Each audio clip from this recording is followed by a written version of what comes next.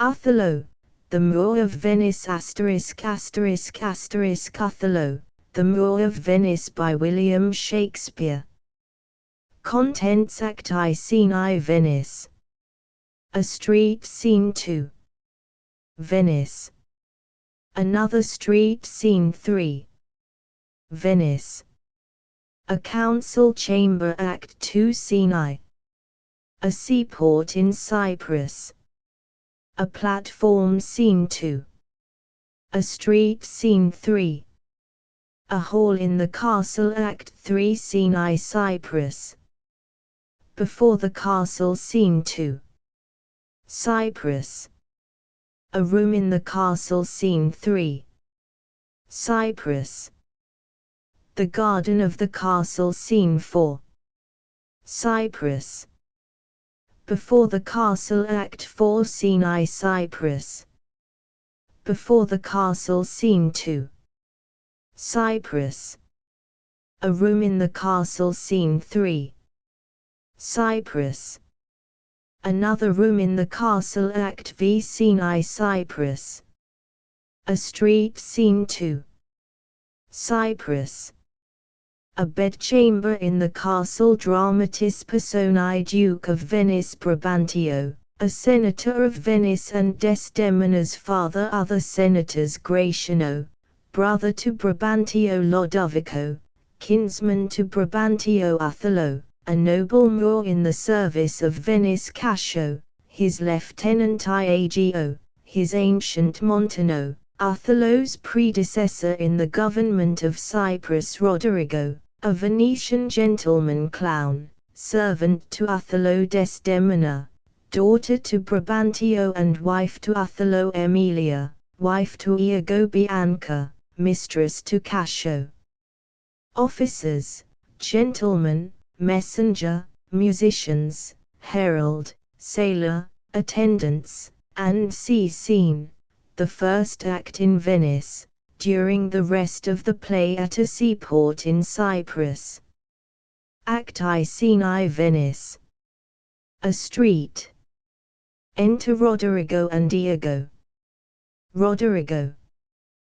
Tush, never tell me, I take it much unkindly that thou, Iago, who hast had my purse, as if the strings were thine, shouldst know of this. Iago. 's blood, but you will not hear me. If ever I did dream of such a matter, abhor me. Roderigo. Thou toldest me, thou didst hold him in thy hate. Iago. Despise me if I do not. 3 great ones of the city, in personal suit to make me his lieutenant, off cap D to him, and by the faith of man, I know my price, I am worth no worse a place. But he, as loving his own pride and purposes, evades them, with a bombast circumstance, horribly stuffed with epithets of war, and in conclusion, non-suits my mediators, for certes says he, I have already chose my officer. And what was he? Forsooth, a great arithmetician, one Michael Cascio, a Florentine, a fellow almost damned in a fair wife, that never set a squadron in the field, nor the division of a battle knows more than a spinster, unless the bookish theoric, wherein the topped consuls can propose as masterly as he, mere prattle without practice is all his soldiership. But he, sir, had the election, and I, of whom his eyes had seen the proof at Rhodes, at Cyprus, and on other grounds, Christian and heathen, must be bullied and calmed by debitor and creditor. This countercaster, he, in good time, must his lieutenant be, and I, God bless the mark, his moorship's ancient. Roderigo. By heaven, I rather would have been his hangman. Iago. Why, there's no remedy. 'Tis the curse of service. Preferment goes by letter and affection, and not by old gradation, where each second stood heir to the first. Now, sir, bejudge yourself whether I in any just term am offended to love the Moor. Roderigo. I would not follow him, then. Iago. Oh, sir, content you. I follow him to serve my turn upon him. We cannot all be masters, nor all masters cannot be truly followed. You shall mark many a duteous and knee-crooking knave that, doting on his own obsequious bondage, wears out his time, much like his master's ass, for naught but provender, and when he's old, cashiered. Whip me such honest knaves. Others there are who, trimmed in forms, and visages of duty, keep yet their hearts attending on themselves, and throwing but shows of service on their lords, do well thrive by them, and when they have lindy their coats, do themselves homage. These fellows have some soul, and such a one do I profess myself. For, sir, it is as sure as you are Roderigo, were I the Moor, I would not be Iago. In following him, I follow but myself. Heaven is my judge, not I for love and duty, but seeming so for my peculiar end. For when my outward action doth demonstrate the native act and figure of my heart in complement extern, 'tis not long after but I will wear my heart upon my sleeve for doors to peck at. I am not what I am. Roderigo. What a full fortune does the thick lips owe, if he can carry tea thus. Iago. Call up her father, rouse him, make after him, poison his delight, proclaim him in the streets, incense her kinsman, and though he in a fertile climate dwell, plague him with flies, though that his joy be joy, yet throw such changes of vexation on tea, as it may lose some colour. Roderigo. Here is her father's house, I'll call aloud. Iago. Do, with like timorous accent and dire yell as when, by night and negligence, the fire is spied in populous cities. Roderigo. What ho, Brabantio. Sine Brabantio, ho. Iago. Awake. What ho, Brabantio. Thieves, thieves. Look to your house, your daughter, and your bags. Thieves, thieves. Brabantio appears above at a window. Brabantio. What is the reason of this terrible summons? What is the matter there? Roderigo. Sine, is all your family within? Iago. Are your doors locked? Brabantio. Why, wherefore ask you this? Iago. Zounds, sir, you're robbed. For shame put on your gown, your heart is burst, you have lost half your soul, even now, very now, an old black ram is tapping your white ewe. Arise, arise, awake the snorting citizens with the bell, or else the devil will make a grand sea of you. Arise, I say. Brabantio. What, have you lost your wits? Roderigo. Most reverend Sine, do you know my voice? Brabantio. Not I. What are you? Roderigo. My name is Roderigo. Brabantio. The worse a welcome.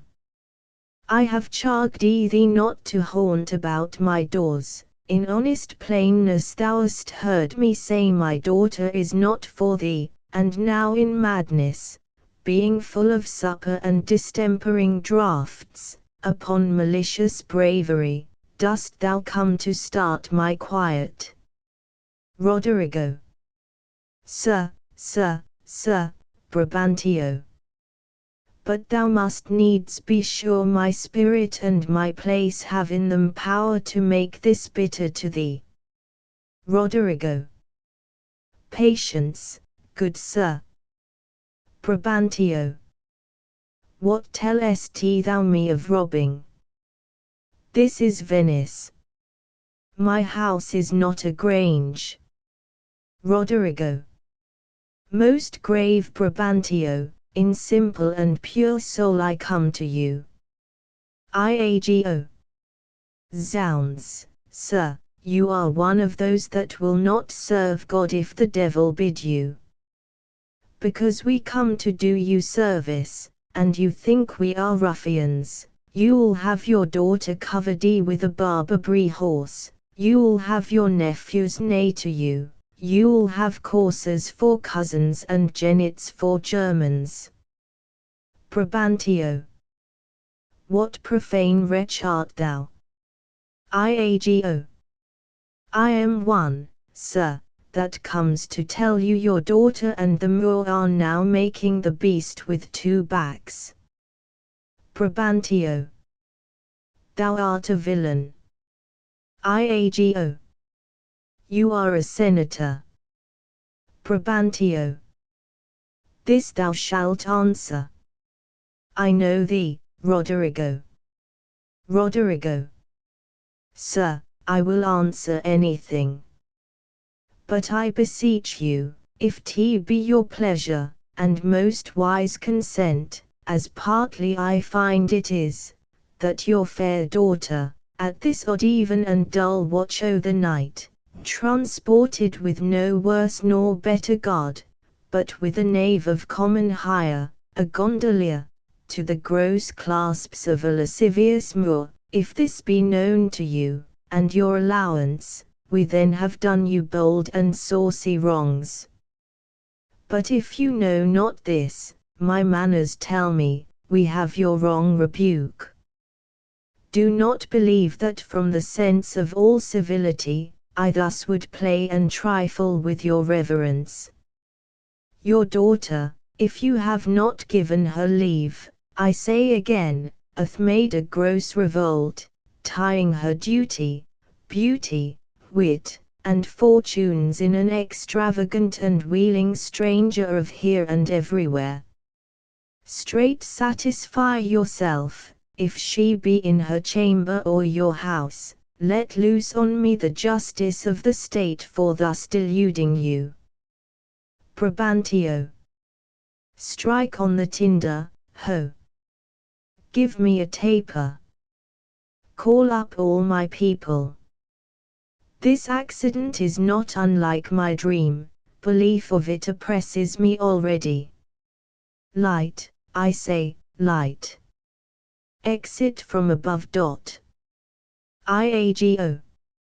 Farewell, for I must leave you. It seems not meet nor wholesome to my place to be productive, as if I stay I shall, against the Moor.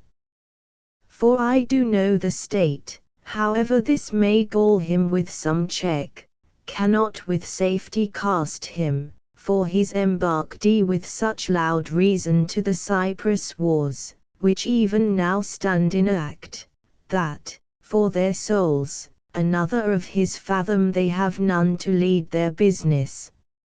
In which regard, though I do hate him as I do hell pains, yet, for necessity of present life, I must show out a flag and sign of love, which is indeed but sign.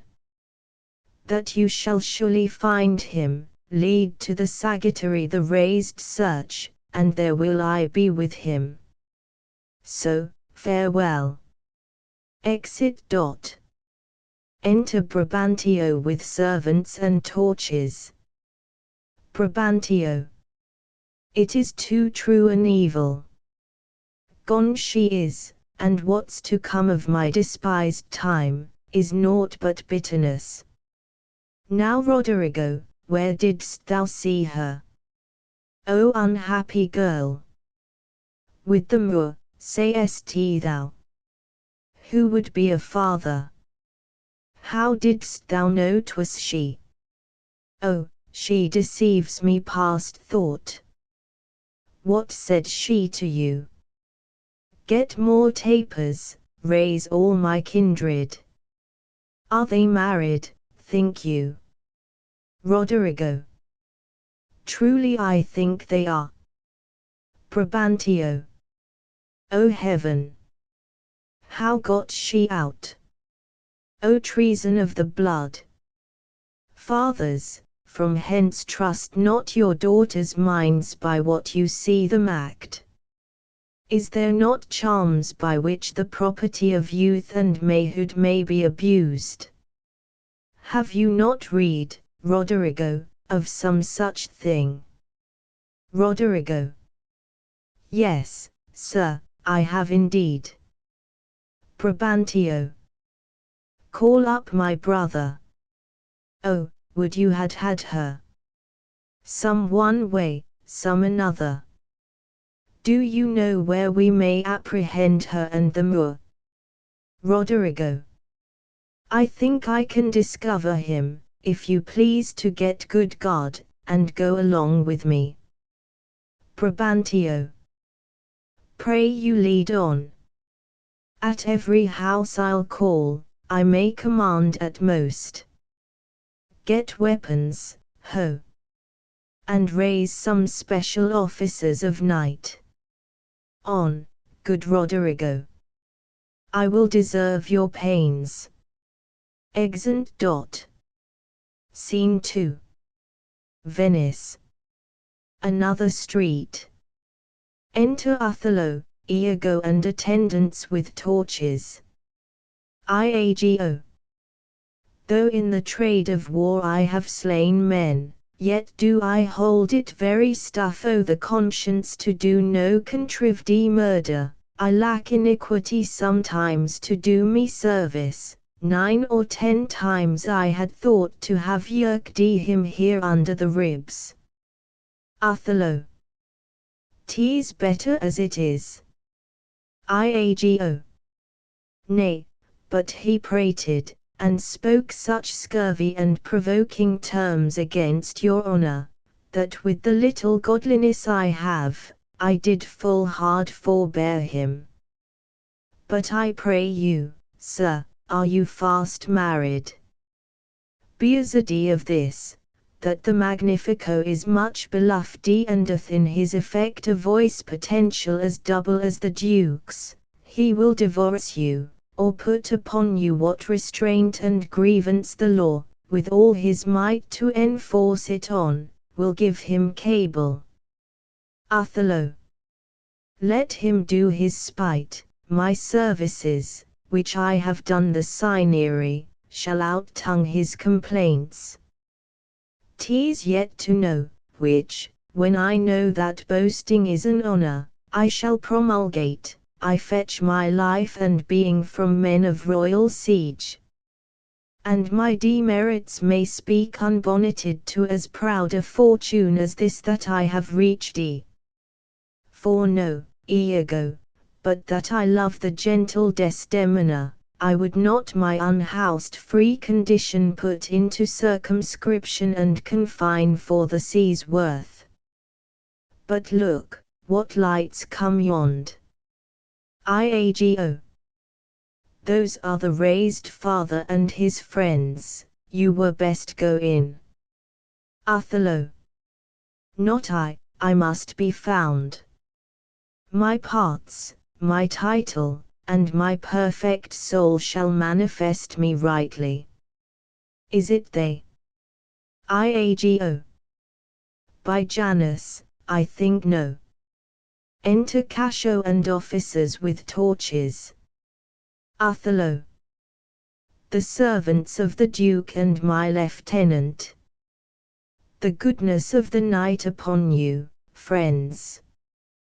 What is the news? Cassio. The Duke does greet you, General, and he requires your post-haste appearance even on the instant. Othello. What is the matter, think you? Cassio. Something from Cyprus, as I may divine. It is a business of some heat.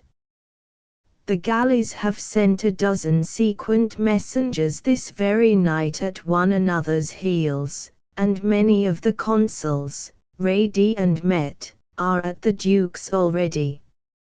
You have been hotly called for, when, being not at your lodging to be found, the Senate hath sent about 3 several quests to search you out. Othello. 'Tis well I am found by you. I will but spend a word here in the house, and go with you. Exit. Cassio. Ancient, what makes he here?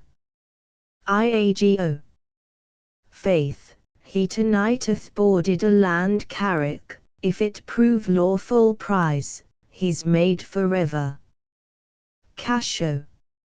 I do not understand. Iago. He's married. Cassio. To who? Enter Othello.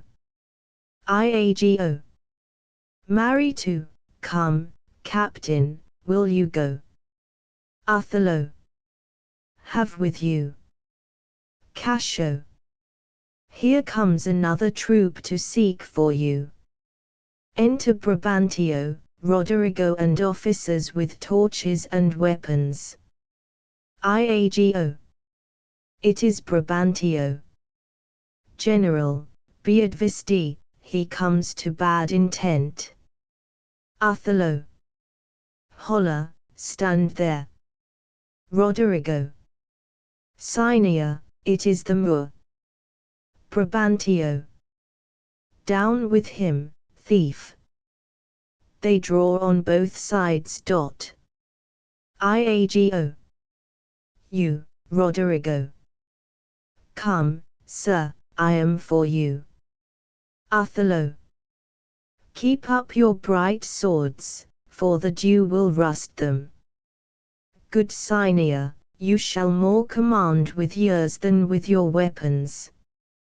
Brabantio.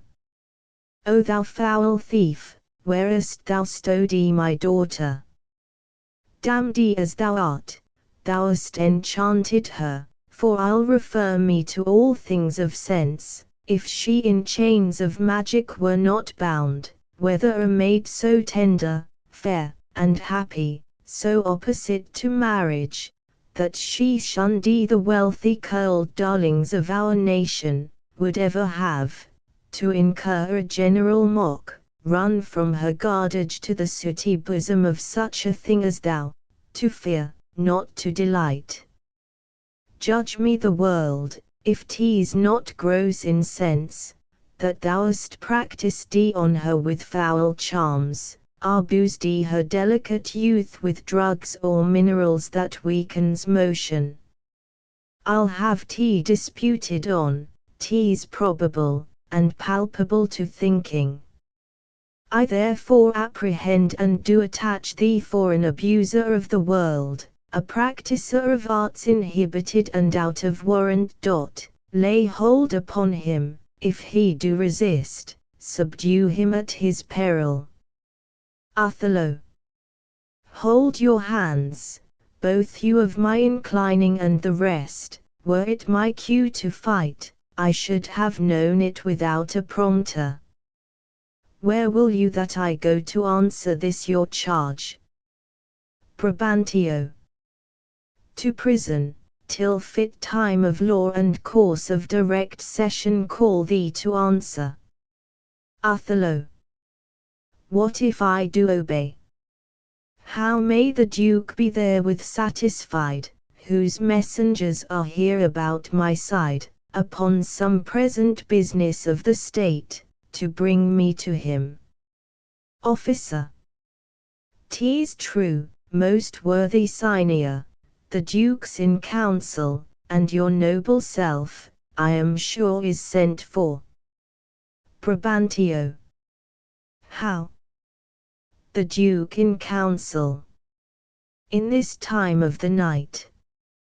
Bring him away, mine's not an idle cause. The Duke himself, or any of my brothers of the state, cannot but feel this wrong as 'twere their own. For if such actions may have passage free, bond slaves and pagans shall our statesmen be. Exeunt. Scene 3. Venice. A council chamber. The Duke and senators sitting at a table, officers attending. Duke. There is no composition in these news that gives them credit. First Senator. Indeed, they are disproportioned. My letters say 107 galleys. Duke. And mine 140.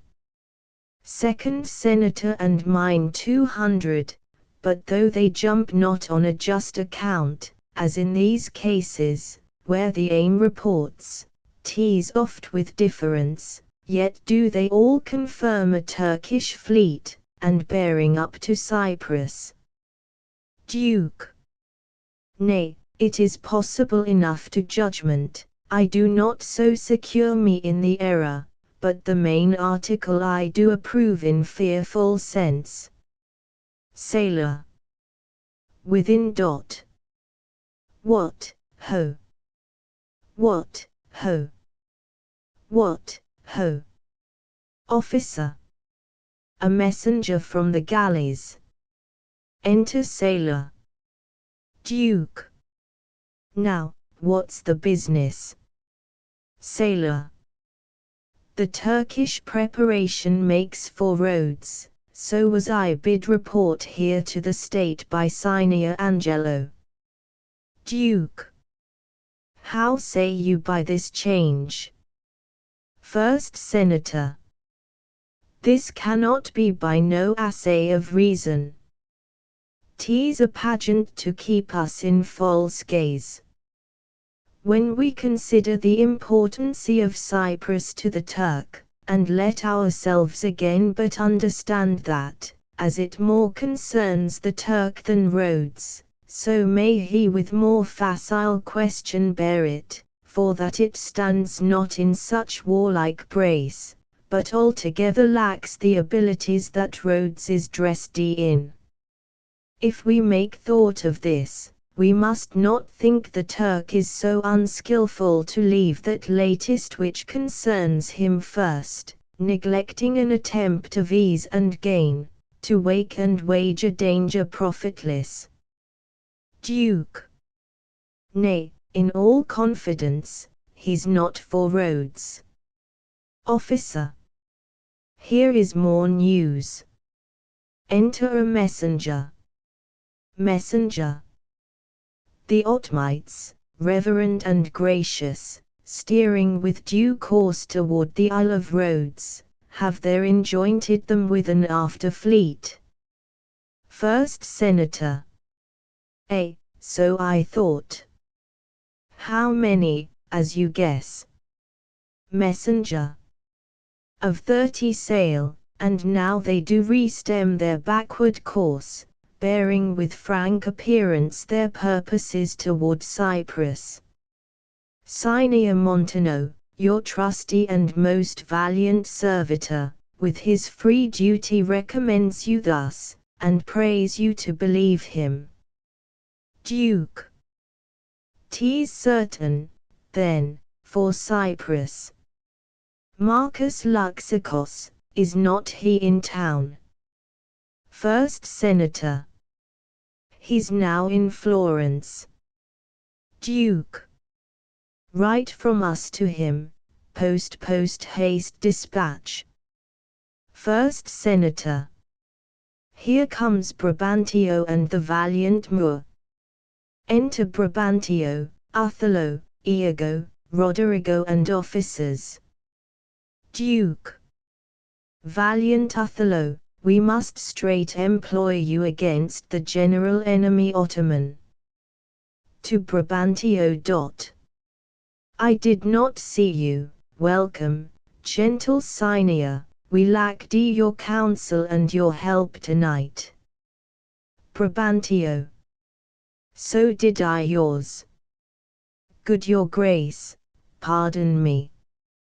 Neither my place, nor aught I heard of business athrade me from my bed, nor doth the general care take hold on me, for my particular grief is of so floodgate and o'erbearing nature that it ingluts and swallows other sorrows, and it is still itself. Duke. Why, what's the matter? Brabantio. My daughter. Oh, my daughter. Duke and senators. Dead. Brabantio. To me. She is abused, stolen from me, and corrupted by spells and medicines bought of mountebanks, for nature so preposterously to her, being not deficient, blind, or lame of sense, song witchcraft could not. Duke. Who he be, that in this foul proceeding, hath thus beguiled your daughter of herself, and you of her?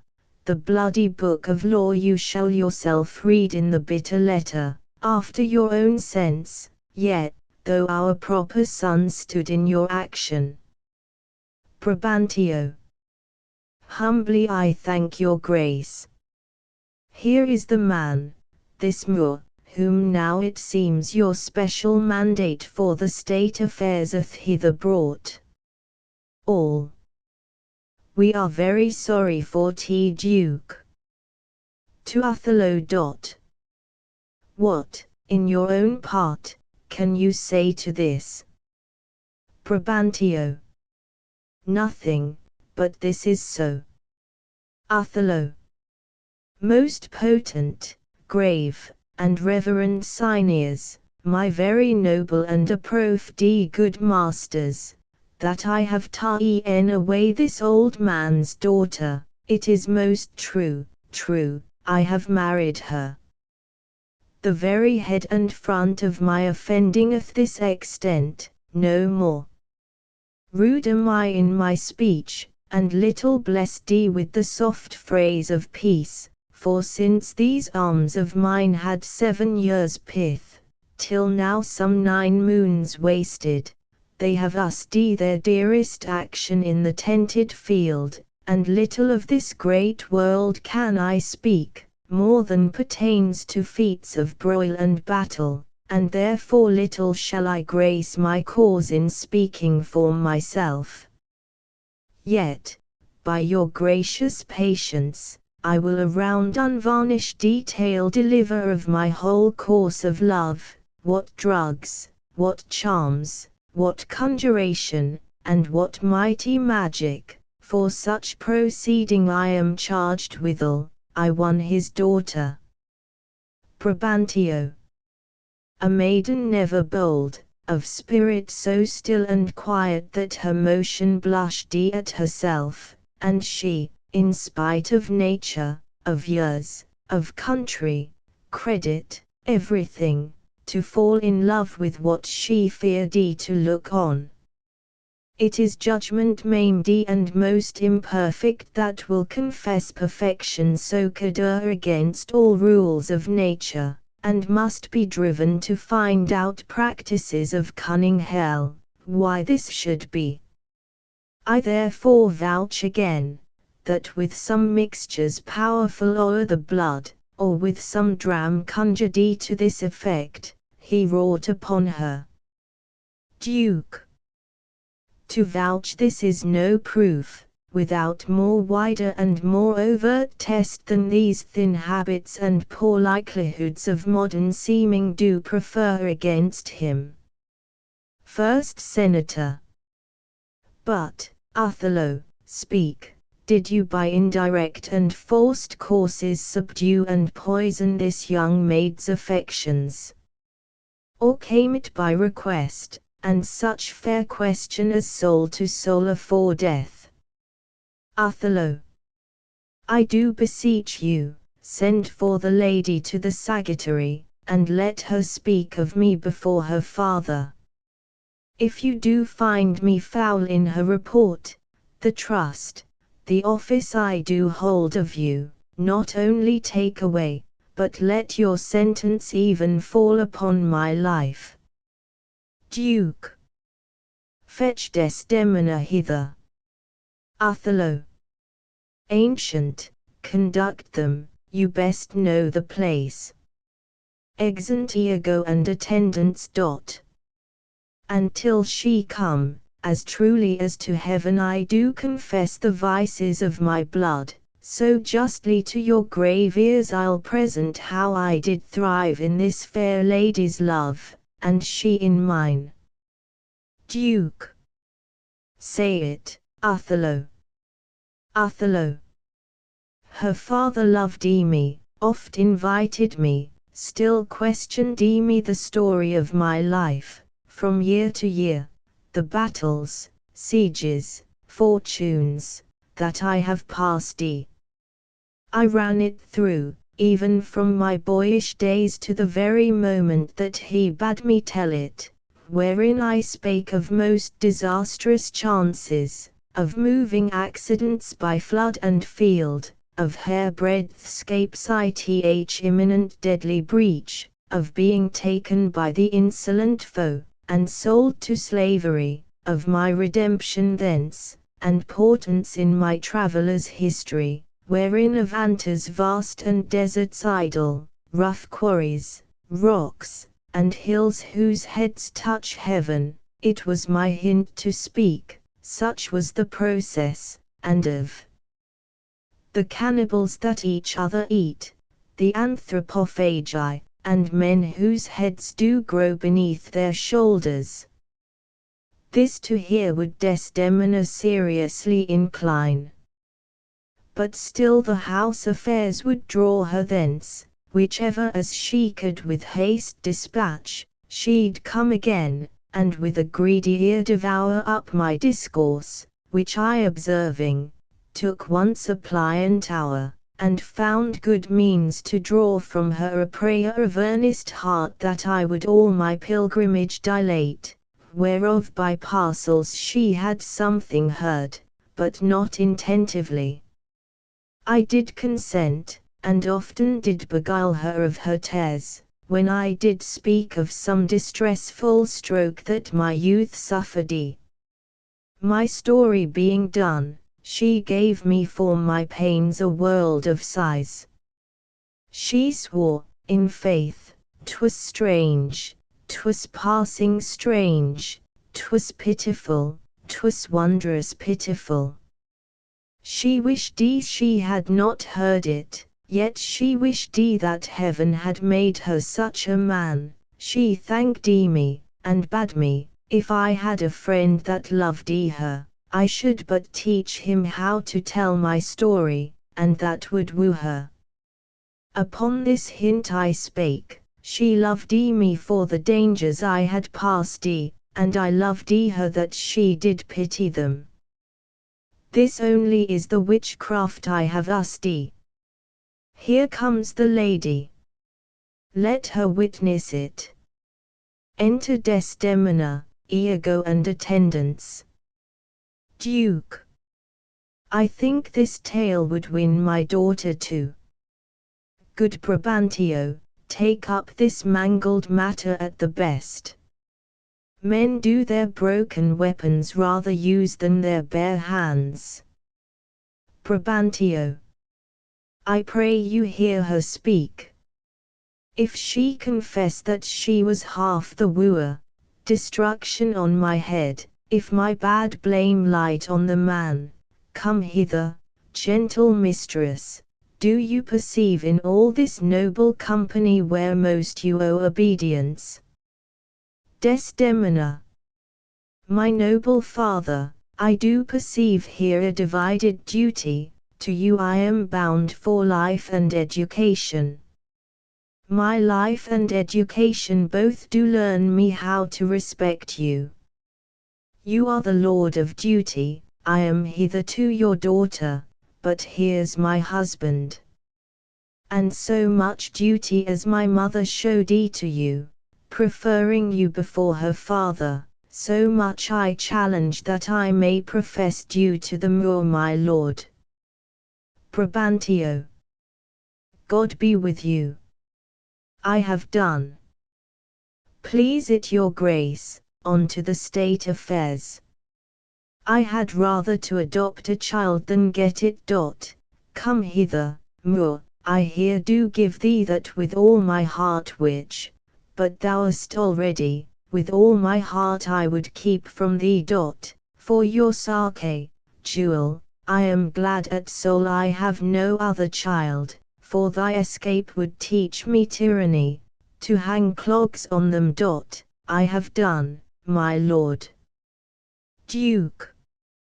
Let me speak like yourself, and lay a sentence, which as a grise or step may help these lovers into your favour.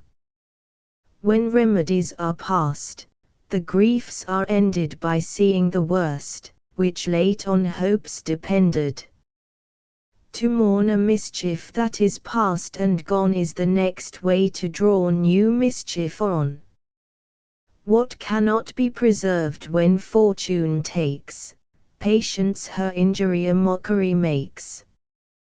The robbed that smiles steals something from the thief, he robs himself that spends a bootless grief. Brabantio. So let the Turk of Cyprus us beguile, we lose it not so long as we can smile, he bears the sentence well, that nothing bears but the free comfort which from thence he hears, but he bears both the sentence and the sorrow that, to pay grief, must of poor patience borrow. These sentences to sugar or to gall, being strong on both sides, are equivocal, but words are words. I never yet did hear that the bruised heart was pierced through the ear. I humbly beseech you, proceed to the affairs of state. Duke.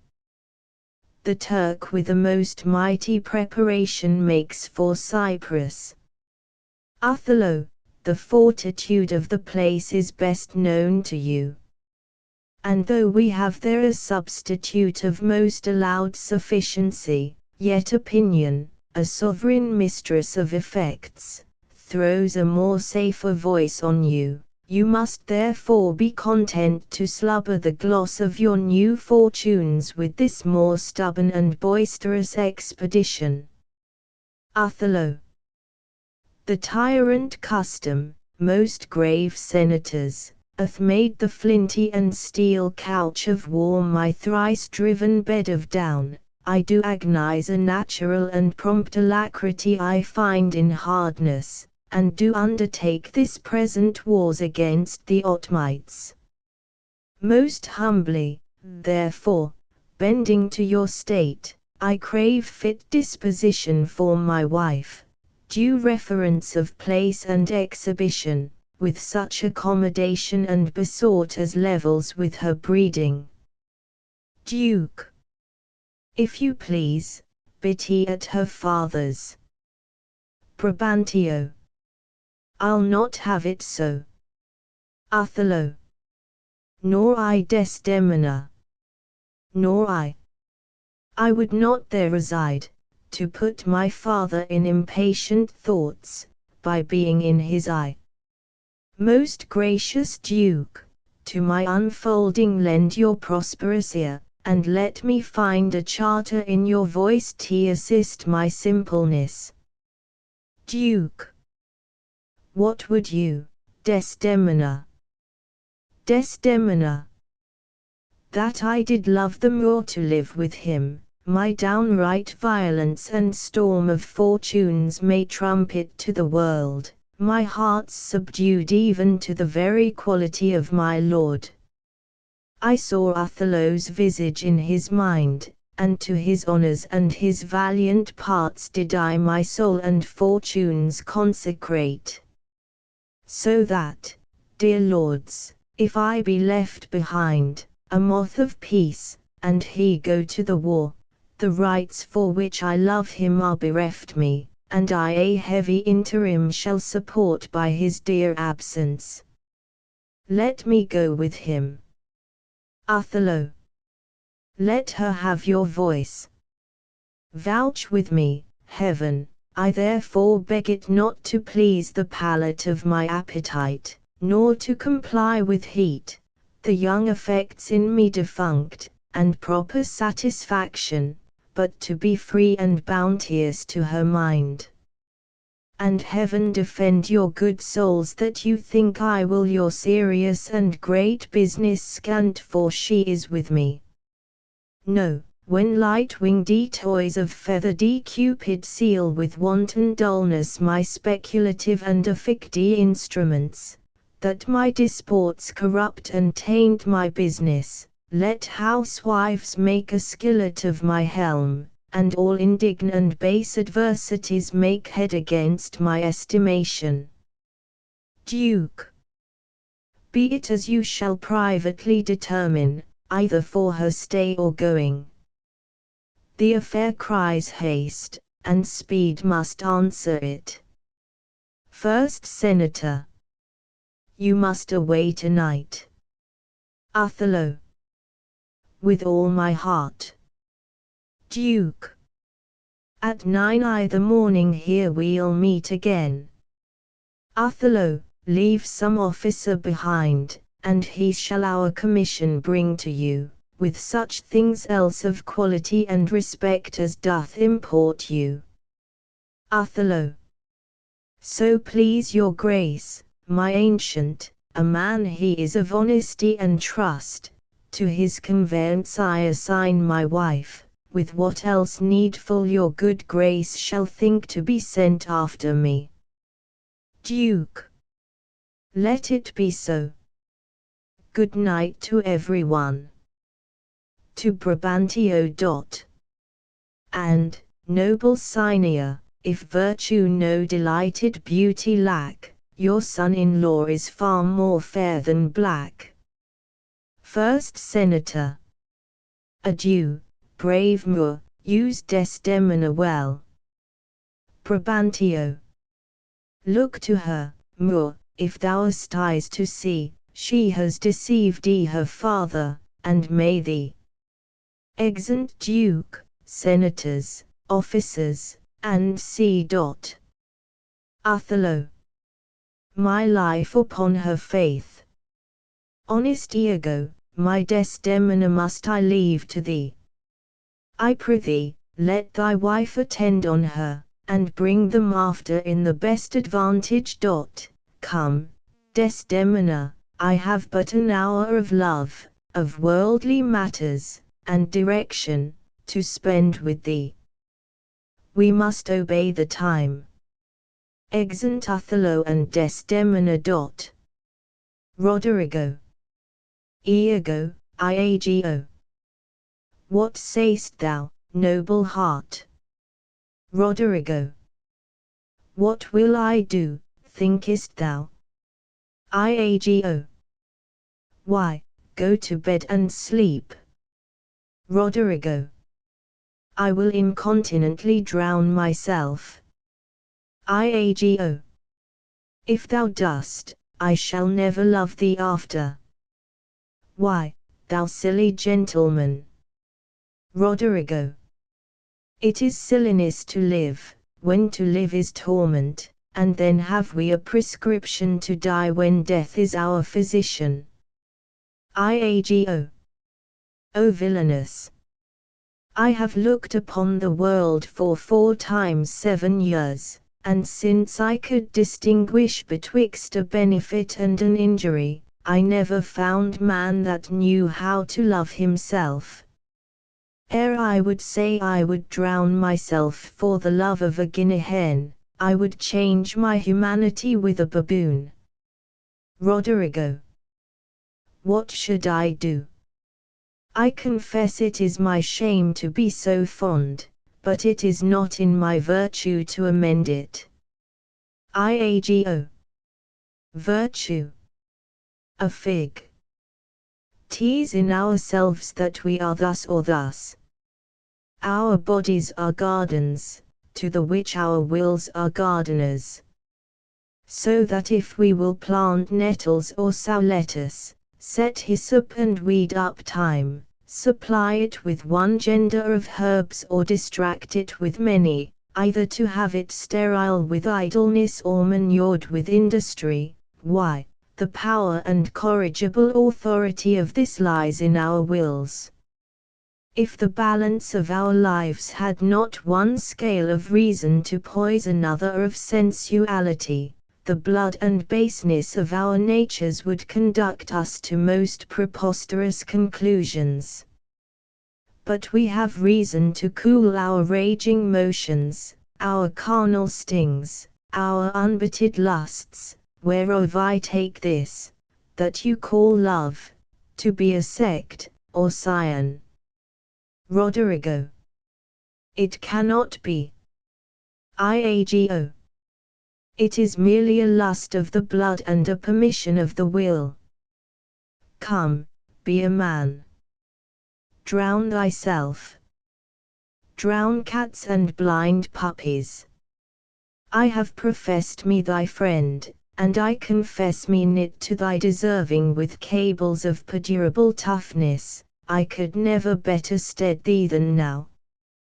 Put money in thy purse, follow thou the wars, defeat thy favor with an usurped beard, I say, put money in thy purse. It cannot be that Desdemona should long continue her love to the Moor, put money in thy purse, nor he his to her. It was a violent commencement, and thou shalt see an answerable sequestration, put but money in thy purse. These Moors are changeable in their wills. Fill thy purse with money. The food that to him now is as luscious as locusts shall be to him shortly as acerb as the Coloquintida. She must change for youth. When she is sated with his body, she will find the error of her choice.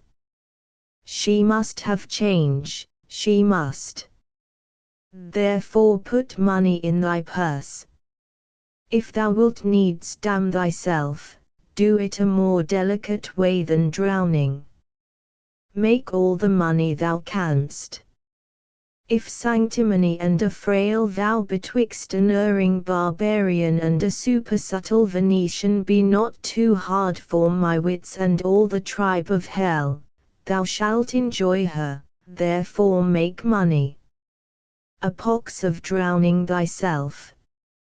It is clean out of the way. Seek thou rather to be hanged encompassing thy joy than to be drowned and go without her. Roderigo. Wilt thou be fast to my hopes if I depend on the issue? Iago. Thou art sure of me. Go, make money. I have told thee often, and I retell thee again and again, I hate the Moor. My cause is hearted, thine hath no less reason. Let us be conjunctive in our revenge against him. If thou canst cuckold him, thou dost thyself a pleasure, me a sport. There are many events in the womb of time which will be delivered. Travers, go, provide thy money. We will have more of this tomorrow. Adieu. Roderigo. Where shall we meet either morning? Iago. At my lodging. Roderigo. I'll be with thee betimes. Iago. Go to, farewell. Do you hear, Roderigo? Roderigo. What say you? Iago. No more of drowning, do you hear? Roderigo. I am changed. I'll sell all my land. Exit. IAGO. Thus do I ever make my fool my purse. For I mine own gain knowledge should profane if I would time expend with such a snipe but for my sport and profit. I hate the Moor, and it is thought abroad that twixt my sheets he has done my office. I know not if 't be true, but I, for mere suspicion in that kind, will do as if for surety. He holds me well, the better shall my purpose work on him. Casho's a proper man. Let me see now, to get his place, and to plume up my will in double knavery. How? Let's see. After some time, to abuse Othello's ear that he is too familiar with his wife. He hath a person and a smooth dispose, to be suspected, framd to make women false.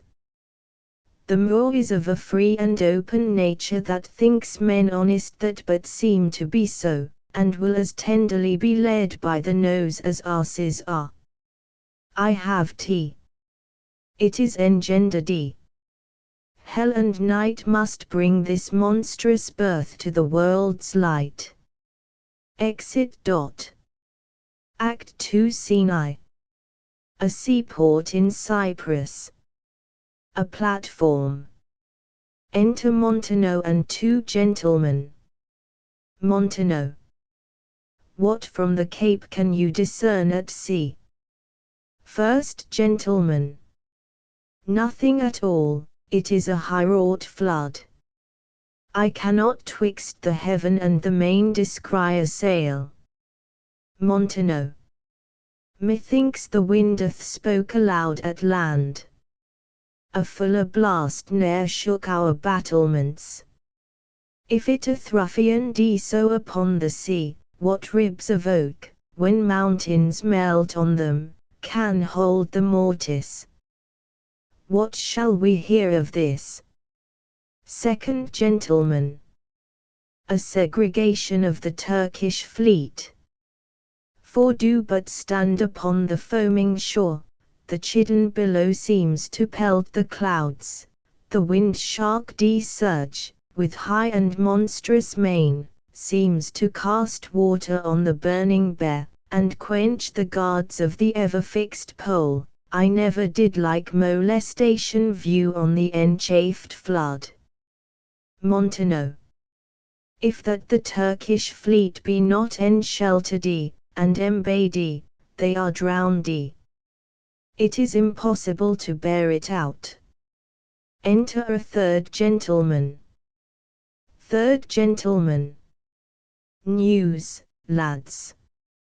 Our wars are done. The desperate tempest doth so banged the Turks that their designment halts. A noble ship of Venice hath seen a grievous wreck and sufferance on most part of their fleet. Montano. How? Is this true? Third gentleman. The ship is here put in, a Veronessa, Michael Casho, lieutenant to the warlike Moor Othello, is come on shore, the Moor himself at sea, and is in full commission here for Cyprus. Montano. I am glad on't. 'Tis a worthy governor. Third gentleman. But this same Casho, though he speak of comfort touching the Turkish loss, yet he looks sadly, and prays the Moor be safe, for they were parted with foul and violent tempest. Montano. Pray heavens he be, for I have served him, and the man commands like a full soldier. Let's to the seaside, ho! As well to see the vessel that's comin' as to throw out our eyes for brave Othello, even till we make the main and the aerial blue an indistinct regard. Third gentleman. Come, let's do so, for every minute is expectancy of more arrivants. Enter Cascio. Cascio. Thanks you, the valiant of this warlike isle, that so approve the Moor. Oh, let the heavens give him defense against the elements, for I have lost him on a dangerous sea. Montano. Is he well shipped? Cascio. His bark is stoutly timbered, and his pilot of very expert and approved allowance. Therefore my hopes, not surfeited to death, stand in bold cure. Within. A sail, a sail, a sail. Enter a messenger. Cascio. What noise? Messenger. The town is empty, on the brow o' the sea stand ranks of people, and they cry a sail. Cascio. My hopes do shape him for the governor. A shot. Second gentleman. They do discharge their shot of courtesy. Our friends at least. Cascio. I pray you, sir, go forth, and give us truth who 'tis that is arrived. Second gentleman. I shall. Exit. Montano. But, good lieutenant, is your general with Cascio.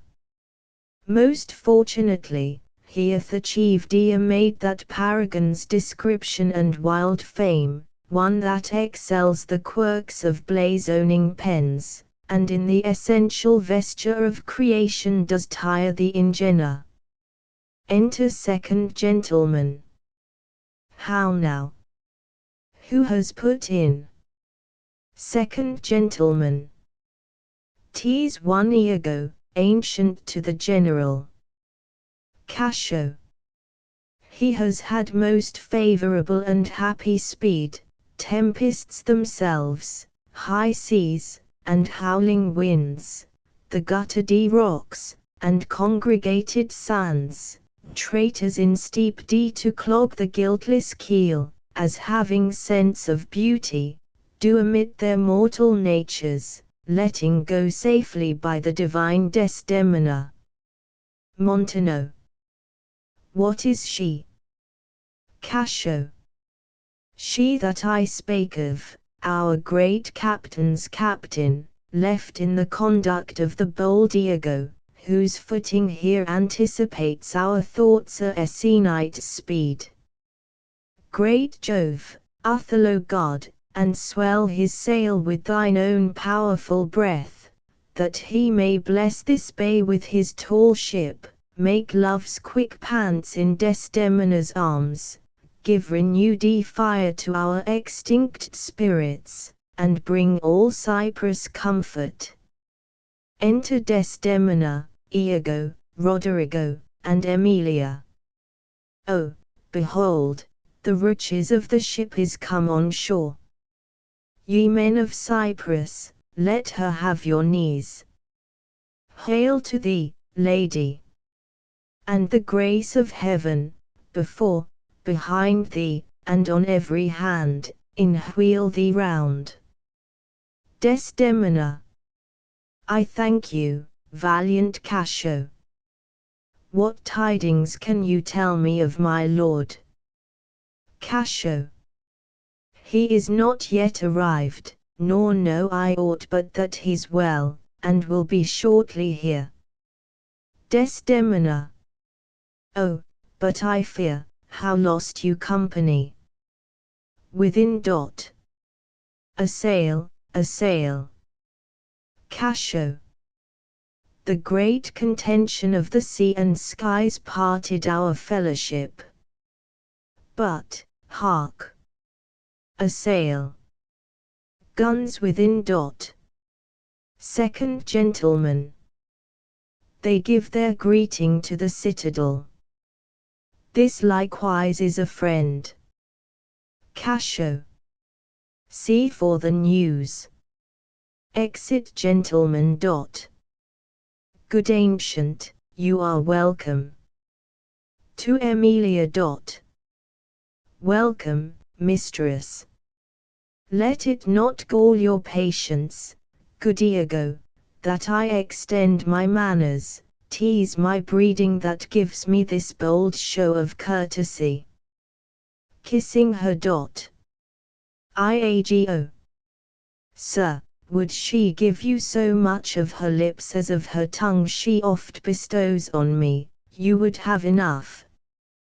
Desdemona. Alas, she has no speech. Iago. In faith, too much. I find it still when I have list to sleep. Marry, before your ladyship, I grant, she puts her tongue a little in her heart, and chides with thinking. Emilia. You have little cause to say so. Iago. Come on, you are pictures out of doors, bells in your parlors, wild cats in your kitchens, saints in your injuries, devils being offended, players in your housewifery, and housewives in your beds. Desdemona.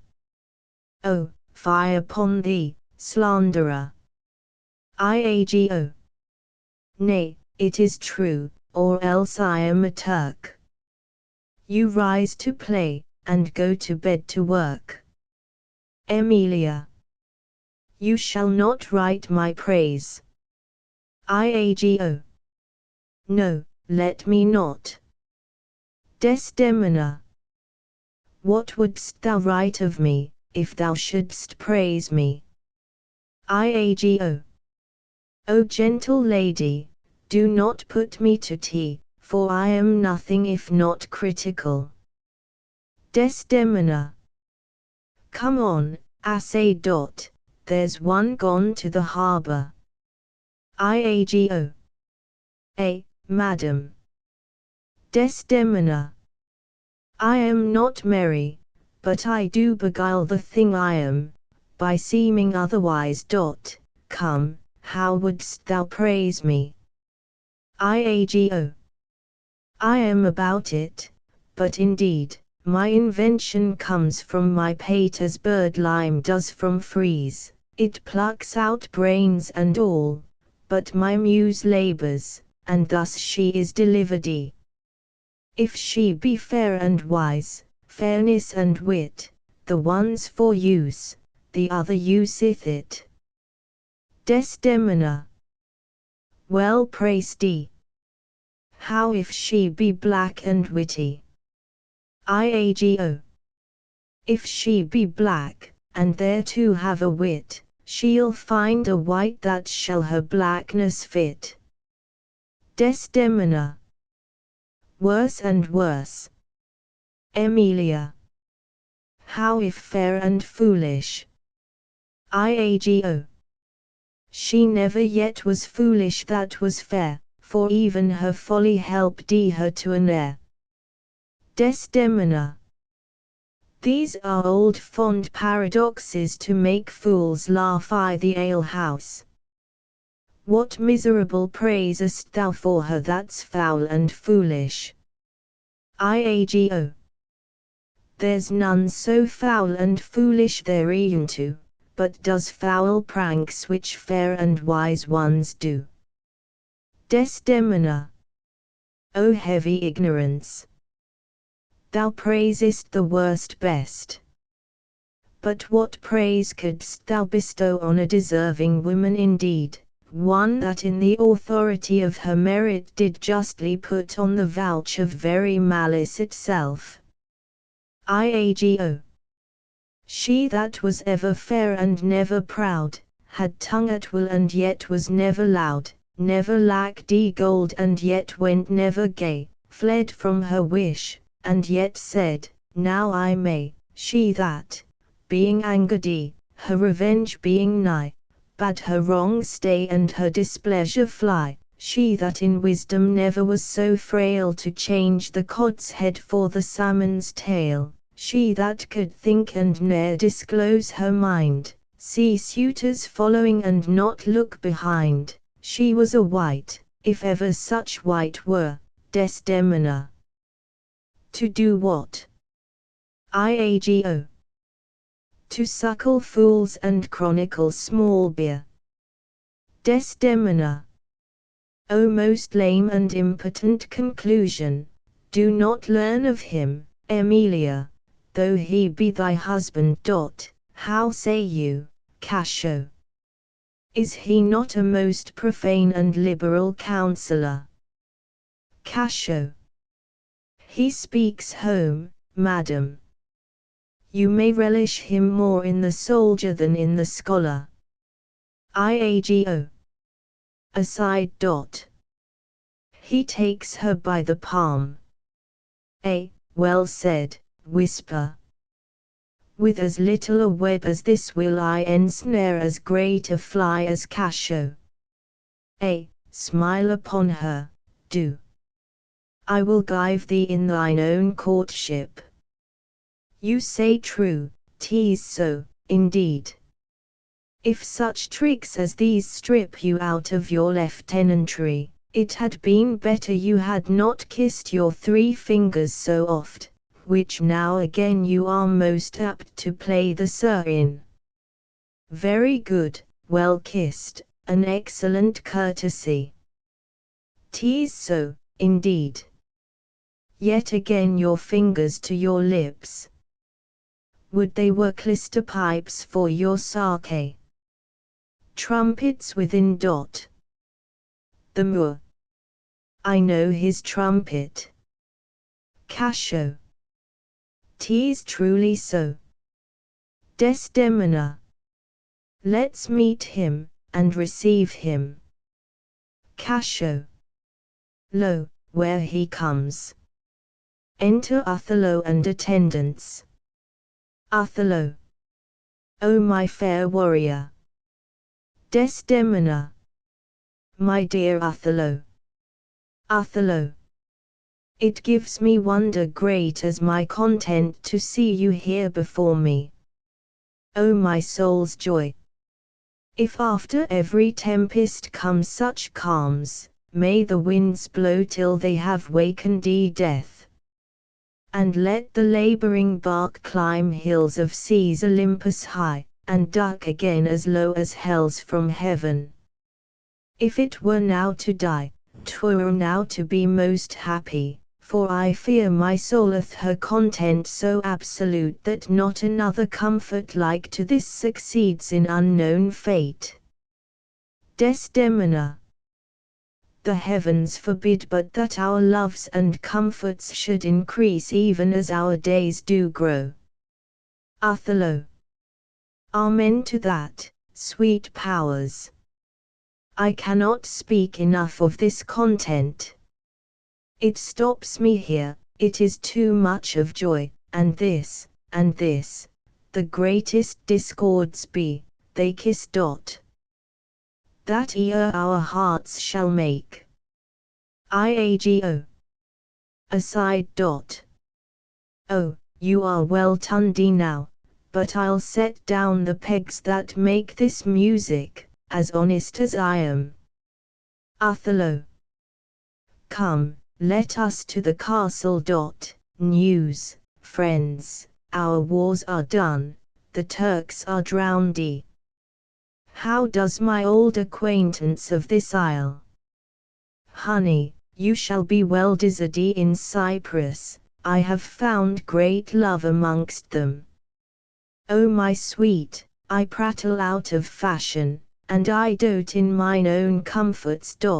I prithee, good Iago, go to the bay and disembark my coffers. Bring thou the master to the citadel, he is a good one, and his worthiness does challenge much respect. Come, Desdemona, once more well met at Cyprus. Exeunt Othello, Desdemona and attendants. IAGO.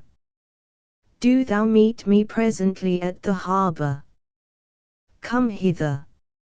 If thou be'st valiant, as, they say, base men being in love have then an ability in their natures more than is native to them, list me. The lieutenant tonight watches on the court of God. First, I must tell thee this, Desdemona is directly in love with him. Roderigo. With him? Why, 'tis not possible. Iago. Lay thy finger thus, and let thy soul be instructed. Mark me with what violence she first loved the Moor, but for bragging, and telling her fantastical lies. And will she love him still for prating? Let not thy discreet heart think it. Her eye must be fade. And what delight shall she have to look on the devil? When the blood is made dull with the act of sport, there should be, again to inflame it and to give satiety a fresh appetite, loveliness in favour, sympathy in years, manners, and beauties, all which the Moor is defective in. Now, for want of these required conveniences, her delicate tenderness will find itself abused, begin to heave the gorge, disrelish and abhor the Moor, very nature will instruct her in it, and compel her to some second choice. Now, sir, this granted, as it is a most pregnant and unforced position, who stands so eminently in the degree of this fortune as Cassio does. A knave very voluble, no further conscionable than in putting on the mere form of civil and humane seeming, for the better compassing of his salt and most hidden loose affection. Why, none. A slipper and subtle knave, a finder out of occasions, that has an eye can stamp and counterfeit advantages, though true advantage never present itself, a devilish knave. Besides, the knave is handsome, young, and hath all those requisites in him that folly and green minds look after. A pestilent complete knave, and the woman hath found him already. Roderigo. I cannot believe that in her, she is full of most blessed condition. Iago. Blessed fig's end. The wine she drinks is made of grapes. If she had been blessed, she would never have loved the Moor. Blessed pudding. Didst thou not see her paddle with the palm of his hand? Didst not mark that? Roderigo. Yes, that I did. But that was but courtesy. Iago. Lechery, by this hand. An index and obscure prologue to the history of lust and foul thoughts. They met so near with their lips that their breaths embraced together. Villainous thoughts, Roderigo. When these mutualities so marshal the way, hard at hand comes the master and main exercise, the incorporate conclusion. Pish. But, sir, be you ruled by me. I have brought you from Venice. Watch you tonight. For the command, I'll lay it upon you. Cassio knows you not. I'll not be far from you. Do you find some occasion to anger Cassio, either by speaking too loud, or tainting his discipline, or from what other course you please, which the time shall more favourably minister? Roderigo. Well. Iago. Sir, he is rash, and very sudden in choler, and haply with his truncheon may strike at you. Provoke him that he may, for even out of that will I cause these of Cyprus to mutiny, whose qualification shall come into no true taste again but by the displanting of Cassio. So shall you have a shorter journey to your desires by the means I shall then have to prefer them, and the impediment most profitably removed, without the which there were no expectation of our prosperity. Roderigo. I will do this, if I can bring it to any opportunity. Iago. I warrant thee. Meet me by and by at the citadel, I must fetch his necessaries ashore. Farewell. Roderigo. Adieu. Exit. Iago. That Cassio loves her, I do well believe it. That she loves him, 'tis apt, and of great credit. The more, howbeit that I endure him not, is of a constant, loving, noble nature, and, I dare think, he'll prove to Desdemona a most dear husband. Now, I do love her too, not out of absolute lust, though peradventure I stand accountant for as great a sin, but partly led to diet my revenge, for that I do suspect the lusty Moor hath leaped into my seat. The thought whereof doth, like a poisonous mineral, gnaw my inwards, and nothing can or shall content my soul till I am even with him, wife for wife, or, failing so, yet that I put the Moor at least into a jealousy so strong that judgment cannot cure.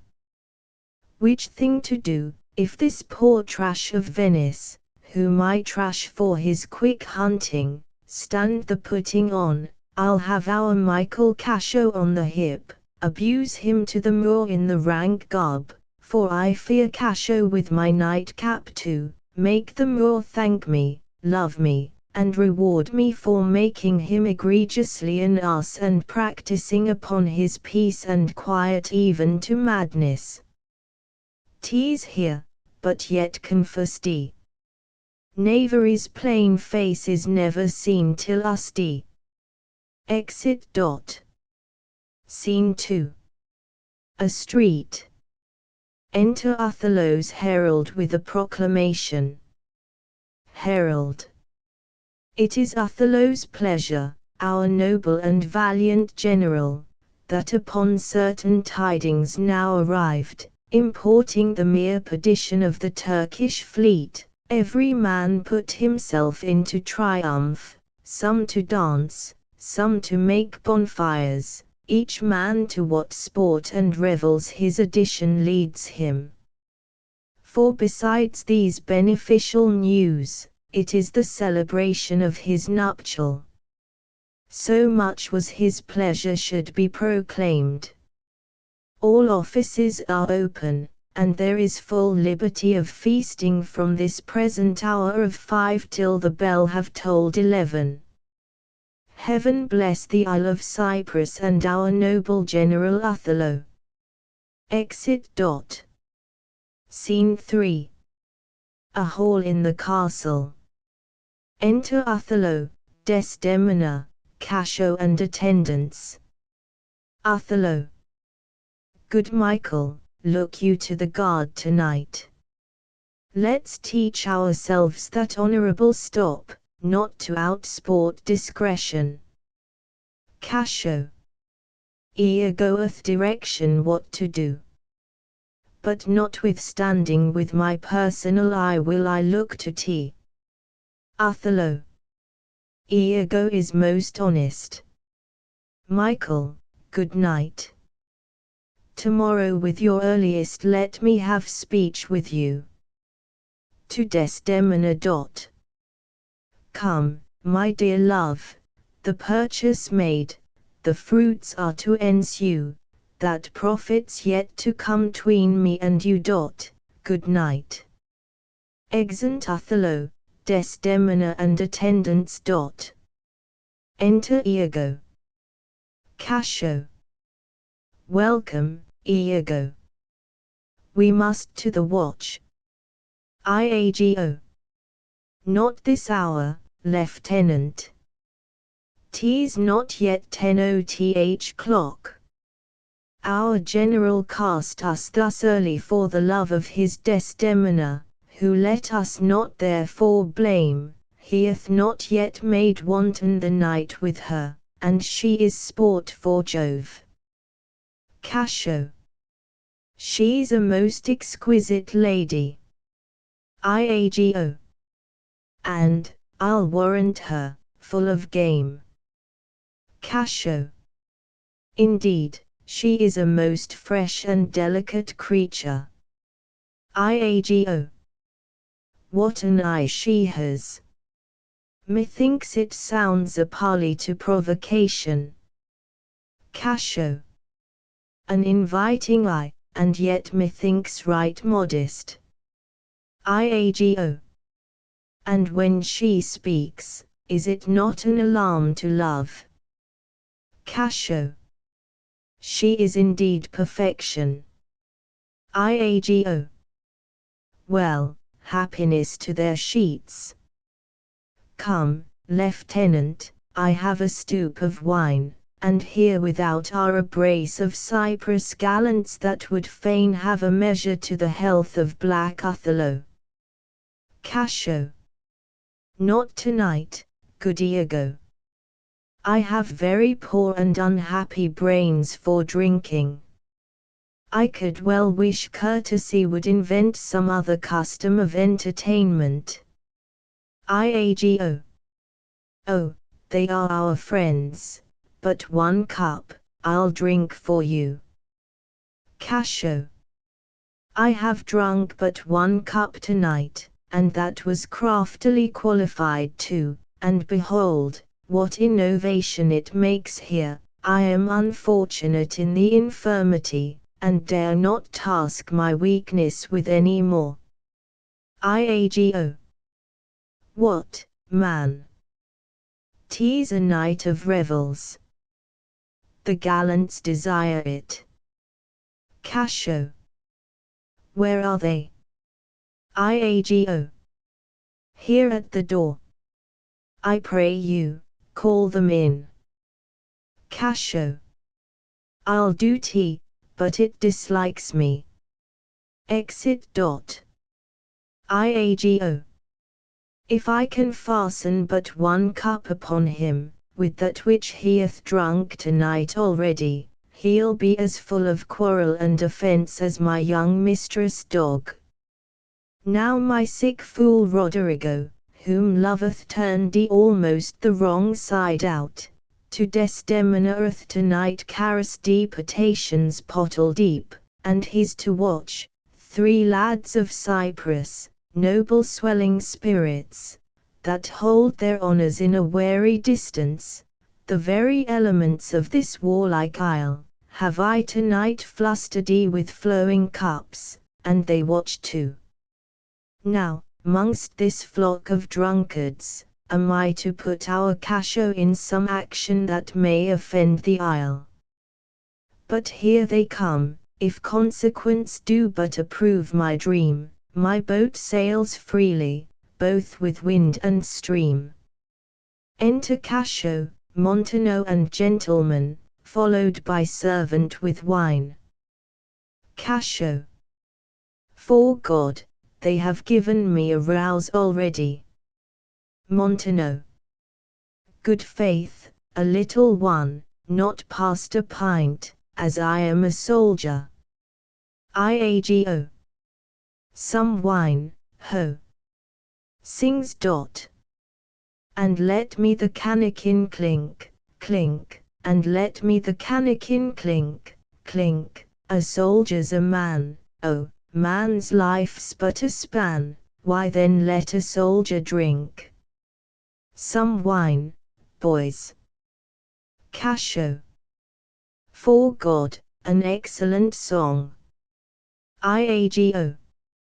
I learned it in England, where indeed they are most potent in potting, your Dane, your German, and your swag-bellied Hollander, drink, ho, are nothing to your English. Casho. Is your Englishman so expert in his drinking? Iago. Why, he drinks you, with facility, your Dane dead drunk, he sweats not to overthrow your Almain, he gives your Hollander a vomit ere the next pottle can be filled. Casho. To the health of our general. Montano. I am for it, Lieutenant, and I'll do you justice. Iago. O sweet England! Sings. King Stephen was a worthy peer, his breeches cost him but a crown, he held them sixpence all too dear, with that he called the tailor lown. He was a wight of high renown, and thou art but of low degree, 'tis pride that pulls the country down, then take thine old cloak about thee. Some wine, ho! Casho. For God, this is a more exquisite song than the other. Iago. Will you hear tea again? Casho. No, for I hold him to be unworthy of his place that does those things. Well, God's above all, and there be souls must be saved, and there be souls must not be saved. Iago. It's true, good Lieutenant. Casho. For mine own part, no offence to the general, nor any man of quality, I hope to be saved. Iago. And so do I too, Lieutenant. Casho. But, by your leave, not before me, the lieutenant is to be saved before the ancient. Let's have no more of this, let's to our affairs. Forgive us our sins. Gentlemen, let's look to our business. Do not think, gentlemen, I am drunk. This is my ancient, this is my right hand, and this is my left. I am not drunk now. I can stand well enough, and I speak well enough. All. Excellent well. Casho. Why, very well then. You must not think, then, that I am drunk. Exit. Montano. To the platform, masters. Come, let's set the watch. Iago.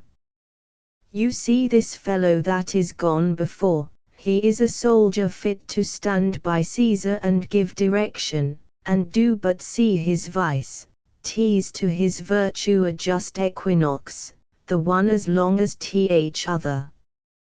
'Tis pity of him.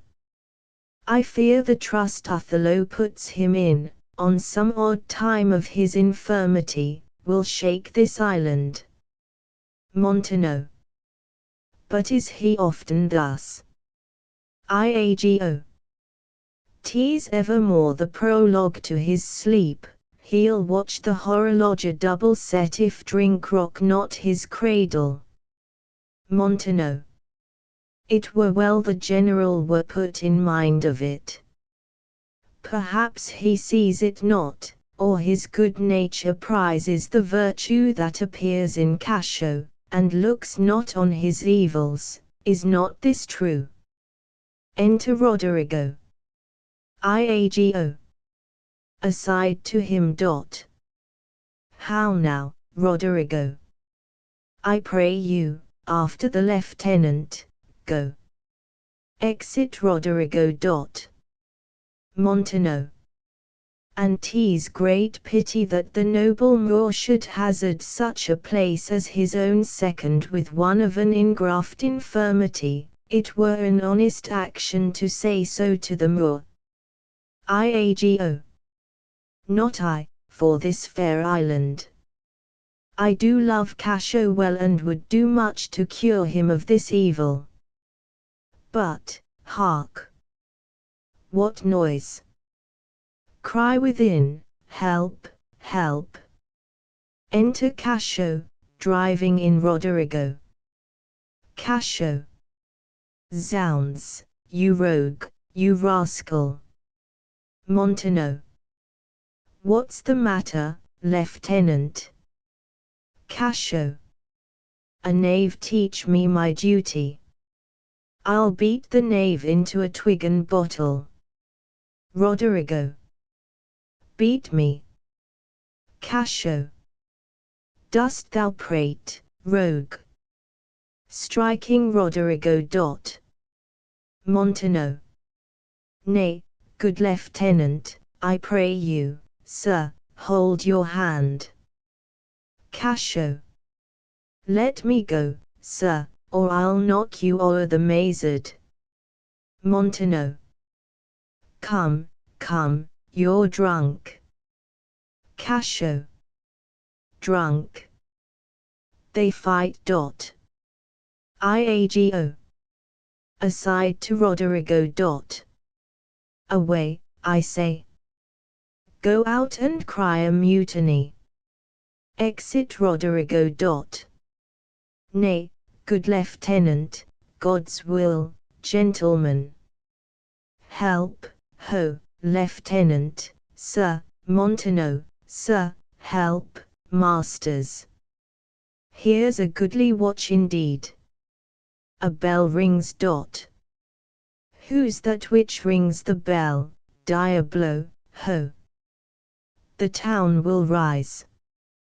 God's will, lieutenant, hold, you will be shamdy forever.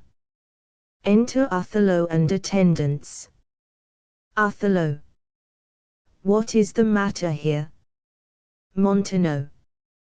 Zounds, I bleed still, I am hurt to the death. Othello. Hold, for your lives. IAGO. Hold, ho. Lieutenant, sir, Montano, gentlemen, have you forgot all place of sense and duty? Hold. The general speaks to you, hold, hold, for shame. Othello. Why, how now, ho? From whence ariseth this? Are we turned Turks, and to ourselves do that which heaven hath forbid the Ottomites? For Christian shame, put by this barbarous brawl, he that stirs next to carve for his own rage holds his soul light, he dies upon his motion. Silence that dreadful bell, it frights the isle from her propriety. What is the matter, masters? Honest Iago, that looks dead with grieving, speak, who began this? On thy love, I charge thee. IAGO. I do not know.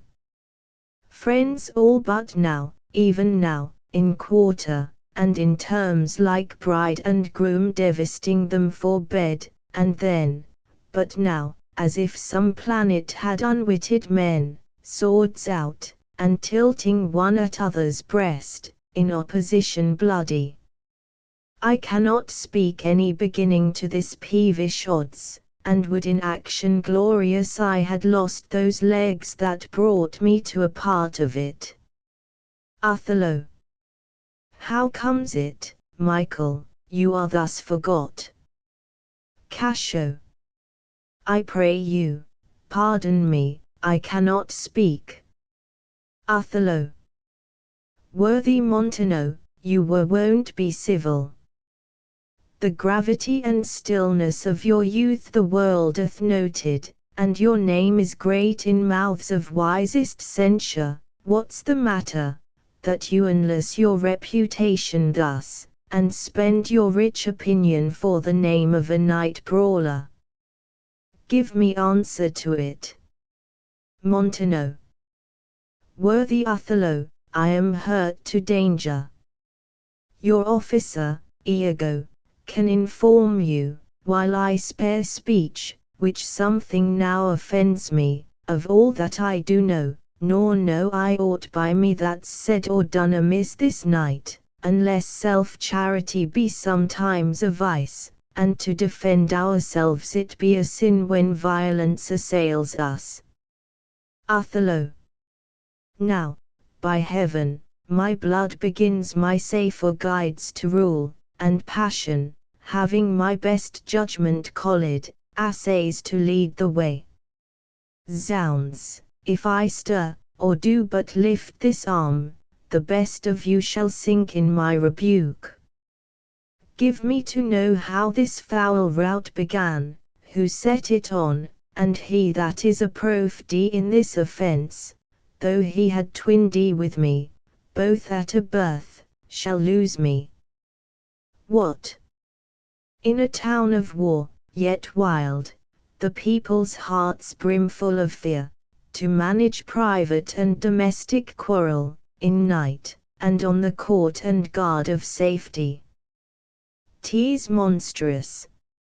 Iago, who began T. Montano. If partially offendee, or legudee in office, thou dost deliver more or less than truth, thou art no soldier. Iago. Touch me not so near. I had rather have this tongue cut from my mouth than it should do offence to Michael Cassio. Yet I persuade myself, to speak the truth shall nothing wrong him. Thus it is, General, Montano and myself being in speech, there comes a fellow crying out for help, and Cassio following him with determined sword, to execute upon him. Sir, this gentleman steps into Cassio and entreats his pause. Myself the crying fellow did pursue, lest by his clamour, as it so fell out, the town might fall in fright. He, swift of foot, outran my purpose, and I returned the rather for that I heard the clink and fall of swords, and Cassio high in oath, which till tonight I ne'er might say before. When I came back, for this was brief, I found them close together, at blow and thrust, even as again they were when you yourself did part them. More of this matter cannot I report.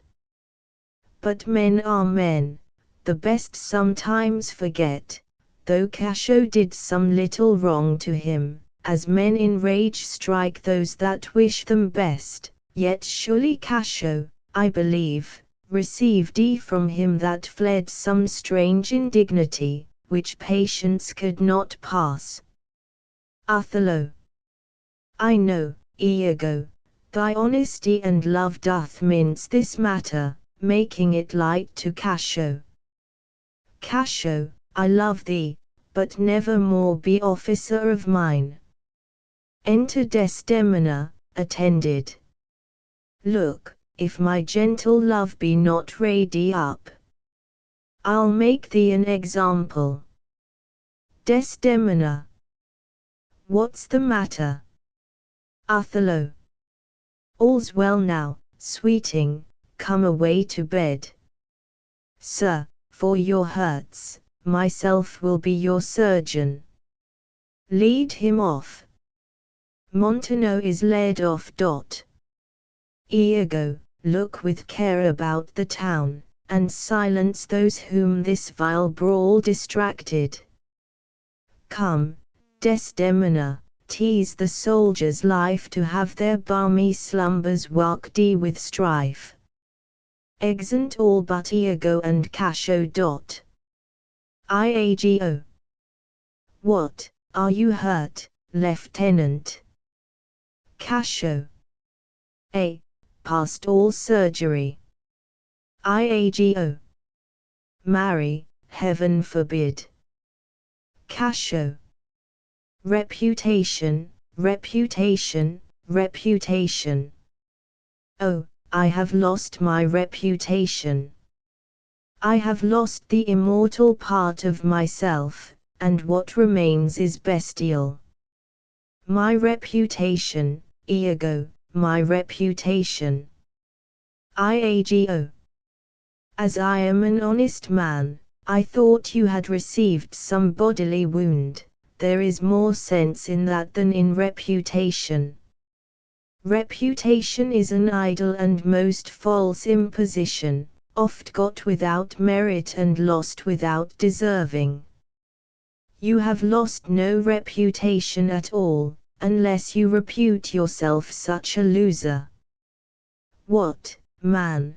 There are ways to recover the general again. You are but now cast in his mood, a punishment more in policy than in malice, even so as one would beat his offenceless dog to affright an imperious lion. Sue to him again, and he's yours. Cassio. I will rather sue to be despised than to deceive so good a commander with so slight, so drunken, and so indiscreet an officer. Drunk. And speak parrot. And squabble. Swagger. Swear. And discourse fustian with one's own shadow. O thou invisible spirit of wine, if thou hast no name to be known by, let us call thee devil. Iago. What was he that you followed with your sword? What had he done to you? Cassio. I know not. Iago. Is 't possible? Cassio. I remember a mass of things, but nothing distinctly, a quarrel, but nothing wherefore. O God, that men should put an enemy in their mouths to steal away their brains. That we should with joy, pleasance, revel, and applause, transform ourselves into beasts. Iago. Why, but you are now well enough. How came you thus recovered? Cassio. It hath pleased the devil drunkenness to give place to the devil wrath. One unperfectness shows me another, to make me frankly despise myself. Iago. Come, you are too severe a moraler. As the time, the place, and the condition of this country stands, I could heartily wish this had not befallen, but since it is as it is, mend it for your own good. Cassio. I will ask him for my place again, he shall tell me I am a drunkard. Had I as many mouths as Hydra, such an answer would stop them all. To be now a sensible man, by and by a fool, and presently a beast. O strange! Every inordinate cup is unblessed, and the ingredient is a devil. Iago. Come, come, good wine is a good familiar creature, if it be well used. Exclaim no more against it. And, good lieutenant, I think you think I love you. Cassio. I have well approved it, sir. I drunk. Iago. You, or any man living, may be drunk at a time, man. I'll tell you what you shall do. Our general's wife is now the general, I may say so in this respect, for that he hath devoted and given up himself to the contemplation, mark, and denotement of her parts and graces. Confess yourself freely to her. Importune her help to put you in your place again. She is of so free, so kind, so apt, so blessed a disposition, she holds it a vice in her goodness not to do more than she is requested.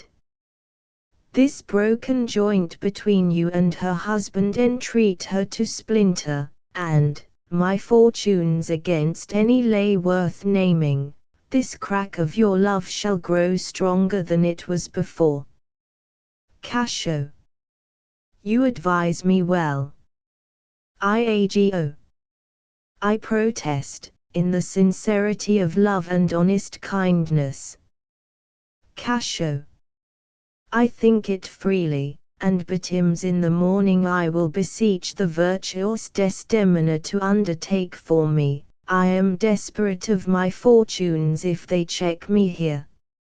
Iago. You are in the right. Good night, Lieutenant, I must to the watch. Cassio. Good night, honest Iago. Exit. Iago. And what's he then, that says I play the villain? When this advice is free I give and honest, probable to thinking, and indeed the course to win the Moor again. For 'tis most easy the inclining Desdemona to subdue in any honest suit. She's framdy as fruitful as the free elements. And then for her to win the Moor, were he to renounce his baptism, all seals and symbols of redeemed sin, his soul is so enfettered to her love that she may make, unmake, do what she list, even as her appetite shall play the god with his weak function. How am I then, a villain to counsel Cassio to this parallel course, directly to his good? Divinity of hell! When devils will the blackest sins put on, they do suggest at first with heavenly shows, as I do now, for whiles this honest fool plies Desdemona to repair his fortune, and she for him pleads strongly to the Moor, I'll pour this pestilence into his ear, that she repeals him for her body's lust, and by how much she strives to do him good, she shall undo her credit with the Moor. So will I turn her virtue into pitch, and out of her own goodness make the net that shall enmesh them all. Enter Roderigo. How now, Roderigo? Roderigo. I do follow here in the chase, not like a hound that hunts, but one that fills up the cry. My money is almost spent, I have been tonight exceedingly well cudgelled, and I think the issue will be, I shall have so much experience for my pains, and so, with no money at all and a little more wit, return again to Venice. Iago. How poor are they that have not patience! What wound did ever heal but by degrees? Thou knowest we work by wit, and not by witchcraft, and wit depends on dilatory time. Does he not go well? Cassio hath beaten thee, and thou, by that small hurt, hast cashiered Cassio. Though other things grow fair against the sun, yet fruits that blossom first will first be ripe. Content thyself a while. By the mass, 'tis morning, pleasure and action make the hours seem short. Retire thee, go where thou art billeted. Away, I say, thou shalt no more hereafter. Nay, get thee gone. Exit Roderigo. 2 things are to be done, my wife must move for Cassio to her mistress. I'll set her on, myself the while to draw the Moor apart, and bring him jump when he may Cassio find soliciting his wife. That's the way. Dull not device by coldness and delay. Exit. Act 3 Scene I Cyprus. Before the castle. Enter Cassio and some musicians. Cassio. Masters, play here, I will content your pains, something that's brief, and bid good morrow, General. Music. Enter Clown. Clown. Why, masters, have your instruments been in Naples, that they speak either nose thus? First Musician. How, sir, how? Clown. Are these, I pray you, wind instruments? First Musician. Marry, are they, sir? Clown. Oh, thereby hangs a tale. First Musician. Whereby hangs a tale, sir? Clown. Marry, sir, by many a wind instrument that I know.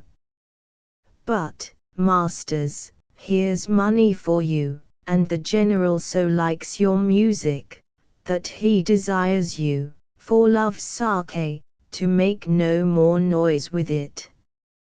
First Musician. Well, sir, we will not. Clown. If you have any music that may not be heard, to tea again. But, as they say, to hear music the General does not greatly care. First Musician. We have none such, sir. Clown. Then put up your pipes in your bag, for I'll away. Go, vanish into air, away. Exeunt musicians. Casho. Dost thou hear, mine honest friend? Clown. No, I hear not your honest friend. I hear you. Casho. Prithee, keep up thy quillets. There's a poor piece of gold for thee, if the gentlewoman that attends the General's wife be stirring, tell her there's one Casho entreats her a little favour of speech. Wilt thou do this? Clown. She is stirring, sir, if she will stir hither, I shall seem to notify unto her. Casho. Do, good my friend. Exit Clown. Enter Iago. In happy time, Iago. Iago. You have not been abed, then? Casho. Why, no. The day had broke before we parted. I have made bold, Iago, to send in to your wife. My suit to her is, that she will to virtuous Desdemona procure me some access. Iago. I'll send her to you presently, and I'll devise a mean to draw the Moor out of the way, that your converse and business may be more free. Casho. I humbly thank you for tea.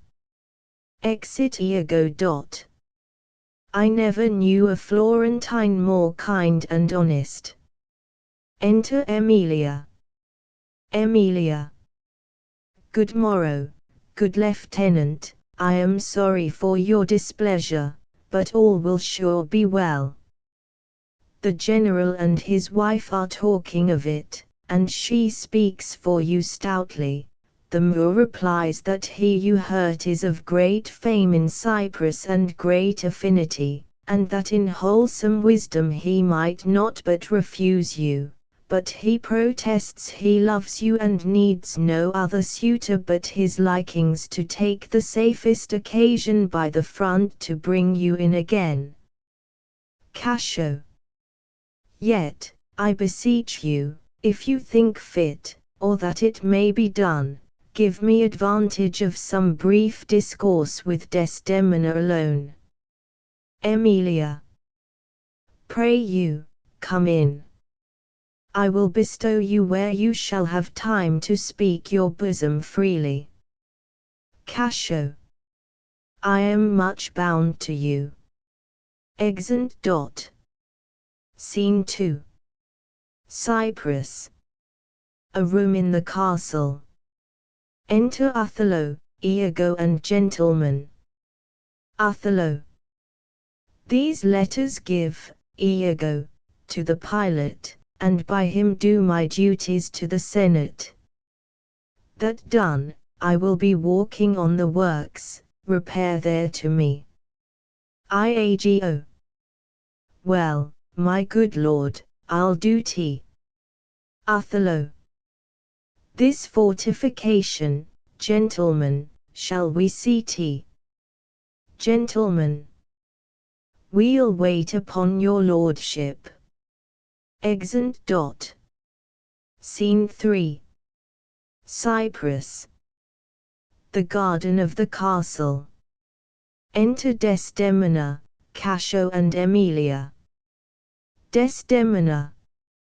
Be thou assured, good Cassio, I will do all my abilities in thy behalf. Emilia. Good madam, do. I warrant it grieves my husband as if the cause were his. Desdemona. Oh, that's an honest fellow. Do not doubt, Cassio, but I will have my lord and you again as friendly as you were. Cassio. Bounteous madam, whatever shall become of Michael Cassio, he's never anything but your true servant. Desdemona. I know tea. I thank you. You do love my lord. You have known him long, and be you well as a d he shall in strangeness stand no farther off than in a politic distance. Cassio. But, lady, that policy may either last so long, or feed upon such nice and waterish diet, or breed itself so out of circumstance, that, I being absent, and my place supplied, my general will forget my love and service. Desdemona. Do not doubt that. Before Emilia here I give thee warrant of thy place. Assure thee, if I do vow a friendship, I'll perform it to the last article. My lord shall never rest, I'll watch him tame, and talk him out of patience. His bed shall seem a school, his board a shrift, I'll intermingle everything he does with Cassio's suit. Therefore be merry, Cassio, for thy solicitor shall rather die than give thy cause away. Enter Othello and Iago. Emilia. Madam, here comes my lord. Cassio. Madam, I'll take my leave. Desdemona. Why, stay, and hear me speak. Cassio. Madam, not now. I am very ill at ease, unfit for mine own purposes. Desdemona. Well, do your discretion. Exit Cassio. Iago. Ha, I like not that. Othello. What dost thou say? Iago. Nothing, my lord, or if, I know not what. Othello. Was not that Cassio parted from my wife? Iago. Cassio, my lord. No, sure, I cannot think it, that he would steal away so guilty-like, seeing you coming. Othello. I do believe 'twas he. Desdemona. How now, my lord? I have been talking with a suitor here, a man that languishes in your displeasure. Othello. Who is he you mean? Desdemona. Why, your lieutenant, Cassio. Good my lord, if I have any grace or power to move you, his present reconciliation take, for if he be not one that truly loves you, that errs in ignorance and not in cunning, I have no judgment in an honest face. I prithee call him back. Othello. Went he hence now? Desdemona. Sooth, so humbled that he hath left part of his grief with me to suffer with him. Good love, call him back. Othello. Not now, sweet Desdemon, some other time. Desdemona. But shall he be shortly? Othello. The sooner, sweet, for you. Desdemona. Shall he be tonight at supper? Othello. No, not tonight.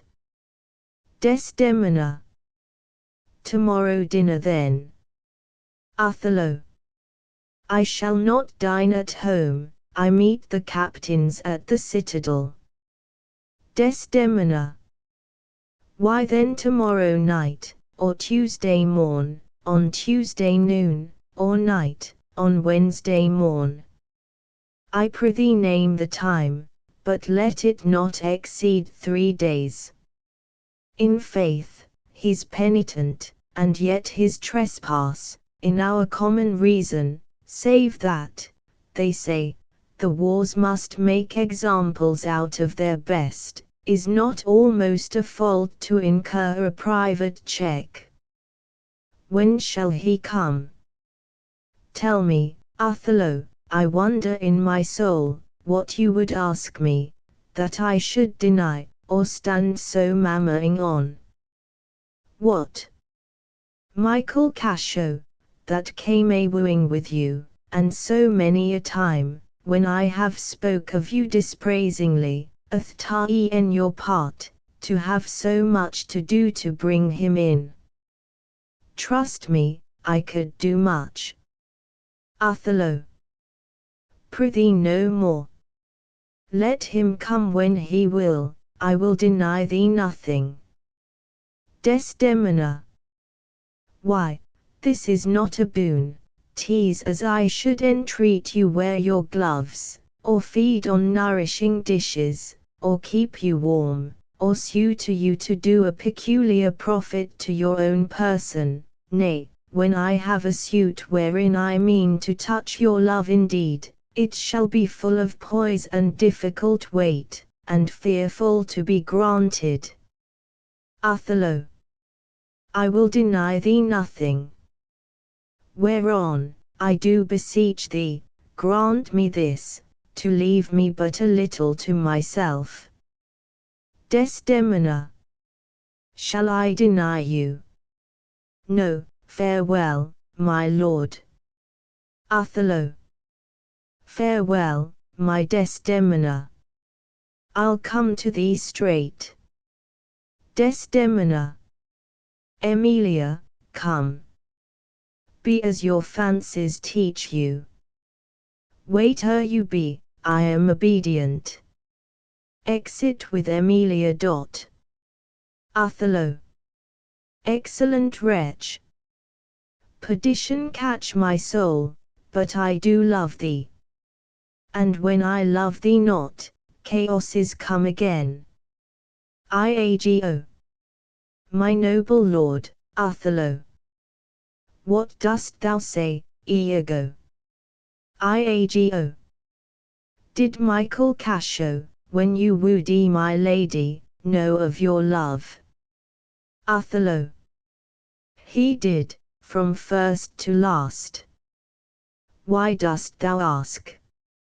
Iago. But for a satisfaction of my thought. No further harm. Othello. Why of thy thought, Iago? Iago. I did not think he had been acquainted with her. Othello. Oh yes, and went between us very oft. Iago. Indeed. Othello. Indeed. Indeed. Discernest thou aught in that? Is he not honest? Iago. Honest, my lord. Othello. Honest. Honest. Iago. My lord, for aught I know. Othello. What dost thou think? Iago. Think, my lord. Othello. Think, my lord. By heaven, he echoes me, as if there were some monster in his thought too hideous to be shown. Thou dost mean something. I heard thee say even now, thou likest not that, when Cassio left my wife. What didst not like?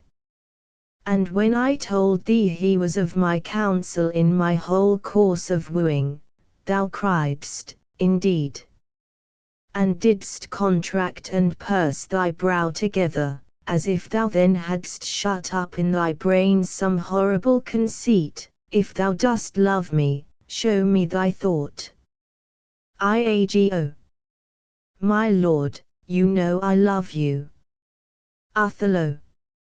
I think thou dost, and for I know thou art full of love and honesty and weighest thy words before thou givest them breath, therefore these stops of thine fright me the more, for such things in a false disloyal knave are tricks of custom, but in a man that's just, they are close dilations, working from the heart, that passion cannot rule.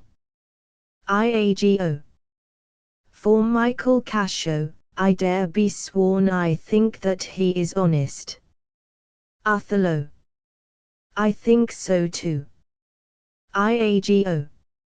Men should be what they seem, or those that be not, would they might seem none. Othello. Certain, men should be what they seem. Iago. Why then, I think Cassio's an honest man. Othello. Nay, yet there's more in this. I prithee, speak to me as to thy thinkings, as thou dost ruminate, and give thy worst of thoughts the worst of words. Iago. Good my lord, pardon me. Though I am bound to every act of duty, I am not bound to that all slaves are free to utter my thoughts. Why, say they are vile and false, as wares that palace whereinto foul things sometimes intrude not. Who has a breast so pure but some uncleanly apprehensions keep leets and law days, and in session sit with meditations lawful? Othello. Thou dost conspire against thy friend, Iago, if thou but thinkest him wronged and makest his ear a stranger to thy thoughts. Iago. I do beseech you, though I perchance am vicious in my guess, as, I confess, it is my nature's plague to spy into abuses, and of my jealousy shapes faults that are not, that your wisdom from one that so imperfectly conceits, would take no notice, nor build yourself a trouble out of his scattering and unsure observance. It were not for your quiet nor your good, nor for my manhood, honesty, or wisdom, to let you know my thoughts. Othello. What dost thou mean? Iago. Good name in man and woman, dear my lord, is the immediate jewel of their souls. Who steals my purse steals trash. 'Tis something, nothing, 'twas mine, 'tis his, and has been slave to thousands. But he that filches from me my good name robs me of that which not enriches him and makes me poor indeed. Othello. By heaven, I'll know thy thoughts. Iago. You cannot, if my heart were in your hand, nor shall not, whilst T's in my custody. Othello. Ha!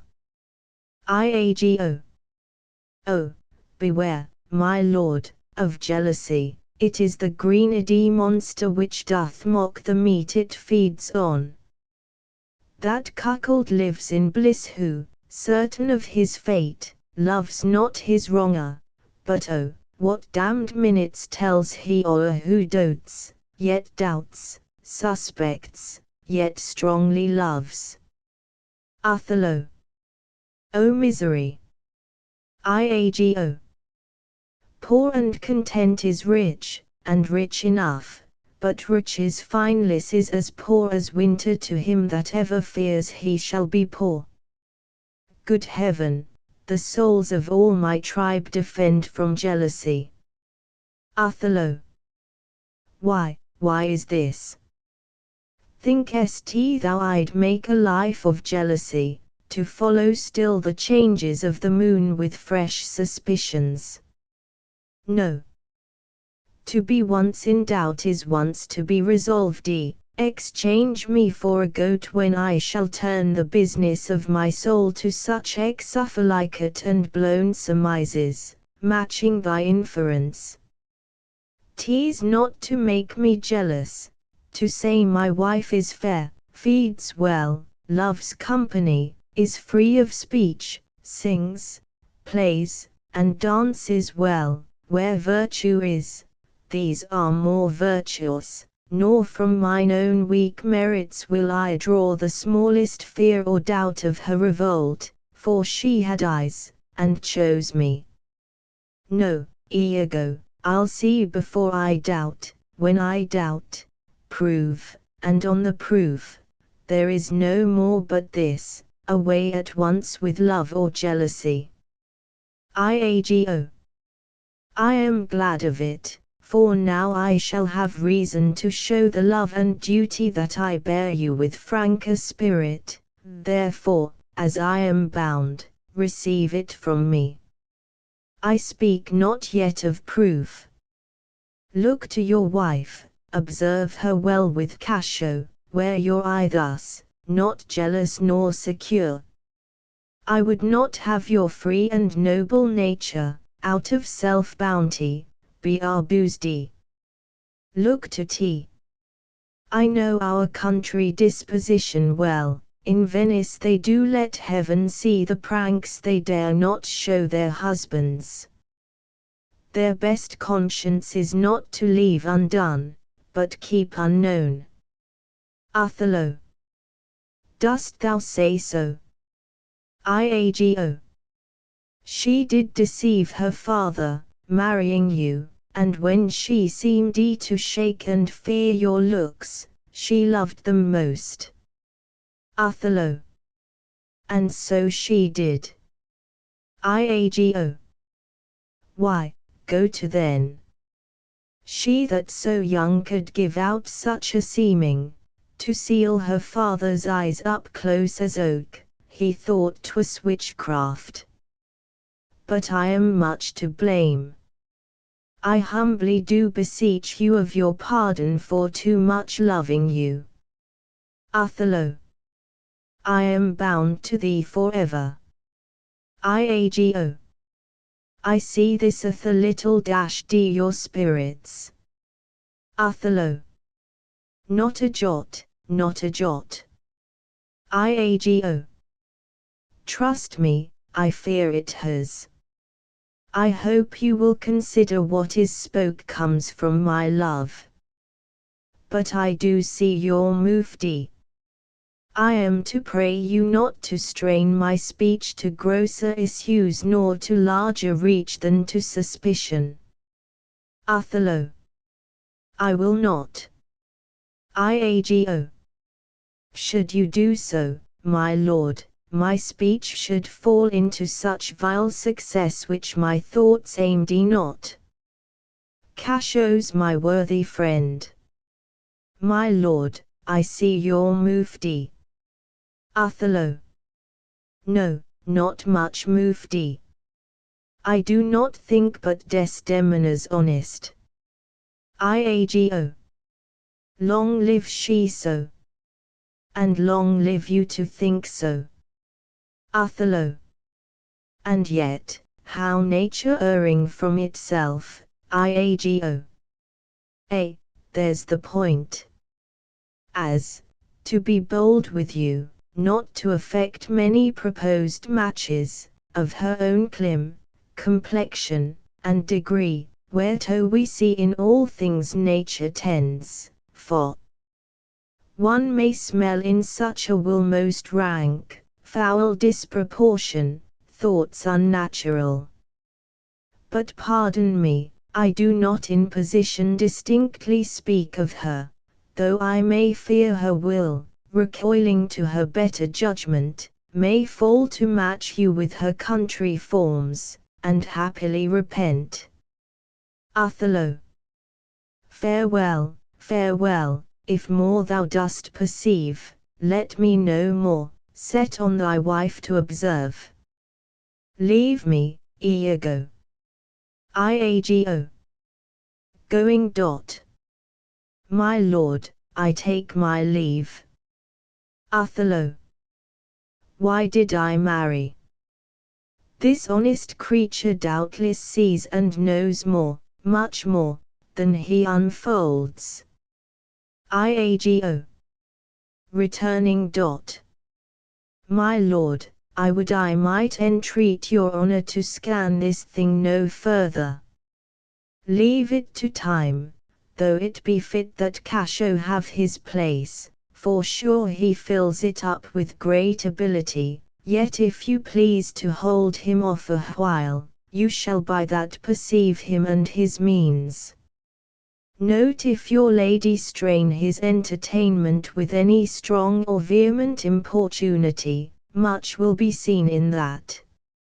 In the meantime, let me be thought too busy in my fears, as worthy cause I have to fear I am, and hold her free, I do beseech your honor.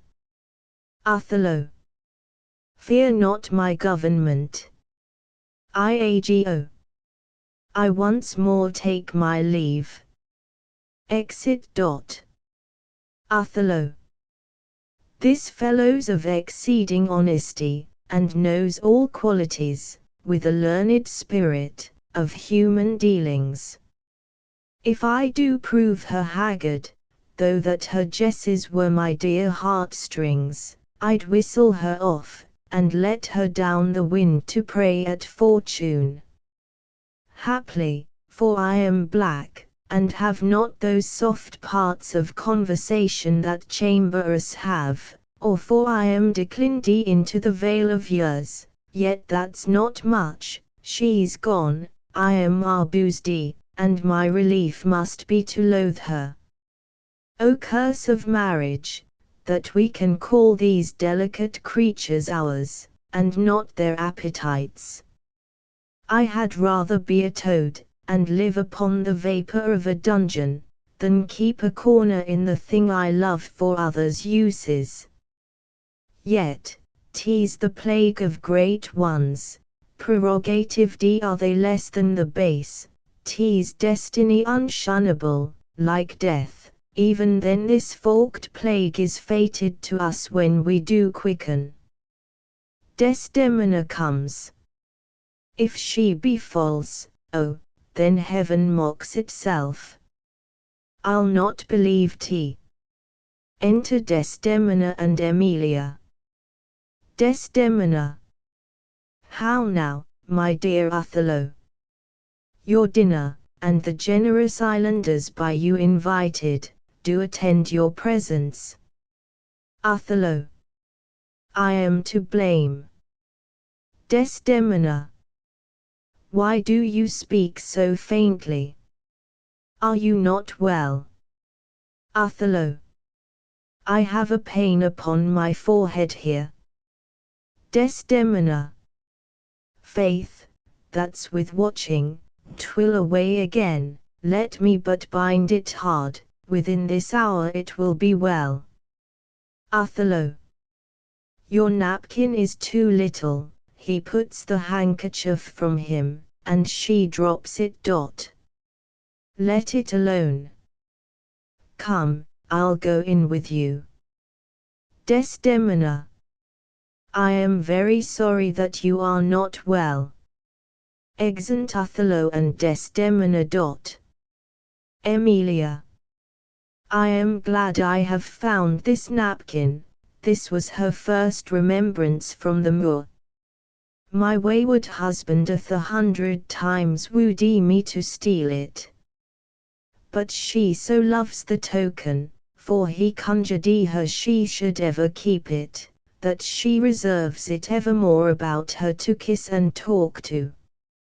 I'll have the work ta'en out, and give Iago.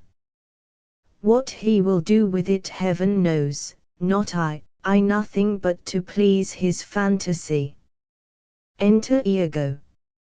Iago. How now? What do you here alone? Emilia. Do not you chide. I have a thing for you. Iago. A thing for me. It is a common thing, Emilia. Ha. Iago. To have a foolish wife. Emilia. Oh, is that all? What will you give me now for that same handkerchief? Iago. What handkerchief? Emilia. What handkerchief? Why, that the Moor first gave to Desdemona, that which so often you did bid me steal. Iago. Hast stolen it from her? Emilia. No, faith, she let it drop by negligence, and, to the advantage, I being here, took tea up. Look, here it is. Iago. A good wench, give it me. Emilia. What will you do with tea, that you have been so earnest to have me filch it? Iago.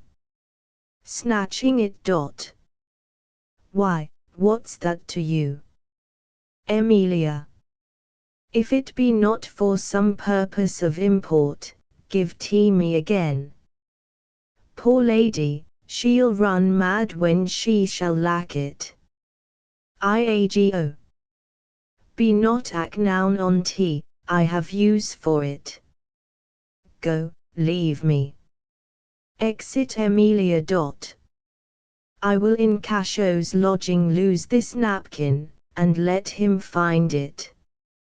Trifles light as air are to the jealous confirmations strong as proofs of holy writ. This may do something. The Moor already changes with my poison. Dangerous conceits are in their natures poisons, which at the first are scarce found to distaste, but with a little act upon the blood burn like the mines of sulphur. I did say so. Enter Othello.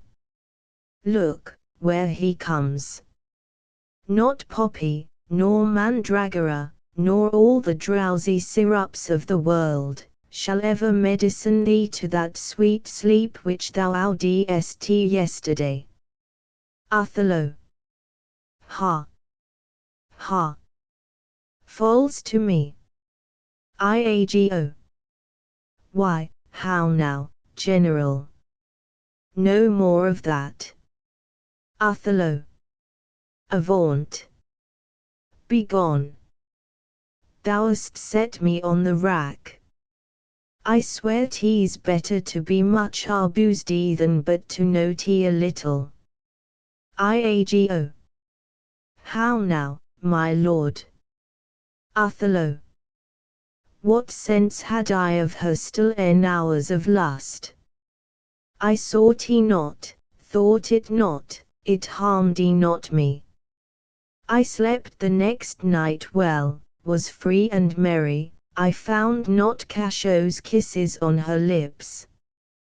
He that is robbed, not wanting what is still in, let him not know and he's not robbed at all.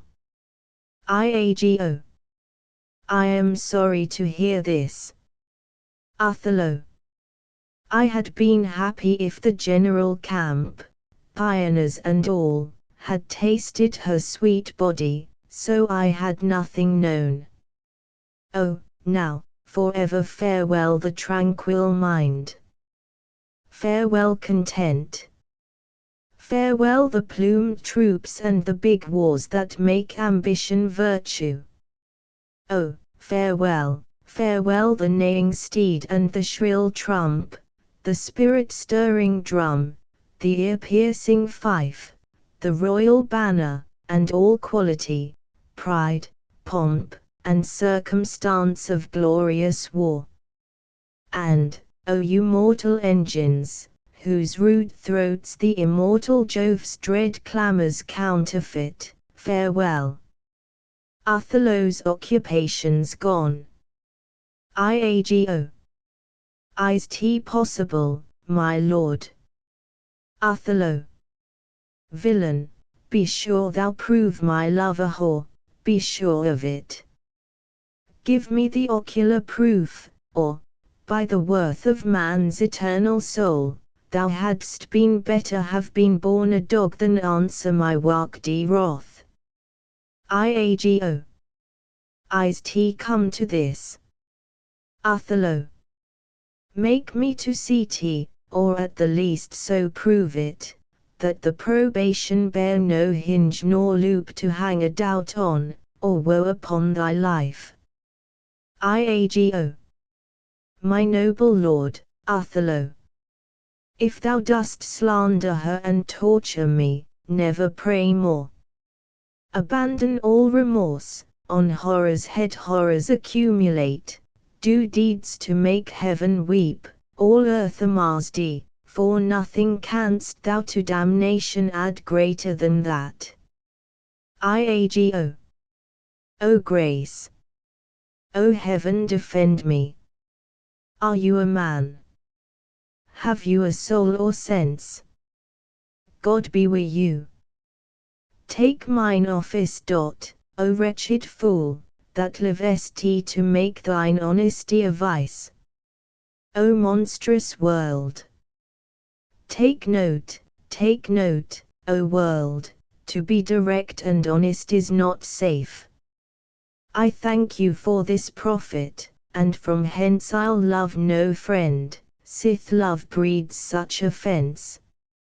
Othello. Nay, stay. Thou shouldst be honest. IAGO.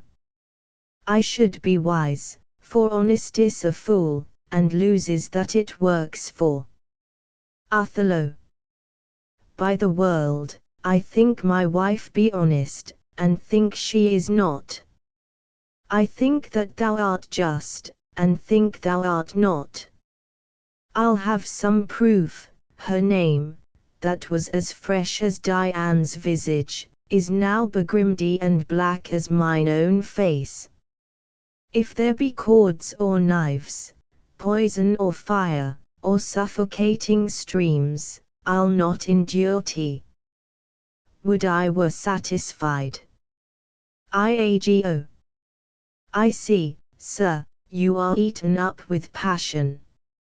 I do repent me that I put it to you. You would be satisfied. Othello. Would. Nay, I will. IAGO. And may, but how? How satisfied, my lord? Would you, the supervisor, grossly gape on, behold her top D? Othello. Death and damnation. Oh. IAGO. It were a tedious difficulty, I think, to bring them to that prospect. Damn them then, if ever mortal eyes do see them bolster more than their own. What then? How then? What shall I say? Where's satisfaction? It is impossible you should see this, were they as prime as goats, as hot as monkeys, as salt as wolves in pride, and fools as gross as ignorance made drunk. But yet I say, if imputation and strong circumstances, which lead directly to the door of truth, will give you satisfaction, you may have tea. Othello. Give me a living reason she's disloyal. Iago. I do not like the office, but sith I am entered in this cause so far, pricked to tea by foolish honesty and love, I will go on. I lay with Cassio lately, and being troubled with a raging tooth, I could not sleep. There are a kind of men so loose of soul, that in their sleeps will mutter their affairs. One of this kind is Cassio. In sleep I heard him say, Sweet Desdemona, let us be wary, let us hide our loves, and then, sir, would he gripe and wring my hand, cry O sweet creature, and then kiss me hard, as if he plucked up kisses by the roots, that grew upon my lips, then laid his leg over my thigh, and sighed and kissed and then cried cursed fate that gave thee to the Moor. Othello. O monstrous! Monstrous! Iago. Nay, this was but his dream. Othello. But this denoted a foregone conclusion. 'Tis a shrewd doubt, though it be but a dream. Iago. And this may help to thicken other proofs that do demonstrate thinly. Othello. I'll tear her all to pieces. Iago. Nay, but be wise. Yet we see nothing done, she may be honest yet. Tell me but this, have you not sometimes seen a handkerchief spotted with strawberries in your wife's hand? Othello. I gave her such a one, 'twas my first gift. Iago. I know not that, but such a handkerchief, I am sure it was your wife's, did I today see Cassio wipe his beard with. Othello. If it be that, Iago. If it be that, or any that was hers, it speaks against her with the other proofs. Othello. Oh, that the slave had 40,000 lives. One is too poor, too weak for my revenge. Now do I see 'tis true. Look here, Iago, all my fond love thus do I blow to heaven. 'Tis gone.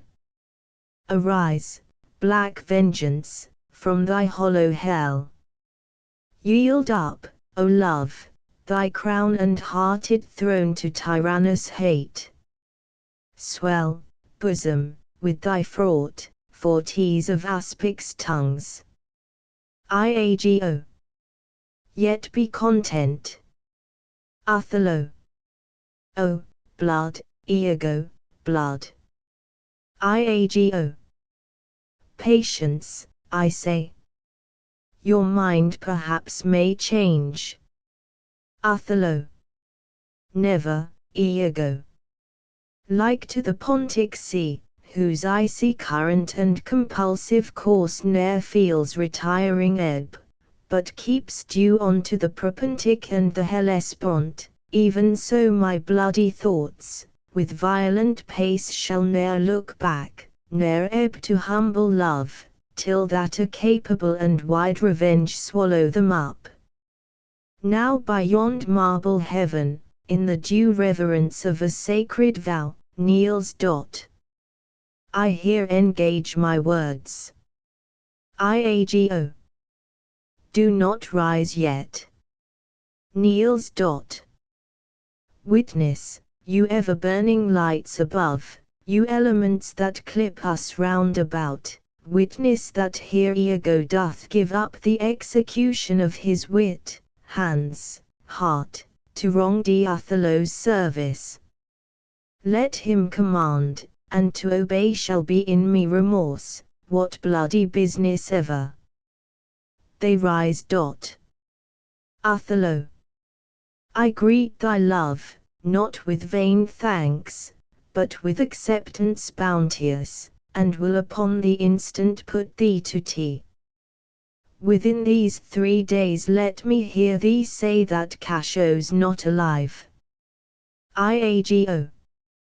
My friend is dead.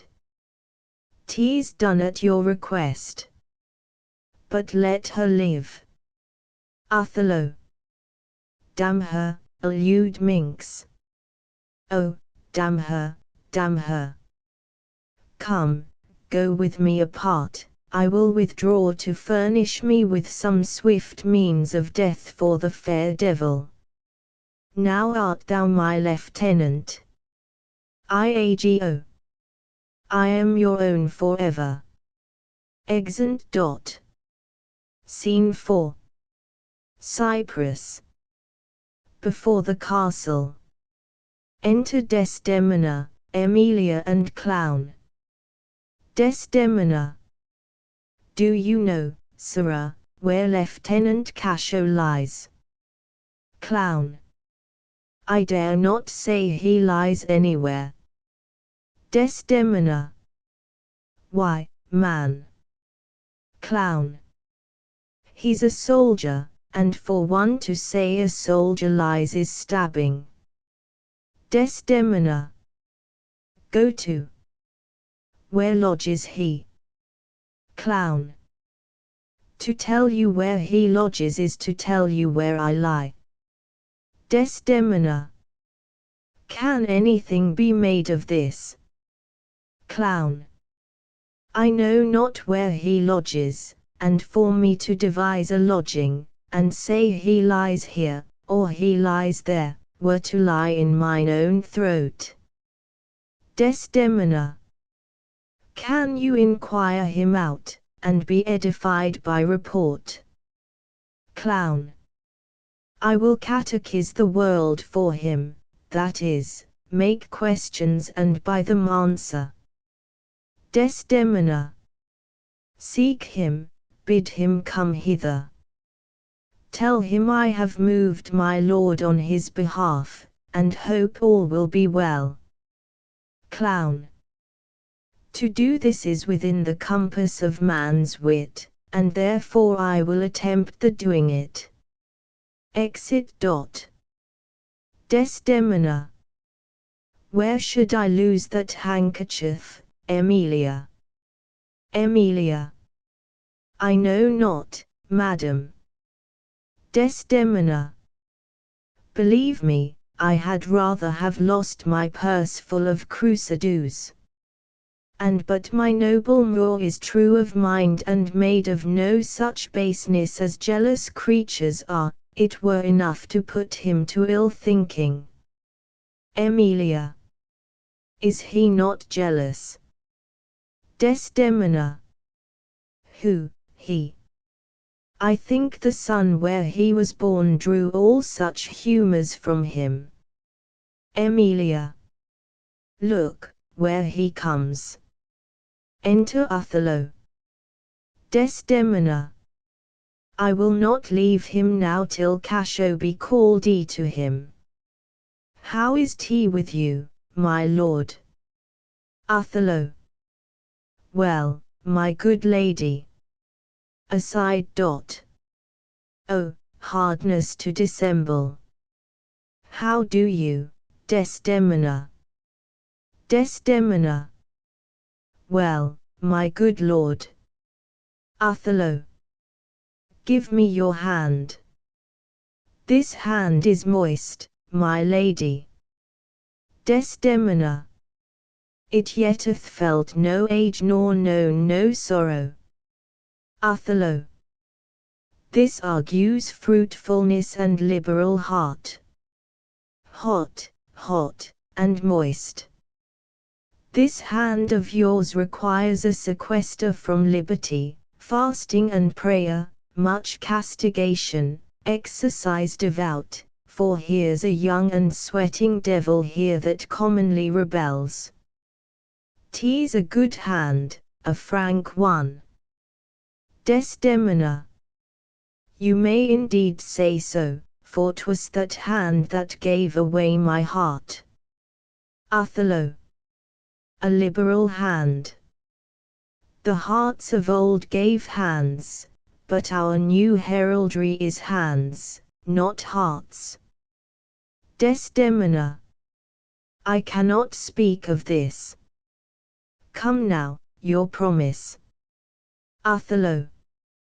What promise, Chuck? Desdemona. I have sent to bid Cassio come speak with you. Othello. I have a salt and sorry rheum offends me. Lend me thy handkerchief. Desdemona. Here, my lord. Othello. That which I gave you. Desdemona. I have it not about me. Othello. Not. Desdemona. No, faith, my lord. Othello. That is a fault. That handkerchief did an Egyptian to my mother give. She was a charmer, and could almost read the thoughts of people. She told her, while she kept it, 'twould make her amiable and subdue my father entirely to her love. But if she lost it, or made a gift of it, my father's eye should hold her loathed, and his spirits should hunt after new fancies. She, dying, gave it me, and bid me, when my fate would have me wife, to give it her. I did so, and take heed on't, make it a darling like your precious eye. To lose tea or give tea away were such perdition as nothing else could match. Desdemona. Is tea possible? Othello. 'Tis true. There's magic in the web of it. A Sibyl, that had numbered in the world the sun to course 200 compasses, in her prophetic fury sewed the work, the worms were hallowed that did breed the silk, and it was dyed in mummy, which the skilful conserved of maidens' hearts. Desdemona. Indeed. Is 'tis true? Othello. Most veritable, therefore look to 'tis well. Desdemona. Then would to God that I had never seen 'tis. Othello. Ha! Wherefore? Desdemona. Why do you speak so startlingly and rash? Othello. Is 'tis lost? Is 'tis gone? Speak, is it out of the way? Desdemona. Heaven bless us. Othello. Say you. Desdemona. It is not lost, but what and if it were? Othello. How? Desdemona. I say it is not lost. Othello. Fetch tea, let me see tea. Desdemona. Why, so I can, sir, but I will not now. This is a trick to put me from my suit. Pray you, let Cassio be received again. Othello. Fetch me the handkerchief. My mind misgives. Desdemona. Come, come. You'll never meet a more sufficient man. Othello. The handkerchief. Desdemona. I pray, talk me of Cassio. Othello. The handkerchief. Desdemona. A man that all his time hath founded his good fortunes on your love, shall dangers with you, Othello. The handkerchief. Desdemona. In sooth, you are to blame. Othello. Away. Exit. Emilia. Is not this man jealous? Desdemona. I ne'er saw this before. Sure there's some wonder in this handkerchief, I am most unhappy in the loss of it. Emilia. 'Tis not a year or two shows us a man, they are all but stomachs and we all but food, they eat us hungrily, and when they are full, they belch us. Enter Cassio and Iago. Look you, Cassio and my husband. Iago. There is no other way, 'tis she must do and, lo, the happiness. Go and importune her. Desdemona. How now, good Cassio, what's the news with you? Cassio. Madam, my former suit, I do beseech you that by your virtuous means I may again exist, and be a member of his love, whom I, with all the office of my heart, entirely honor. I would not be delayed. If my offence be of such mortal kind that nor my service past, nor present sorrows, nor purposed demerit in futurity, can ransom me into his love again, but to know so must be my benefit, so shall I clothe me in a forked content, and shut myself up in some other course to fortune's arms.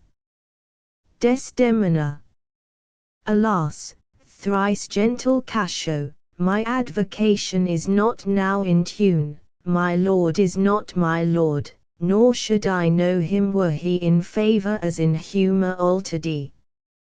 So help me every spirit sanctified, as I have spoken for you all my best, and stood within the blank of his displeasure for my free speech. You must a while be patient. What I can do I will, and more I will than for myself I dare. Let that suffice you. Iago. Is my lord angry? Emilia. He went hence but now, and certainly in strange unquietness. Iago.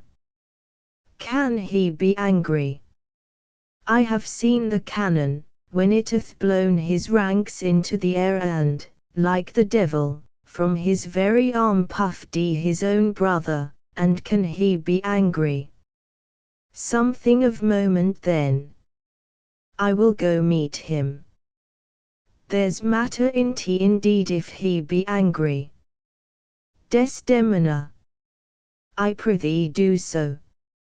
Exit Iago.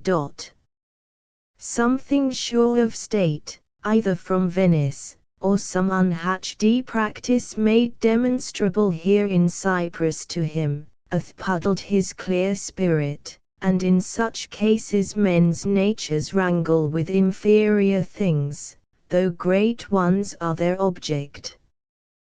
'Tis even so. For let our finger ache, and it endues our other healthful members even to that sense of pain. Nay, we must think men are not gods, nor of them look for such observancy as fits the bridal. Beshrew me much, Emilia, I was, unhandsome warrior as I am, arraigning his unkindness with my soul, but now I find I had suborned the witness, and he's indicted falsely. Emilia. Pray heaven it be state matters, as you think, and no conception nor no jealous toy concerning you. Desdemona. Alas the day, I never gave him cause. Emilia. But jealous souls will not be answered so, they are not ever jealous for the cause, but jealous for they are jealous, 'tis a monster begoe upon itself, born on itself. Desdemona.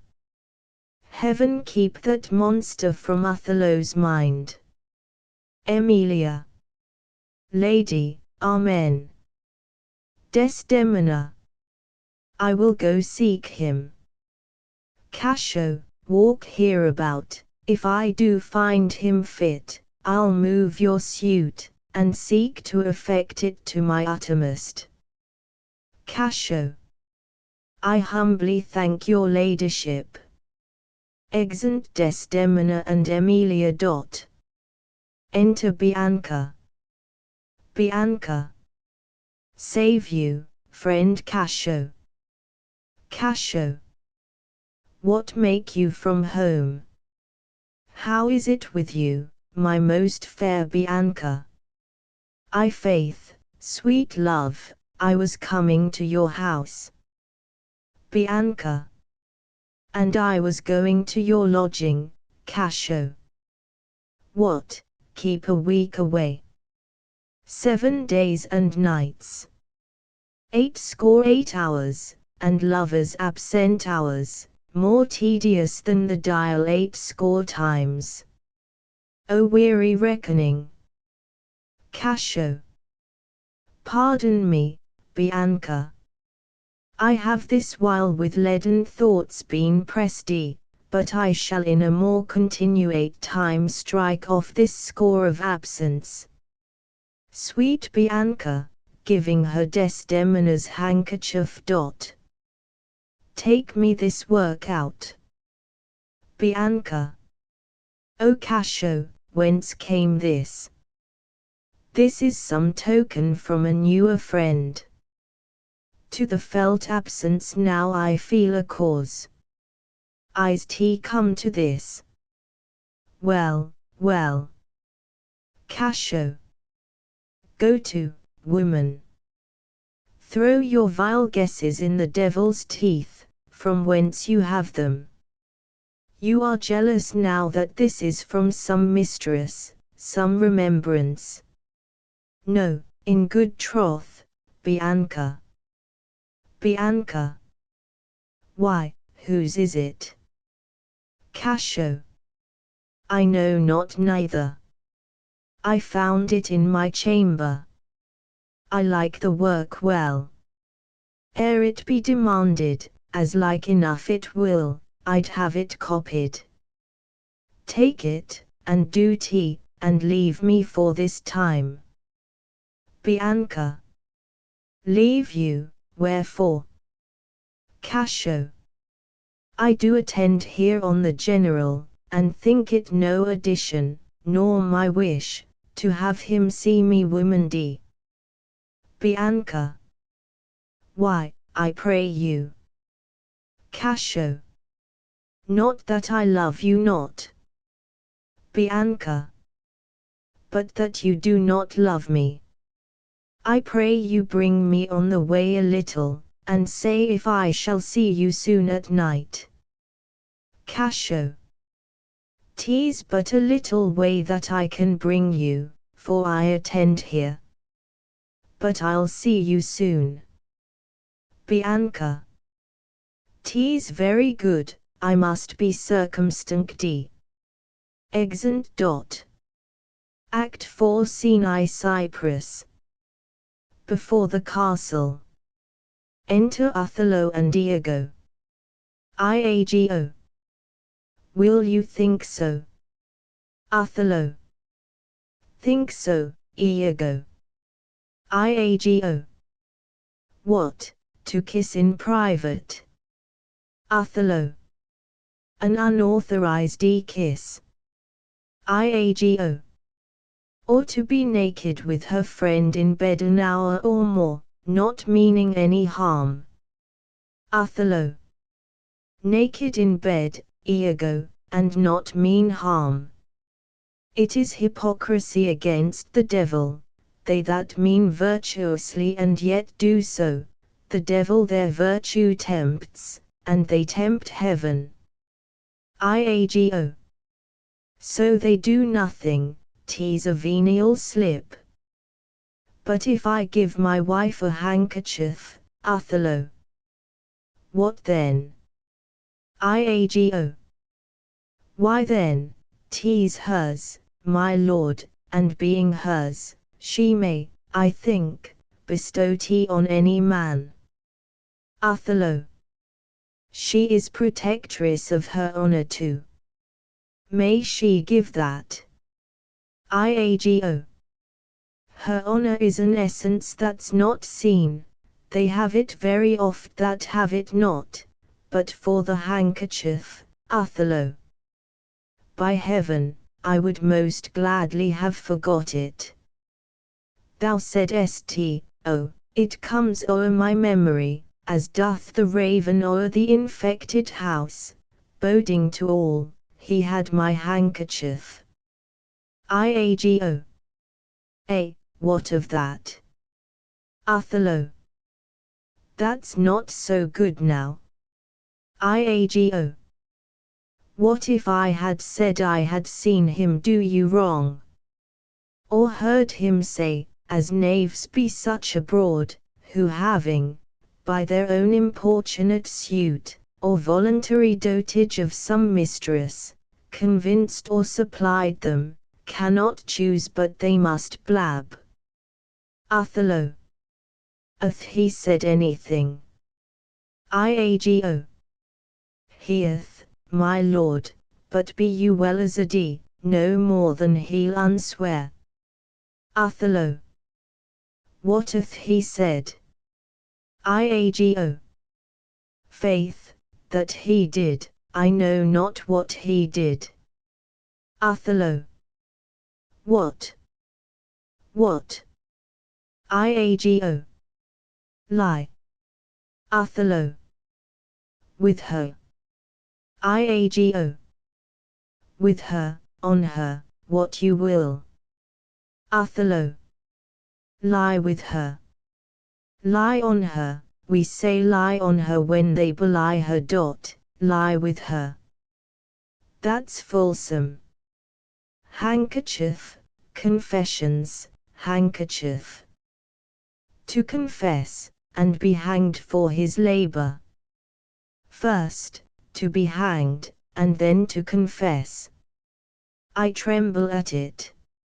Nature would not invest herself in such shadowing passion without some instruction. It is not words that shake me thus. Pish.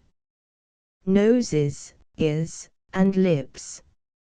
Eyes possible, confess, handkerchief, O devil, falls in a trance. Iago. Work on, my medicine, work. Thus credulous fools are caught, and many worthy and chaste dames even thus, all guiltless, meet reproach. What, ho! My lord! My lord, I say. Othello. Enter Cassio. How now, Cassio? Cassio. What's the matter? Iago. My lord is fallen into an epilepsy. This is his second fit. He had one yesterday. Cassio. Rub him about the temples. Iago. No, forbear, the lethargy must have his quiet course. If not, he foams at mouth, and by breaks out to savage madness. Look, he stirs, do you withdraw yourself a little while, he will recover straight. When he is gone, I would on great occasion speak with you. Exit Cassio. How is it, General? Have you not hurt your head? Othello. Dost thou mock me? Iago. I mock you? No, by heaven. Would you would bear your fortune like a man. Othello. A horned man's a monster and a beast. Iago. There's many a beast, then, in a populous city, and many a civil monster. Othello. Did he confess it? Iago. Good sir, be a man. Think every bearded fellow that's but yoked may draw with you. There's millions now alive that nightly lie in those improper beds which they dare swear peculiar. Your case is better. Oh, 'tis the spite of hell, the fiend's arch mock, to lip a wanton in a secure couch, and to suppose her chaste. No, let me know, and knowing what I am, I know what she shall be. Othello. Oh, thou art wise, 'tis certain. Iago. Stand you a while apart, confine yourself but in a patient list. Whilst you were here overwhelmed with your grief, a passion most unsuiting such a man, Cassio came hither. I shifted him away, and laid good scars upon your ecstasy, bade him anon return, and here speak with me, the which he promised ye. Do but incave yourself, and mark the fleers, the gibes, and notable scorns, that dwell in every region of his face, for I will make him tell the tale anew, where, how oft, how long ago, and when he hath, and is again to cope your wife, I say, but mark his gesture. Marry, patience, or I shall say you are all in spleen, and nothing of a man. Othello. Dost thou hear, Iago? I will be found most cunning in my patience, but, dost thou hear, most bloody. Iago. That's not amiss. But yet keep time in all. Will you withdraw? Othello withdraws. Now will I question Cassio of Bianca, a housewife that by selling her desires buys herself bread and clothes. It is a creature that dotes on Cassio, as 'tis the strumpet's plague to beguile many and be beguiled by one. He, when he hears of her, cannot refrain from the excess of laughter. Here he comes. Enter Cassio. As he shall smile Othello shall go mad, and his unbookish jealousy must construe poor Cassio's smiles, gestures, and light behavior quite in the wrong. How do you now, Lieutenant? Cassio.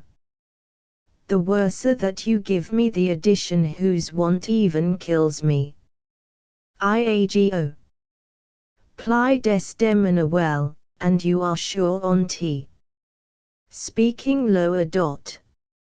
Now, if this suit lay in Bianca's power, how quickly should you speed? Cassio. Alas, poor caitiff. Othello. Aside. Look how he laughs already. Iago.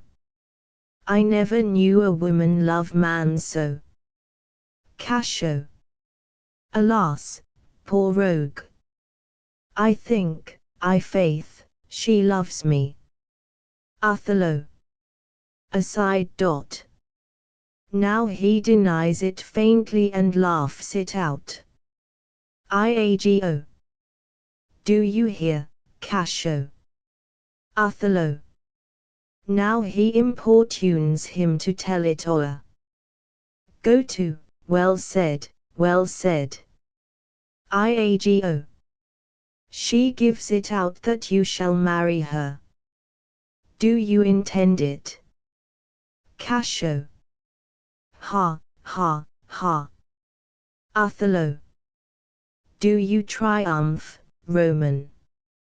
Do you triumph? Cassio. I marry her. What?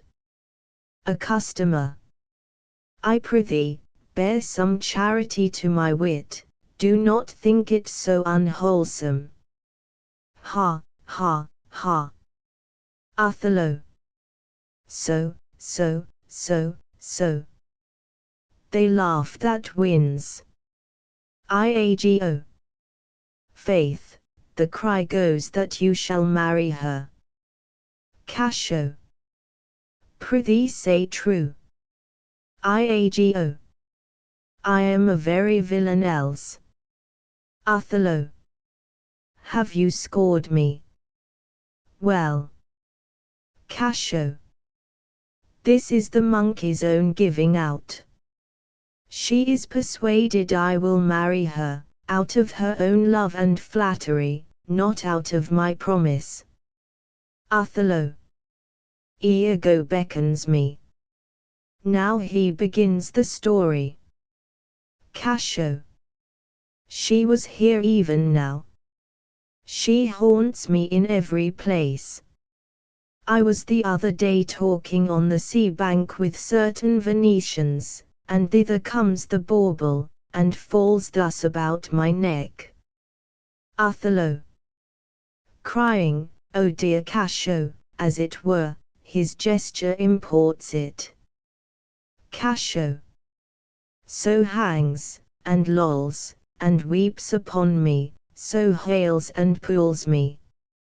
Ha, ha, ha. Othello. Now he tells how she plucked him to my chamber. Oh, I see that nose of yours, but not that dog I shall throw it to. Cassio. Well, I must leave her company. Iago. Before me. Look where she comes. Enter Bianca. Cassio. 'Tis such another fichu. Marry, a perfumed one. What do you mean by this haunting of me? Bianca. Let the devil and his dam haunt you. What did you mean by that same handkerchief you gave me even now? I was a fine fool to take it. I must take out the work. A likely piece of work, that you should find it in your chamber and not know who left it there. This is some minx's token, and I must take out the work. There, give it your hobby horse. Wheresoever you had it, I'll take out no work on tea. Cassio. How now, my sweet Bianca? How now, how now? Othello. By heaven, that should be my handkerchief. Bianca. If you'll come to supper tonight, you may. If you will not, come when you are next prepared for. Exit. Iago. After her, after her. Cassio. Faith, I must, she'll rail in the street else. Iago. Will you sup there? Cassio. Faith, I intend so. Iago. Well, I may chance to see you, for I would very fain speak with you. Cassio. Prithee come, will you? Iago. Go to, say no more. Exit Cassio. Othello. Coming forward. How shall I murder him, Iago? Iago. Did you perceive how he laughed at his vice? Othello. O Iago. Iago. And did you see the handkerchief? Othello. Was that mine? Iago. Yours, by this hand, and to see how he prizes the foolish woman your wife. She gave it him, and he hath given it his whore. Othello. I would have him 9 years a killing. A fine woman, a fair woman, a sweet woman. Iago. Nay, you must forget that. Othello.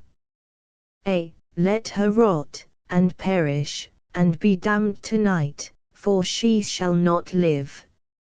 No, my heart is turned to stone, I strike it, and it hurts my hand. Oh, the world hath not a sweeter creature. She might lie by an emperor's side, and command him tasks. Iago. Nay, that's not your way. Othello. Hang her, I do but say what she is. So delicate with her needle, an admirable musician. Oh, she will sing the savageness out of a bear. Of so high and plenteous wit and invention. Iago. She's the worse for all this. Othello. Oh, 1,000 times, and then of so gentle a condition. Iago. Too gentle. Othello. Nay, that's certain. But yet the pity of it, Iago. Oh Iago, the pity of it, Iago. Iago. If you are so fond over her iniquity, give her patent to offend, for if it touch not you, it comes near nobody. Othello. I will chop her into messes. Cuckold me. Iago. Oh, 'tis foul in her. Othello. With mine officer. Iago. That's fouler. Othello. Get me some poison, Iago, this night. I'll not expostulate with her, lest her body and beauty unprovide my mind again. This night, Iago. Iago. Do it not with poison, strangle her in her bed, even the bed she hath contaminated. Othello. Good, good. The justice of it pleases. Very good. Iago. And for Cassio, let me be his undertaker. You shall hear more by midnight. Othello. Excellent good. A trumpet within dot. What trumpet is that same? Enter Lodovico, Desdemona and attendant. Iago. Something from Venice, sure. 'Tis Lodovico come from the Duke. See, your wife is with him. Lodovico. Save you, worthy general. Othello. With all my heart, sir. Lodovico. The Duke and Senators of Venice greet you. Gives him a packet. Othello. I kiss the instrument of their pleasures. Opens the packet and reads. Desdemona. And what's the news, good cousin Lodovico? Iago. I am very glad to see you, Signia. Welcome to Cyprus. Lodovico. I thank you. How does Lieutenant Cassio? Iago. Lives, sir. Desdemona.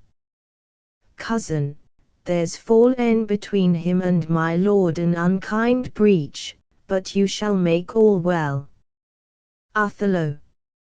Are you sure of that? Desdemona. My lord. Othello. Reads. This fail you not to do, as you will, Lodovico. He did not call, he's busy in the paper. Is there division twixt my lord and Cassio? Desdemona. a most unhappy one. I would do much to atone them, for the love I bear to Cassio. Othello. Fire and brimstone. Desdemona. My lord. Othello. Are you wise? Desdemona. What, is he angry? Lodovico. Maybe the letter moved him, for, as I think, they do command him home, deputing Cassio in his government. Desdemona. Trust me, I am glad on't. Othello. Indeed. Desdemona. My lord. Othello. I am glad to see you mad. Desdemona. Why, sweet Othello. Othello. Devil. Striking her dot. Desdemona. I have not deserved this. Lodovico. My lord, this would not be believed in Venice, though I should swear I saw tease very much. Make her amends. She weeps. Othello. O devil, devil! If that the earth could teem with women's tears, each drop she falls would prove a crocodile. Out of my sight. Desdemona. I will not stay to offend you. Going.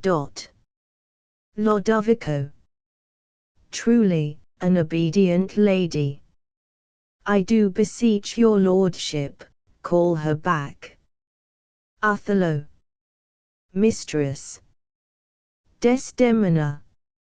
My lord. Othello. What would you with her, sir? Lodovico. Who, I, my lord? Othello. You did wish that I would make her turn. Sir, she can turn, and yet go on, and turn again. And she can weep, sir, weep, and she's obedient, as you say, obedient, very obedient. Proceed you in your tears. Concerning this, sir, O well-painted passion, I am commanded home. Get you away, I'll send for you anon. Sir, I obey the mandate, and will return to Venice. Hence, avaunt. Exit Desdemona. Cassio shall have my place. And, sir, tonight, I do entreat that we may sup together. You are welcome, sir, to Cyprus. Goats and monkeys. Exit. Lodovico. Is this the noble Moor, whom our full senate call all in all sufficient? Is this the nature whom passion could not shake? Whose solid virtue the shot of accident nor dart of chance could neither graze nor pierce? Iago. He is much charmed. Lodovico. Are his wits safe? Is he not light of brain? Iago. He's that he is. I may not breathe my censure what he might be. If what he might he is not, I would to heaven he were. Lodovico. What, strike his wife? Iago. Faith, that was not so well, yet would I knew that stroke would prove the worst. Lodovico. Is it his use? Or did the letters work upon his blood, and new create this fault? Iago. Alas, alas! It is not honesty in me to speak what I have seen and known. You shall observe him, and his own courses will denote him so that I may save my speech, do but go after, and mark how he continues. Lodovico. I am sorry that I am deceived in him. Exeunt. Scene 2. Cyprus. A room in the castle. Enter Othello and Emilia. Othello. You have seen nothing, then? Emilia. Nor ever heard, nor ever did suspect. Othello. Yes, you have seen Cassio and she together. Emilia. But then I saw no harm, and then I heard each syllable that breath made up between them. Othello. What, did they never whisper? Emilia. Never, my lord. Othello. Nor send you out o' the way? Emilia. Never. Othello. To fetch her fan, her gloves, her mask, nor nothing? Emilia. Never, my lord. Othello. That's strange. Emilia. I durst, my lord, to wager she is honest, lay down my soul at stake. If you think other, remove your thought, it doth abuse your bosom. If any wretch have put this in your head, let heaven requite it with the serpent's curse, for if she be not honest, chaste, and true, there's no man happy. The purest of their wives is foul as slander. Othello. Bid her come hither. Go. Exit Emilia. She says enough. Yet she's a simple bawd that cannot say as much. This is a subtle whore, a closet lock and key of villainous secrets. And yet she'll kneel and pray. I have seen her duty enter Desdemona and Emilia. Desdemona. My lord, what is your will? Othello. Pray, Chuck, come hither. Desdemona. What is your pleasure? Othello. Let me see your eyes. Look in my face. Desdemona. What horrible fancy's this? Othello. To Emilia. Some of your function, mistress, leave procreants alone, and shut the door. Cough, or cry hem, if anybody come. Your mystery, your mystery. Nay, dispatch. Exit Emilia. Desdemona. Upon my knees, what doth your speech import? I understand a fury in your words, but not the words. Othello. Why, what art thou? Desdemona. Your wife, my lord, your true and loyal wife. Othello. Come, swear it, damn thyself, lest, being like one of heaven, the devils themselves should fear to seize thee. Therefore be double damned. Swear thou art honest. Desdemona. Heaven doth truly know it. Othello. Heaven truly knows that thou art false as hell. Desdemona. To whom, my lord? With whom? How am I false? Othello. O Desdemona, away! Away! Away! Desdemona. Alas the heavy day, why do you weep? Am I the motive of these tears, my lord? If haply you my father do suspect an instrument of this your calling back, lay not your blame on me. If you have lost him, why, I have lost him too. Othello. Had it pleased heaven to try me with affliction, had they rained all kinds of sores and shames on my bare head, steeped me in poverty to the very lips, given to captivity me and my utmost hopes, I should have found in some place of my soul a drop of patience. But, alas, to make me a fixed figure for the time of scorn to point his slow unmoving finger at. Yet could I bear that too, well, very well, but there, where I have garnered up my heart, where either I must live or bear no life, the fountain from the which my current runs, or else dries up, to be discarded thence, or keep it as a cistern for foul toads to knot and gender in, turn thy complexion there, Patience, thou young and rose-lipped cherubin, there, look grim as hell. Desdemona. I hope my noble lord esteems me honest. Othello. Oh, as summer flies are in the shambles, that quicken even with blowing.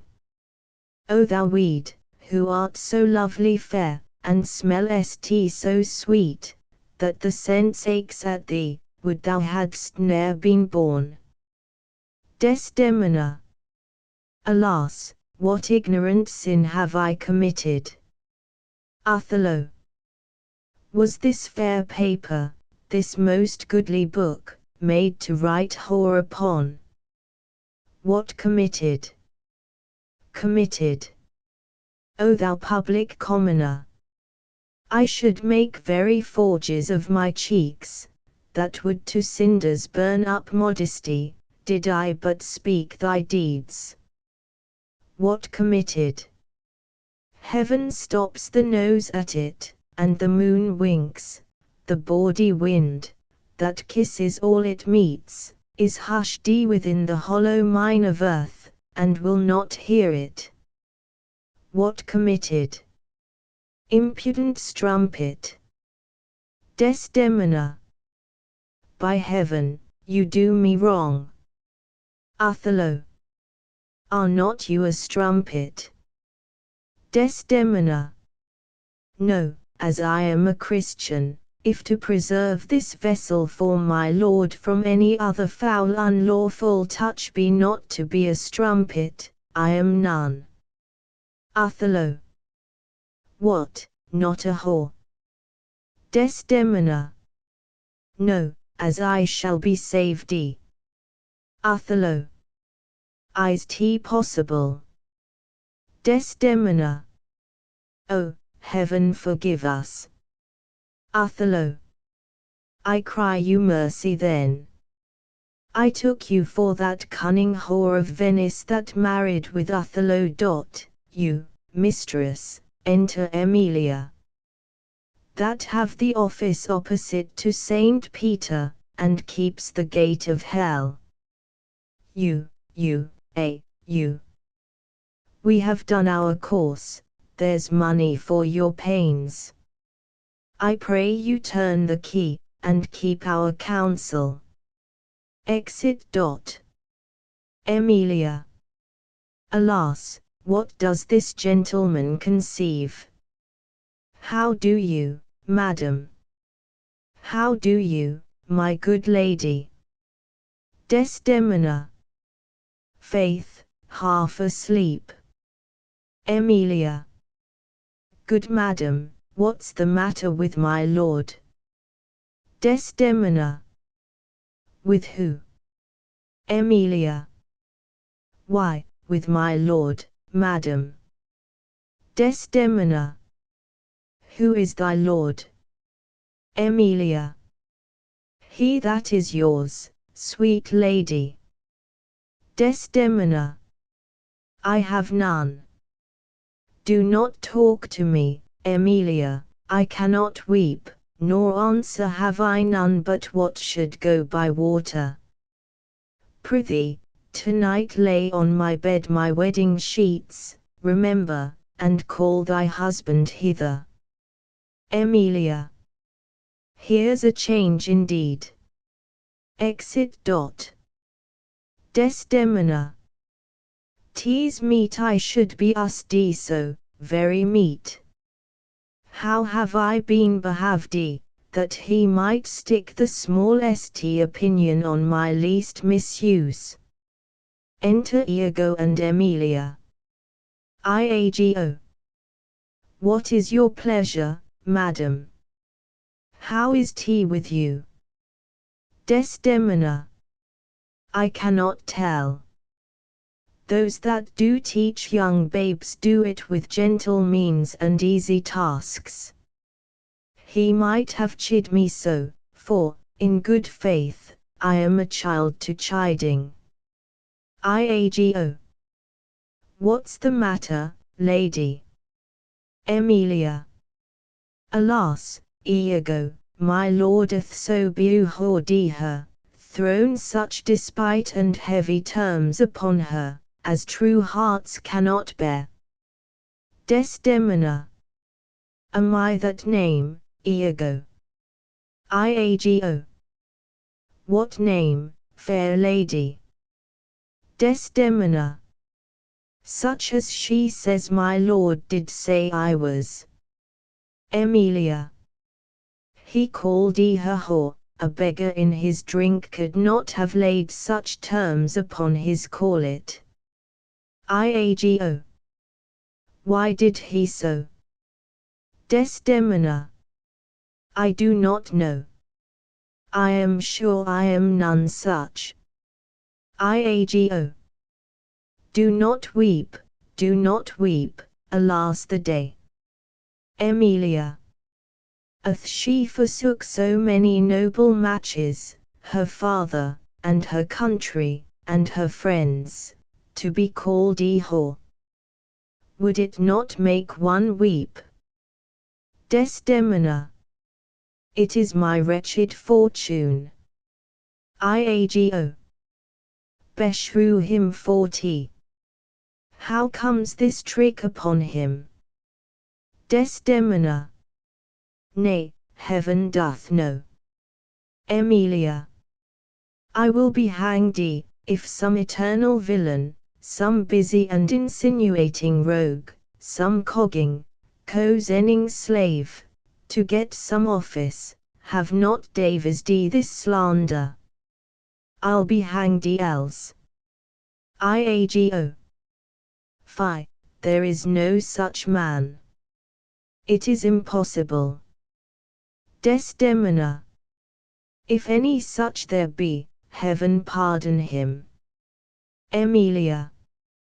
A hole to pardon him, and hell gnaw his bones. Why should he call her whore?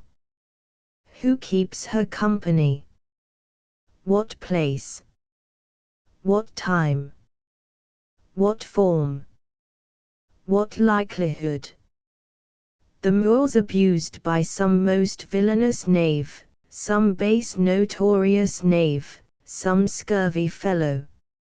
O heaven, that such companions thou dest unfold, and put in every honest hand a whip to lash the rascals naked through the world even from the east to the west. Iago. Speak within door. Emilia. Oh, fie upon them. Some such squire he was that turned your wit the seamy side without, and made you to suspect me with the Moor. Iago. You are a fool. Go to. Desdemona. Alas, Iago, what shall I do to win my lord again? Good friend, go to him. For by this light of heaven, I know not how I lost him. Here I kneel. If he my will did trespass gainst his love, either in discourse of thought or actual deed, or that mine eyes, mine ears, or any sense, delighted them in any other form, or that I do not yet, and ever did, and ever will, though he do shake me off to beggarly divorcement, love him dearly, comfort forswear me. Unkindness may do much, and his unkindness may defeat my life, but never taint my love. I cannot say how it does abhor me now I speak the word, to do the act that might the addition earn not the world's mass of vanity could make me. Iago. I pray you, be content. 'Tis but his humour. The business of the state does him offence, and he does chide with you. Desdemona. If 'twere no other, Iago. 'Tis but so, I warrant. Trumpets within. Hark, how these instruments summon to supper. The messengers of Venice stay the meat. Go in, and weep not. All things shall be well. Exeunt Desdemona and Emilia. Enter Roderigo. How now, Roderigo? Roderigo. I do not find that thou dealest justly with me. Iago. What in the contrary? Roderigo. Every day thou daffest me with some device, Iago, and rather, as it seems to me now, keepest from me all conveniency than suppliest me with the least advantage of hope. I will indeed no longer endure it. Nor am I yet persuaded to put up in peace what already I have foolishly suffered. Iago. Will you hear me, Roderigo? Roderigo. Faith, I have heard too much, for your words and performances are no kin together. Iago. You charge me most unjustly. Roderigo. With naught but truth. I have wasted myself out of my means.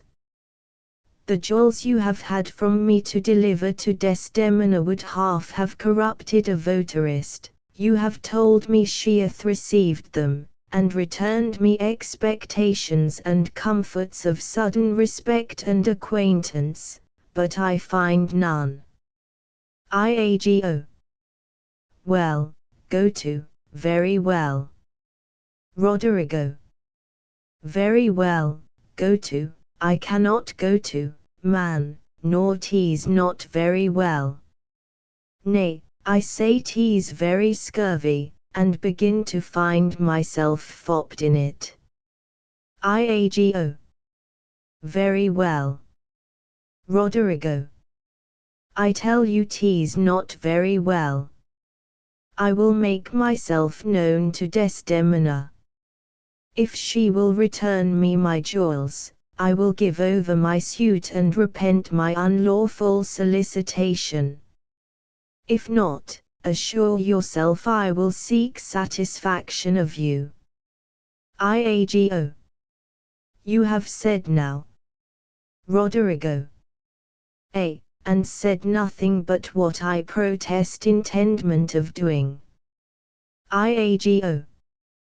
Why, now I see there's metal in thee, and even from this instant do build on thee a better opinion than ever before.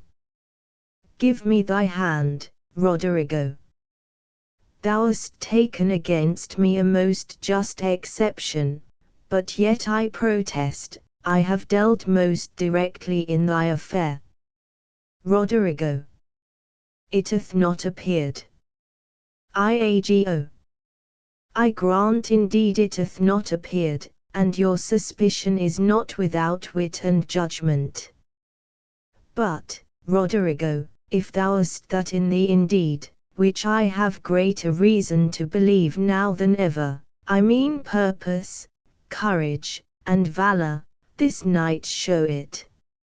If thou the next night following enjoy not Desdemona, take me from this world with treachery and devise engines for my life. Roderigo. Well, what is it? Is it within reason and compass? Iago. Sir, there is a special commission come from Venice to depute Cassio in Othello's place. Roderigo. Is that true? Why then Othello and Desdemona return again to Venice? Iago. Oh, no, he goes into Mauritania, and takes away with him the fair Desdemona, unless his abode be lingered here by some accident, wherein none can be so determinate as the removing of Cassio. Roderigo. How do you mean removing of him? Iago. Why, by making him incapable of Othello's place, knocking out his brains. Roderigo. And that you would have me to do? Iago. If you dare do yourself a profit and a right. He sups tonight with a harlotry, and thither will I go to him. He knows not yet of his honourable fortune. If you will watch his going thence, which I will fashion to fall out between 12 and 1, you may take him at your pleasure. I will be near to second your attempt, and he shall fall between us. Come, stand not amazed at it, but go along with me. I will show you such a necessity in his death that you shall think yourself bound to put it on him. It is now high supper time, and the night grows to waste. About it, Roderigo. I will hear further reason for this. Iago. And you shall be satisfied. Exeunt. Scene 3. Cyprus. Another room in the castle. Enter Othello, Lodovico, Desdemona, Emilia and attendants. Lodovico. I do beseech you, sir, trouble yourself no further. Othello. Oh, pardon me, 'twill do me good to walk. Lodovico. Madam, good night. I humbly thank your ladyship. Desdemona. Your honour is most welcome. Othello. Will you walk, sir? Oh, Desdemona, Desdemona. My lord. Othello. Get you to bed on th instant, I will be returned forthwith. Dismiss your attendant there. Look tea be done. Desdemona. I will, my lord. Exeunt Othello, Lodovico and attendants. Emilia. How goes it now? He looks gentler than he did. Desdemona. He says he will return incontinent. He hath commanded me to go to bed, and bade me to dismiss you. Emilia. Dismiss me. Desdemona. It was his bidding. Therefore, good Emilia, give me my nightly wearing, and adieu. We must not now displease him. Emilia. I would you had never seen him. Desdemona. So would not I. My love doth so approve him, that even his stubbornness, his checks, his frowns, prithee, unpin me, have grace and favour in them. Emilia. I have laid those sheets you bade me on the bed. Desdemona. All's one. Good faith, how foolish are our minds! If I do die before thee, prithee, shroud me in one of those same sheets. Emilia. Come, come, you talk. Desdemona. My mother had a maid called Barbary, she was in love, and she loved proved mad and did forsake her. She had a song of willow, an old thing 'twas, but it expressed her fortune, and she died singing it.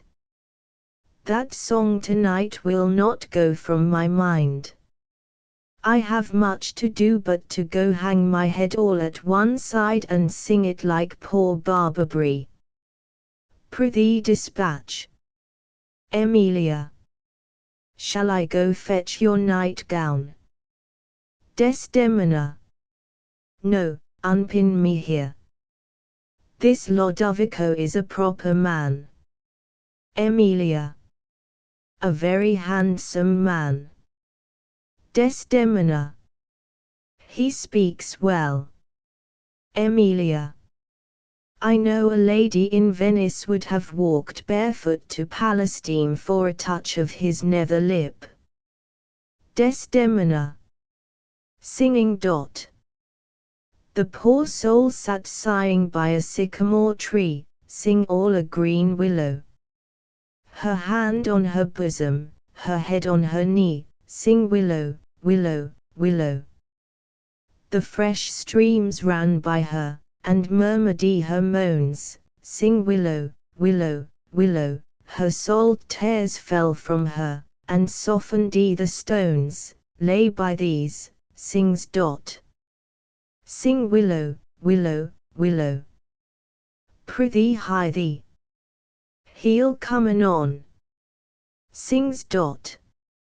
Sing all a green willow must be my garland.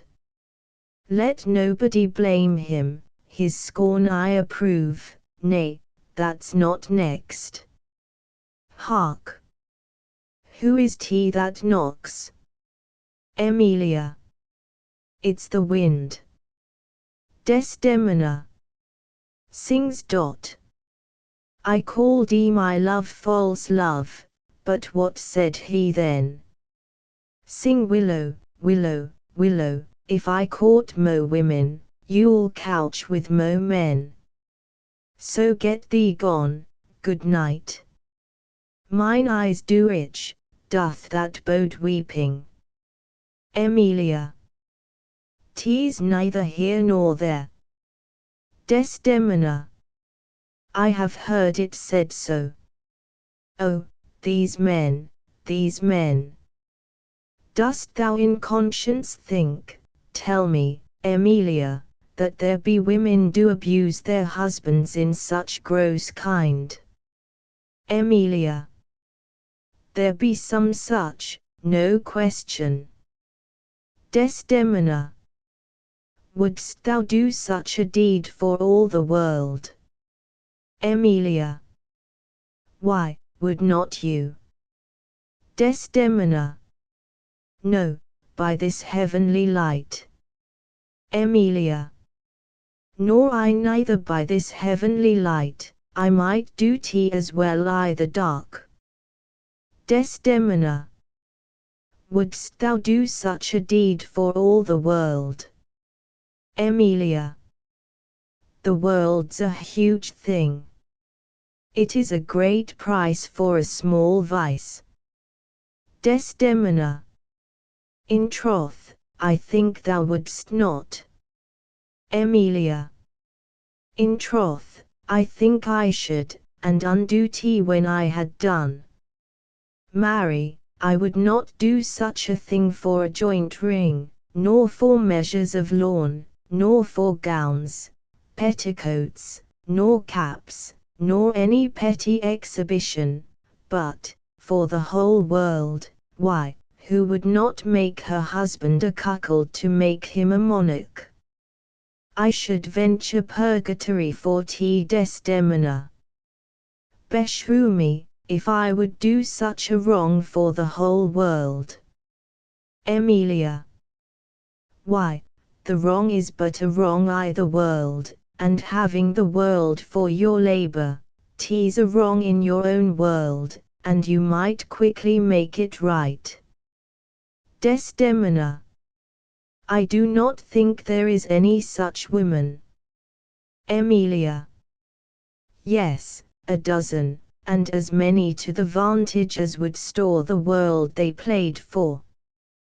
But I do think it is their husbands' faults if wives do fall, say that they slack their duties, and pour our treasures into foreign laps, or else break out in peevish jealousies, throwing restraint upon us.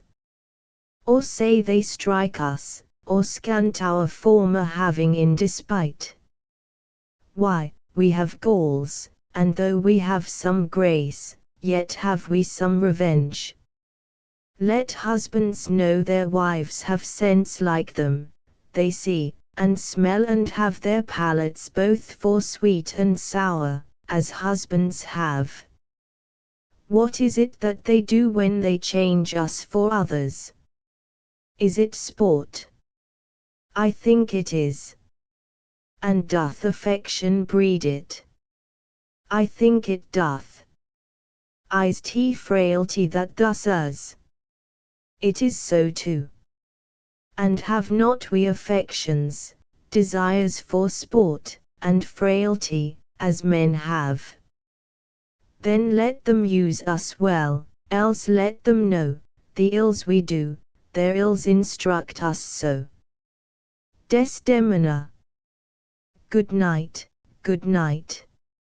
Heaven me such usage send, not to pick bad from bad, but by bad mend. Exeunt. Act V. Scene I. Cyprus. A street. Enter Iago and Roderigo. Iago. Here, stand behind this bulk. Straight will he come. Wear thy good rapier bare, and put it home. Quick, quick, fear nothing, I'll be at thy elbow. It makes us, or it mars us, think on that, and fix most firm thy resolution. Roderigo. Be near at hand, I may miscarry in Tiago. Here, at thy hand. Be bold, and take thy stand. Retires to a little distance. Roderigo. I have no great devotion to the deed, and yet he hath given me satisfying reasons. 'Tis but a man gone. Forth, my sword, he dies. Goes to his stand. Iago. I have rubbed this young quat almost to the sense, and he grows angry. Now, whether he kill Cassio, or Cassio him, or each do kill the other, every way makes my gain. Live Roderigo, he calls me to a restitution large of gold and jewels that I bobbed from him, as gifts to Desdemona. It must not be. If Cassio do remain, he hath a daily beauty in his life that makes me ugly. And besides, the Moor may unfold me to him, there stand I in much peril. No, he must die. But so, I hear him coming. Enter Cassio. Roderigo. I know his gait, 'tis he. Villain, thou diest. Rushes out, and makes a pass at Cassio. Cassio. That thrust had been mine enemy indeed, but that my coat is better than thou knowest. I will make proof of thine. Draws, and wounds Roderigo. Roderigo. Oh, I am slain. Iago rushes from his post, cuts Cassio behind in the leg, and exit. Cassio. I am maimed forever. Help, ho! Murder, murder! Falls. Enter Othello. Othello. The voice of Cassio. Iago keeps his word. Roderigo. Oh, villain that I am! Othello. It is even so. Cascio. Oh, help, ho.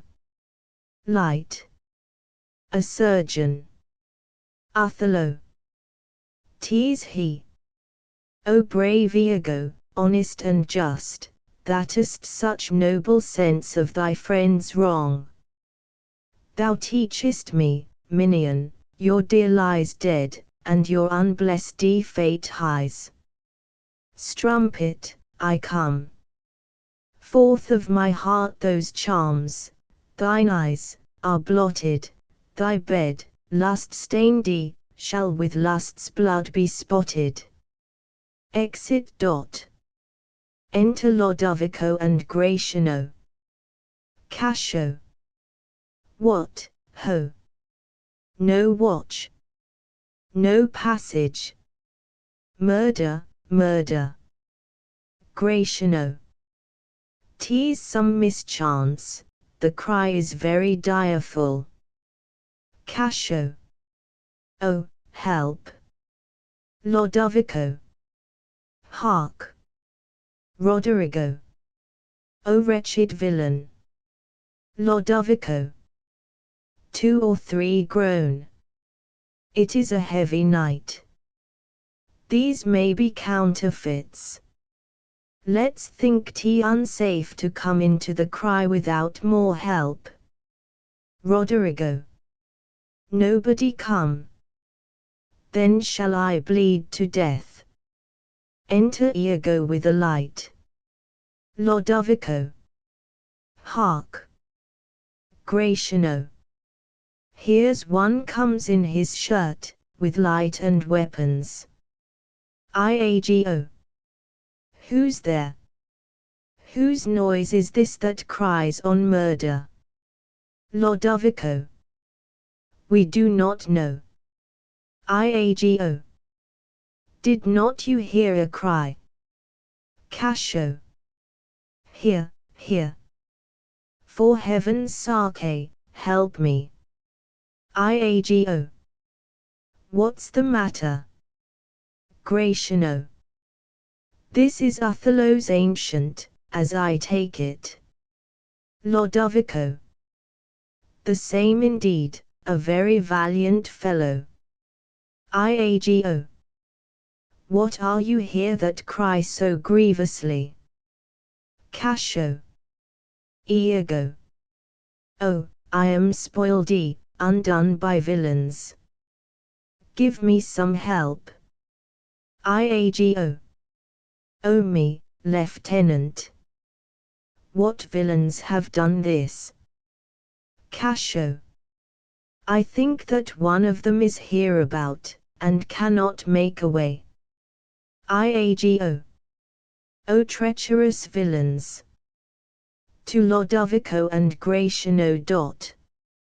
What are you there? Come in and give some help. Roderigo. Oh, help me here. Cascio. That's one of them. Iago. O murderous slave. O villain.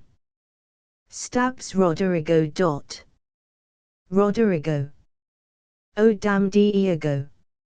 O inhuman dog. Iago. Kill men I the dark. Where be these bloody thieves? How silent is this town? Ho! Murder! Murder!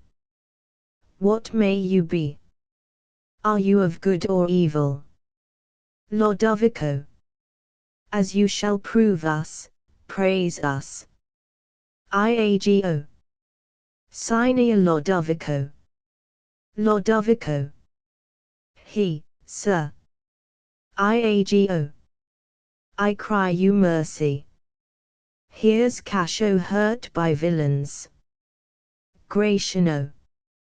Cascio. Iago. How is he, brother? Cascio. My leg is cut in two. Iago. Marry, heaven forbid. Light, gentlemen, I'll bind it with my shirt. Enter Bianca. Bianca. What is the matter, ho? Who is 't that cried? Iago. Who is 't that cried? Bianca. Oh my dear Cassio, my sweet Cassio. Oh Cassio, Cassio, Cassio. Iago. O notable strumpet. Cassio, may you suspect who they should be that have thus mangled you? Cassio. No. Gratiano. I am sorry to find you thus, I have been to seek you. Iago. Lend me a garter. So for a chair, to bear him easily hence. Bianca. Alas, he faints. O Cassio, Cassio, Cassio. Iago. Gentlemen all, I do suspect this trash to be a party in this injury. Patience a while, good Cassio. Come, come, lend me a light. Know we this face or no? Alas, my friend and my dear countryman Roderigo. No. Yes, sure, O heaven. Roderigo. Gratiano. What, of Venice? Iago. Even he, sir. Did you know him? Gratiano. Know him.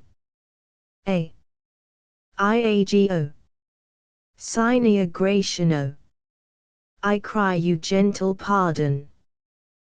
These bloody accidents must excuse my manners, that so neglected you. Gratiano. I am glad to see you. Iago. How do you, Cassio? Oh, a chair, a chair. Gratiano. Roderigo. Iago. Tease he. A chair brought in. Oh, that's well said, the chair. Some good man bear him carefully from hence, I'll fetch the general surgeon. To Bianca, for you, mistress, save you your labor. He that lies slain here, Cassio, was my dear friend. What malice was between you? Cassio. None in the world. Nor do I know the man. Iago. To Bianca. What, look you pale, oh, bear him out o' the air. Cassio and Roderigo are borne off. Stay you, good gentleman. Look you pale, mistress. Do you perceive the ghastness of her eye? Nay, if you stare, we shall hear more anon. Behold her well. I pray you, look upon her. Do you see, gentlemen? Nay, guiltiness will speak though tongues were out of use. Enter Emilia. Emilia. Lass, what's the matter? What's the matter, husband? Iago. Cassio hath here been set on in the dark by Roderigo, and fellows that are scapti. He's almost slain, and Roderigo dead. Emilia. Alas, good gentleman. Alas, good Cassio. Iago. This is the fruit of whoring. Prithee, Emilia, go know of Cassio where he supped tonight. What, do you shake at that? Bianca. He supped at my house, but I therefore shake not. Iago. Oh, did he so? I charge you go with me. Emilia. Fie, fie upon thee, strumpet. Bianca. I am no strumpet, but of life as honest as you that thus abuse me. Emilia. As I. For. Fie upon thee. Iago. Kind gentleman, let's go see poor Cassio dressed.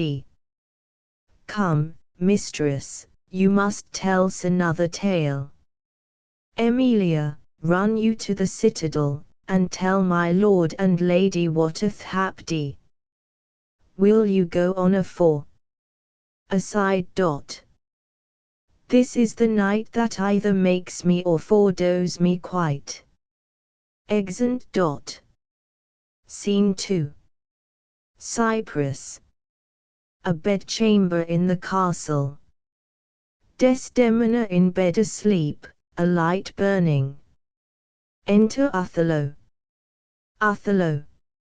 It is the cause, my soul, let me not name it to you, you chaste stars. It is the cause. Yet I'll not shed her blood, nor scar that whiter skin of hers than snow, and smooth as monumental alabaster. Yet she must die, else she'll betray more men. Put out the light, and then put out the light, if I quench thee, thou flaming minister, I can again thy former light restore, should I repent me. But once put out thy light, thou cunning pattern of excelling nature, I know not where is that Promethean heat that can thy light relume. When I have plucked thy rose, I cannot give it vital growth again, it must needs wither. I'll smell it on the tree. Kissing her.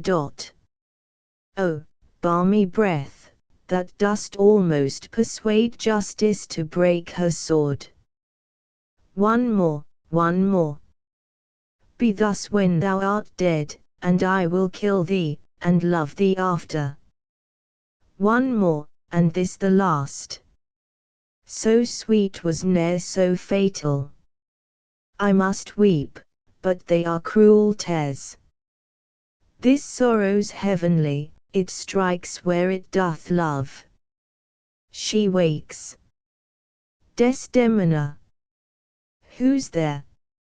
Othello. Othello. Desdemona. Desdemona. Will you come to bed, my lord? Othello. Have you prayed tonight, Desdemona? Desdemona. My lord.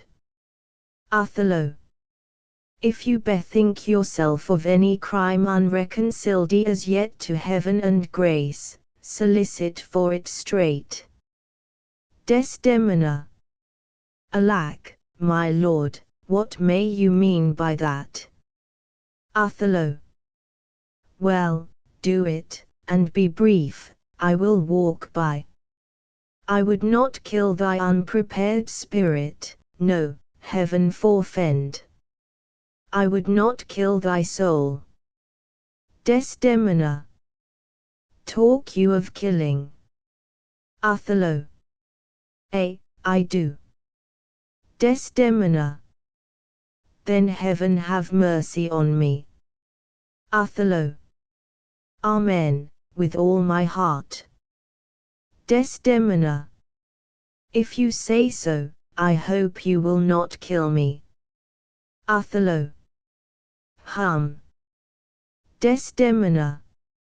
And yet I fear you, for you are fatal then when your eyes roll so. Why I should fear I know not, since guiltiness I know not, but yet I feel I fear. Othello. Think on thy sins. Desdemona. They are loves I bear to you. Othello. And for that thou diest. Desdemona. That death's unnatural that kills for loving. Alas, why gnaw you so your nether lip? Some bloody passion shakes your very frame. These are portents, but yet I hope, they do not point on me. Othello. Peace, and be still. Desdemona. I will so. What's the matter? Othello. That handkerchief which I so loved and gave thee, thou gavest to Cassio. Desdemona. No, by my life and soul. Send for the man and ask him. Othello. Sweet soul, take heed of perjury, thou art he on thy deathbed.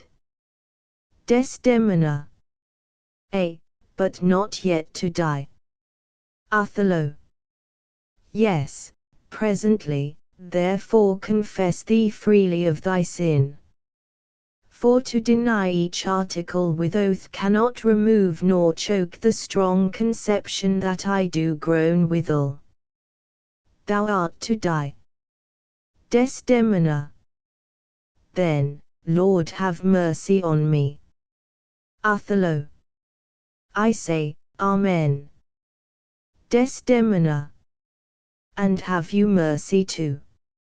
I never did offend you in my life, never loved Cassio but with such general warranty of heaven as I might love. I never gave him token. Othello. By heaven, I saw my handkerchief in hand. O perjured woman, thou dost stone my heart, and makest me call what I intend to do a murder, which I thought a sacrifice. I saw the handkerchief. Desdemona. He found it then. I never gave it him. Send for him hither. Let him confess a truth. Othello. He hath confessed. Desdemona. What, my lord? Othello. That he hath us thee. Desdemona. How? Unlawfully. Othello. Desdemona. He will not say so. Othello. No, his mouth is stopped. Honest goeth in order for Desdemona. Oh, my fear interprets. What, is he dead? Othello. Had all his hairs been lives, my great revenge had stomach for them all. Desdemona. Alas, he is betrayed, and I undone. Othello. Out, strumpet.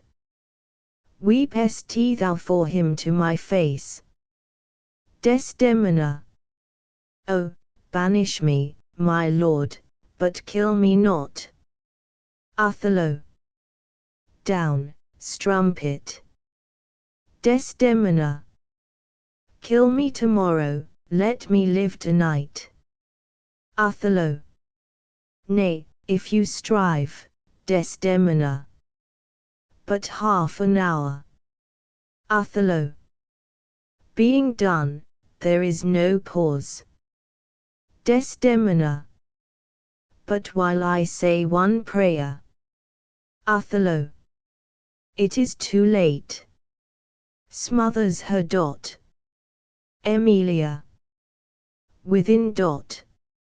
My lord, my lord. What, ho? My lord, my lord. Othello. What noise is this? Not dead. Not yet quite dead. I that am cruel am yet merciful, I would not have thee linger in thy pain. So. Emilia. Within. What, ho? My lord, my lord. Othello. Who's there? Emilia. Within. Oh, good my lord, I would speak a word with you. Othello. Yes. 'Tis Emilia, by and by. She's dead. 'Tis like she comes to speak of Cassio's death. The noise was high. Ha! No more moving. Still as the grave. Shall she come in? Wert he good? I think she stirs again. No. What's best to do? If she come in, she'll sure speak to my wife. My wife. My wife. What wife? I have no wife. Oh, insupportable. Oh, heavy hour. Methinks it should be now a huge eclipse of sun and moon, and that the affrighted globe should yawn at alteration. Emilia. Within. I do beseech you that I may speak with you, oh, good my lord. Othello. I had forgot thee. Oh, come in, Emilia. Soft, by and by, let me the curtains draw. Where art thou? Unlocks the door. Enter Emilia. What's the matter with thee now? Emilia. Oh, my good lord, yonder's foul murder's done.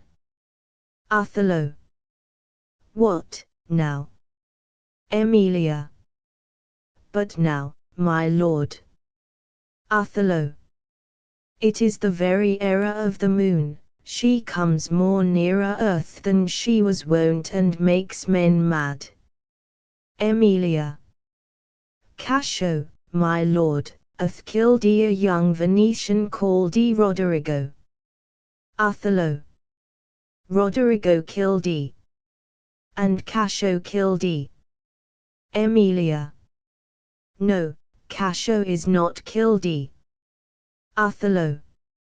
Not Cassio killed Then murder's out of tune, and sweet revenge grows harsh. Desdemona. Oh, falsely, falsely murdered Emilia. Alas, what cry is that? Othello. That. What? Emilia. Out, and alas. That was my lady's voice. Help. Help, ho. Help.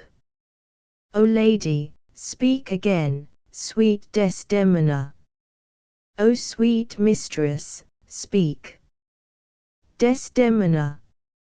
A guiltless death I die. Emilia. Oh, who hath done this deed? Desdemona. Nobody, I myself. Farewell. Commend me to my kind lord. Oh, farewell. She dies. Othello. Why, how should she be murdered? Emilia. Alas, who knows? Othello. You heard her say herself, it was not I. Emilia. She said so. I must needs report the truth. Othello. She's like a liar, gone to burning hell. 'Twas I that killed her. Emilia. Oh, the more angel she, and you the blacker devil. Othello. She turned to folly, and she was a whore. Emilia. Thou dost belie her, and thou art a devil. Othello. She was false as water. Emilia. Thou art rash as fire, to say that she was false. Oh, she was heavenly true. Othello. Cassio did top her, ask thy husband else. Oh, I were damned beneath all depth in hell, but that I did proceed upon just grounds to this extremity. Thy husband knew it all. Emilia. My husband. Othello. Thy husband. Emilia. That she was false to wedlock. Othello. With Cassio. Nay, had she been true, if heaven would make me such another world of one entire and perfect chrysolite, I'd not have sold her for it. Emilia. My husband. Othello. 'Twas he that told me first. An honest man he is, and hates the slime that sticks on filthy deeds. Emilia. My husband. Othello. What needs this iterance, woman? I say thy husband. Emilia.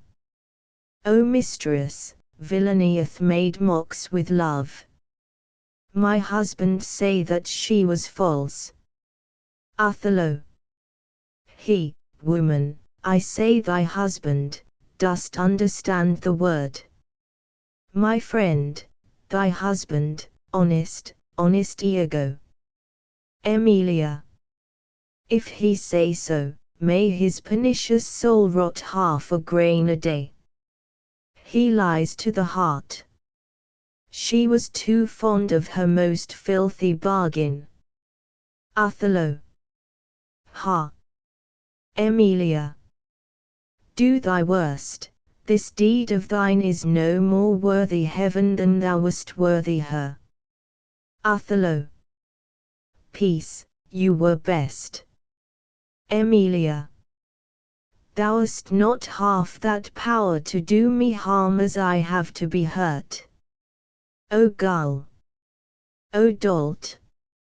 As ignorant as dirt. Thou hast done a deed, I care not for thy sword, I'll make thee known, though I lost 20 lives. Help! Help, ho! Help! The Moor hath killed my mistress. Murder, murder! Enter Montano, Gratiano and Iago. Montano. What is the matter? How now, General? Emilia. Oh, are you come, Iago?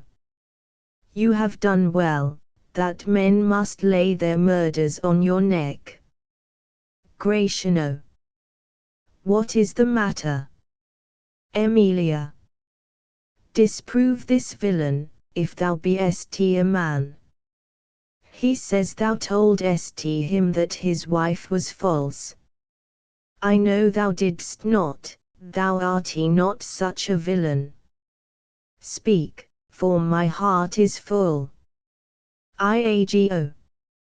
I told him what I thought, and told no more than what he found himself was apt and true. Emilia. But did you ever tell him she was false? Iago. I did. Emilia. You told a lie, an odious, damned lie, upon my soul, a lie, a wicked lie. She false with Cassio. Did you say with Cassio? Iago. With Cassio, mistress. Go to, charm your tongue. Emilia.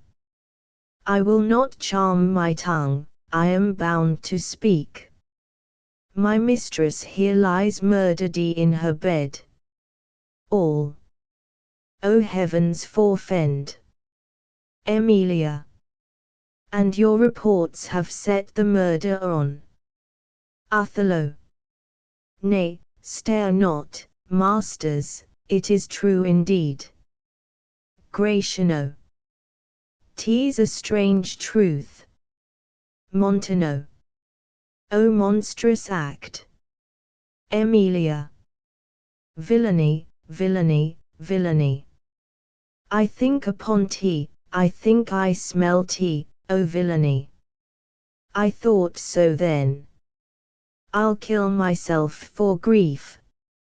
O villainy, villainy. IAGO. What, are you mad? I charge you, get you home. Emilia. Good gentleman, let me have leave to speak. 'Tis proper I obey him, but not now. Perchance, Iago, I will ne'er go home. Othello. Oh, oh, oh. Hanging over his wife. Emilia. Nay, lay thee down and roar, for thou'st killed the sweetest innocent that e'er did lift up eye. Othello. Rising. Oh, she was foul. I scarce did know you, uncle. There lies your niece, whose breath indeed these hands have newly stopped.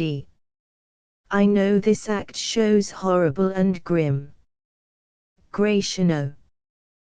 Poor Desdemona. I am glad thy father's dead.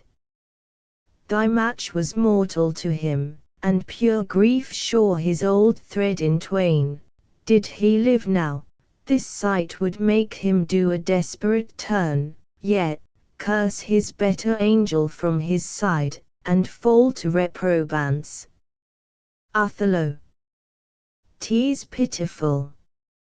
But yet Iago knows that she with Cassio hath the act of shame 1,000 times committed. Cassio confessed it, and she did gratify his amorous works with that recognizance and pledge of love which I first gave her. I saw it in his hand. It was a handkerchief, an antique token my father gave my mother. Emilia. O heaven! O heavenly powers! IAGO. Come, hold your peace. Emilia. 'Twill out, 'twill out. I peace. No, I will speak as liberal as the north. Let heaven and men and devils, let them all, cry shame against me, yet I'll speak. IAGO. Be wise, and get you home. Emilia. I will not. Iago offers to stab his wife. Gratiano. Fie! Your sword upon a woman. Emilia. O thou dull Moor, that handkerchief thou speakest of I found by fortune and did give my husband, for often with a solemn earnestness, more than indeed belonged to such a trifle, he begged of me to steal it. IAGO. Villainous whore. Emilia. She give it Cassio. No, alas, I found it, and I did give my husband. IAGO.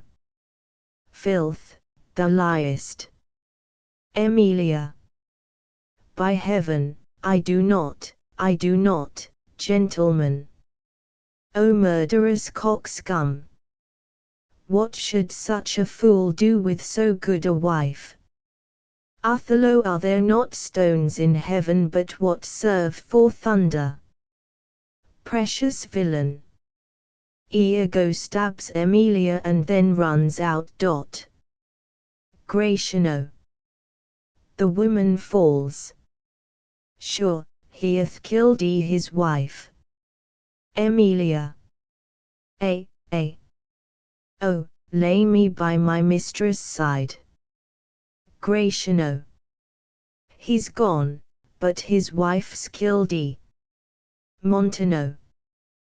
'Tis a notorious villain. Take you this weapon, which I have here recovered from the Moor. Come, guard the door without, let him not pass, but kill him rather. I'll after that same villain, for 'tis a damned slave. Exit Montano and Gratiano. Othello. I am not valiant neither, but every puny whipster gets my sword. But why should honor outlive honesty? Let it go all. Emilia. What did thy song bode, lady? Hark, canst thou hear me? I will play the swan, and die in music. Sings. Willow, willow, willow. Moor, she was chaste. She loved thee, cruel Moor, so come my soul to bliss, as I speak true, so speaking as I think, I die, I die. She dies. Othello. I have another weapon in this chamber, it is a sword of Spain, the Icebrook's temper. Oh, here it is. Uncle, I must come forth. Gratiano. Within. If thou attempt it, it will cost thee dear, thou hast no weapon, and perforce must suffer. Othello. Look in upon me then, and speak with me, or, naked as I am, I will assault thee. Enter Gratiano. Gratiano. What is the matter? Othello. Behold, I have a weapon. A better never did itself sustain upon a soldier's thigh. I have seen the day that with this little arm and this good sword I have made my way through more impediments than 20 times your stop. But, O vain boast! Who can control his fate? 'Tis not so now. Be not afraid, though you do see me weaponed. Here is my journey's end, here is my butt, and very sea mark of my utmost sail. Do you go back dismayed? 'Tis a lost fear. Man but a rush against Othello's breast, and he retires. Where should Othello go? Now, how dost thou look now? O ill-starred wench, pale as thy smock, when we shall meet at Kent, this look of thine will hurl my soul from heaven, and fiends will snatch at it. Cold, cold, my girl. Even like thy chastity. O cursed, cursed slave! Whip me, ye devils, from the possession of this heavenly sight. Blow me about in winds, roast me in sulphur, wash me in steep down gulfs of liquid fire. O Desdemon! Dead, Desdemon! Dead! Oh, oh! Enter Lodovico, Montano, Cascio carried in a chair, and officers with Iago prisoner. Lodovico. Where is this rash and most unfortunate man? Othello. That's he, that was Othello. Here I am. Lodovico. Where is that viper? Bring the villain forth. Othello. I look down towards his feet, but that's a fable. If that thou be'st a devil, I cannot kill thee. Wounds Iago. Lodovico.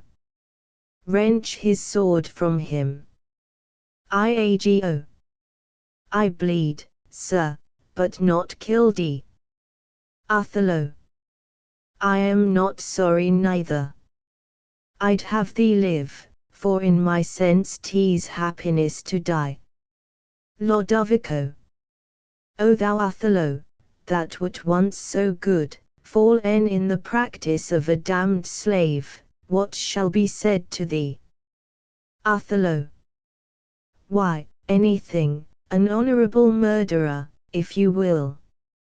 For naught did I in hate, but all in honor. Lodovico. This wretcheth part confessed his villainy. Did you and he consent in Cassio's death?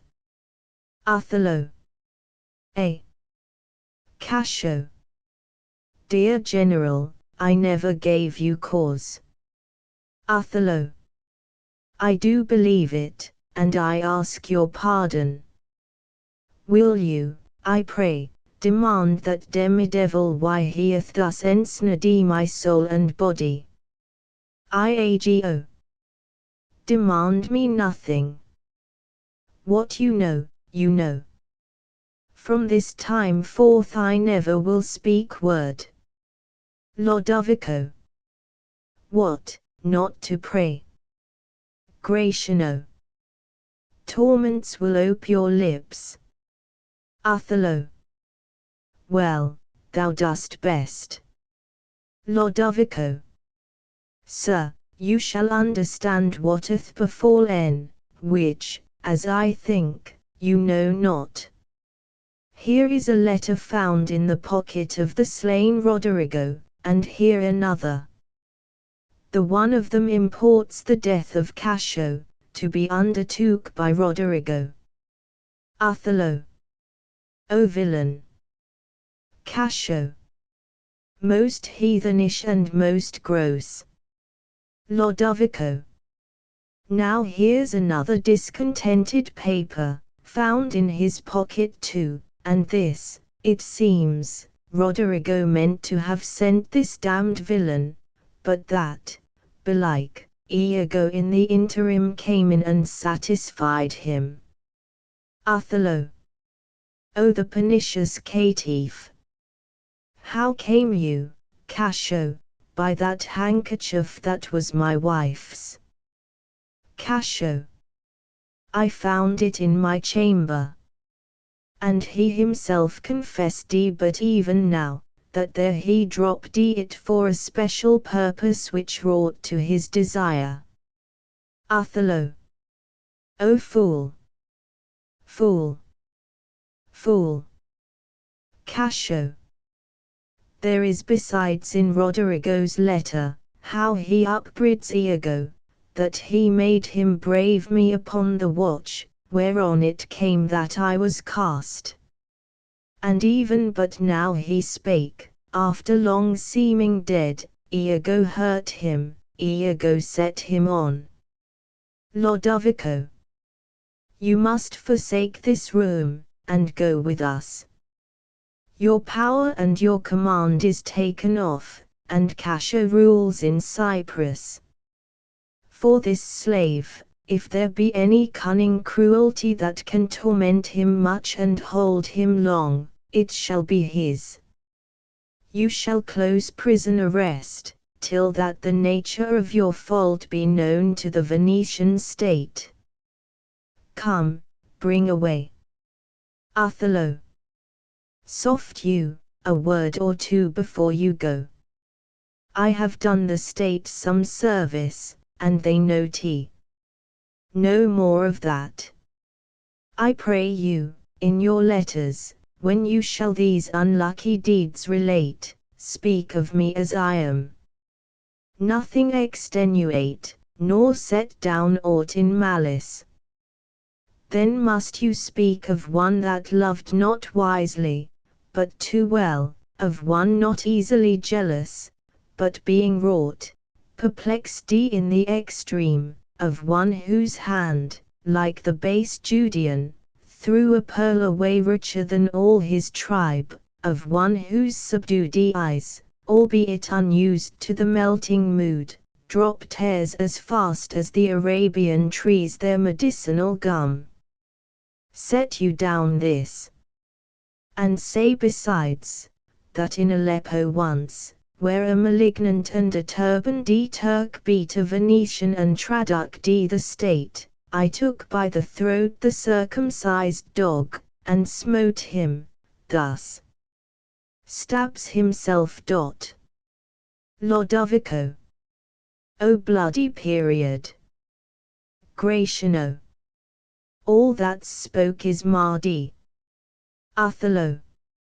I kissed thee ere I killed thee. No way but this, killing myself, to die upon a kiss. Falling upon Desdemona. Cassio. This did I fear, but thought he had no weapon, for he was great of heart. Lodovico. To Iago. O Spartan dog, more fell than anguish, hunger, or the sea, look on the tragic loading of this bed. This is thy work. The object poisons sight, let it be hid. Gratiano, keep the house, and seize upon the fortunes of the Moor, for they succeed on you. To you, Lord Governor, remains the censure of this hellish villain. The time, the place, the torture, oh, enforce it. Myself will straight aboard, and to the state this heavy act with heavy heart relate. Exeunt. ****** End of the project Gutenberg ebook Othello, The Moor of Venice ******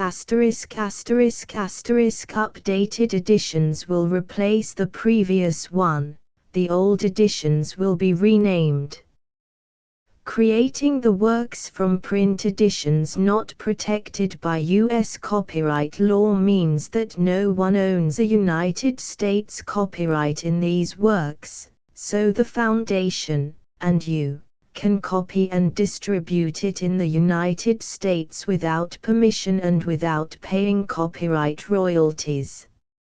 Special rules, set forth in the general terms of use part of this license, apply to copying and distributing Project Gutenberg trademark symbol electronic works to protect the Project Gutenberg trademark symbol concept and trademark.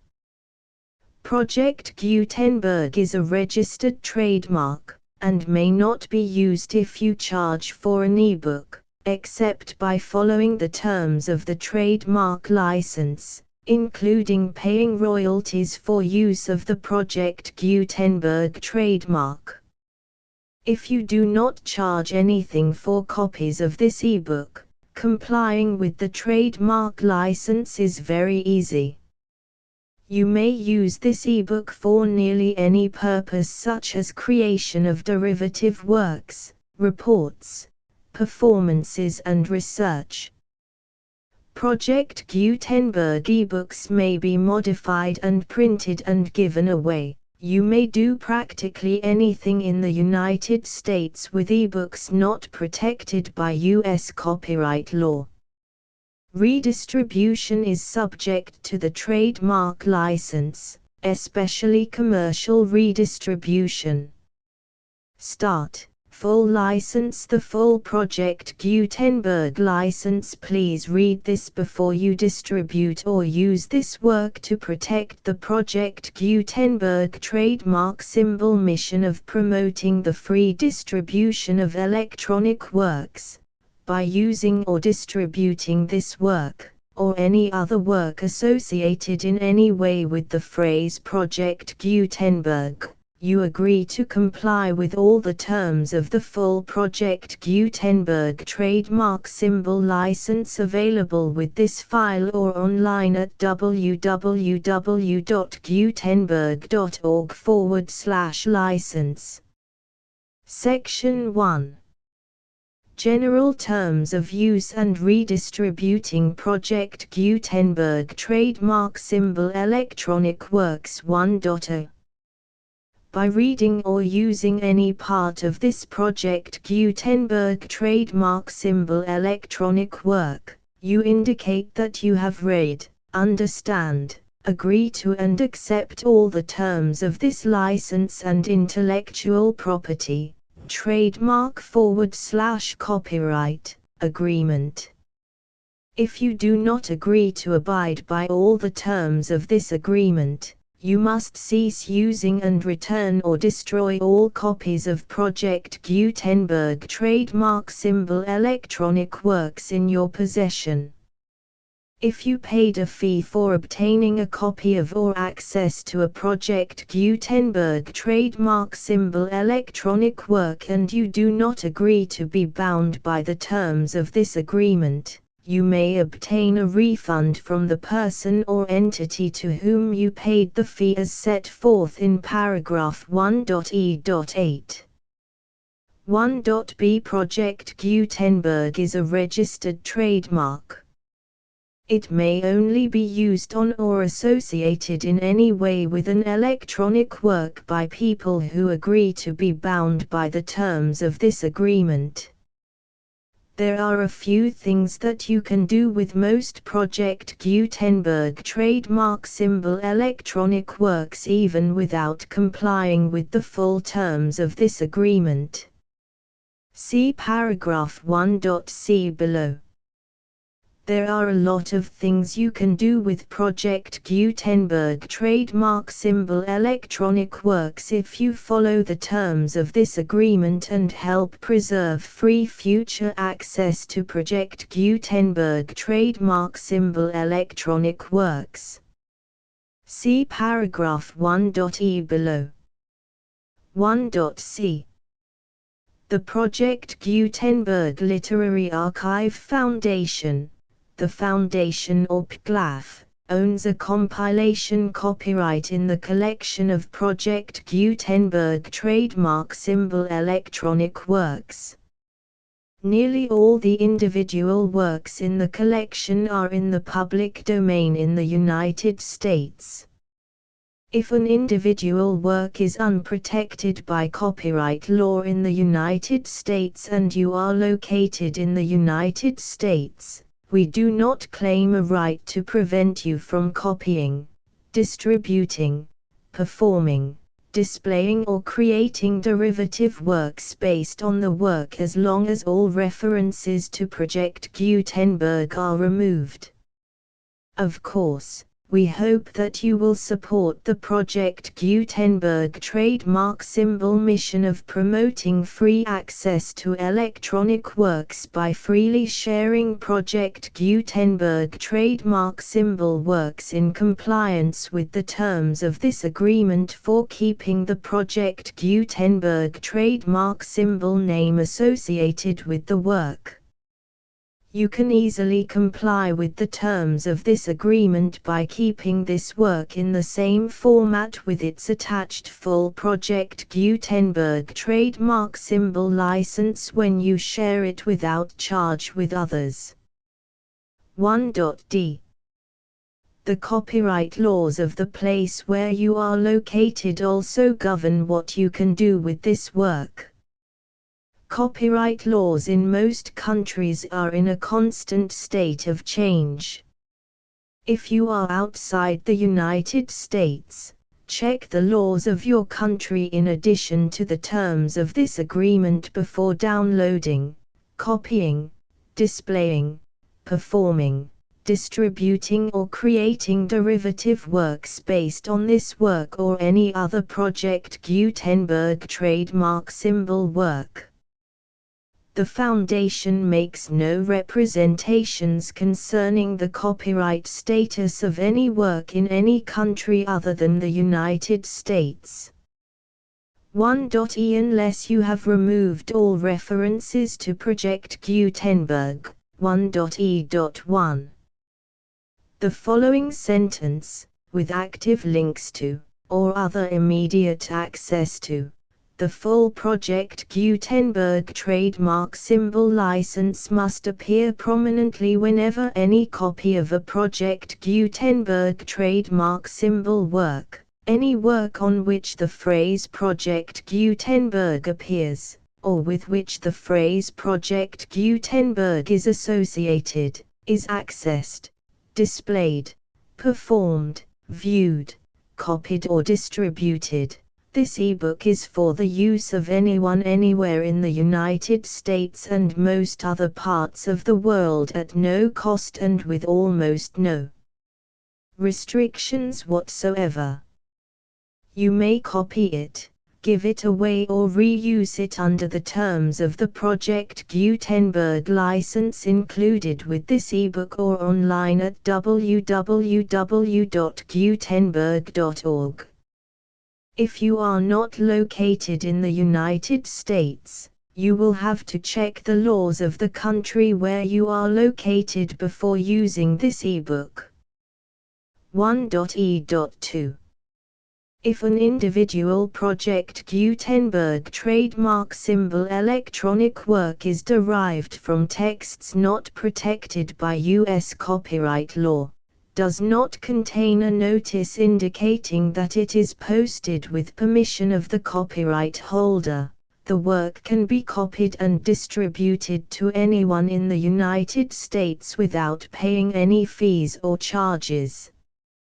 If you are redistributing or providing access to a work with the phrase Project Gutenberg associated with or appearing on the work, you must comply either with the requirements of paragraphs 1.e.1 through 1.e.7 or obtain permission for the use of the work and the Project Gutenberg trademark symbol trademark as set forth in paragraphs 1.e.8 or 1.e.9.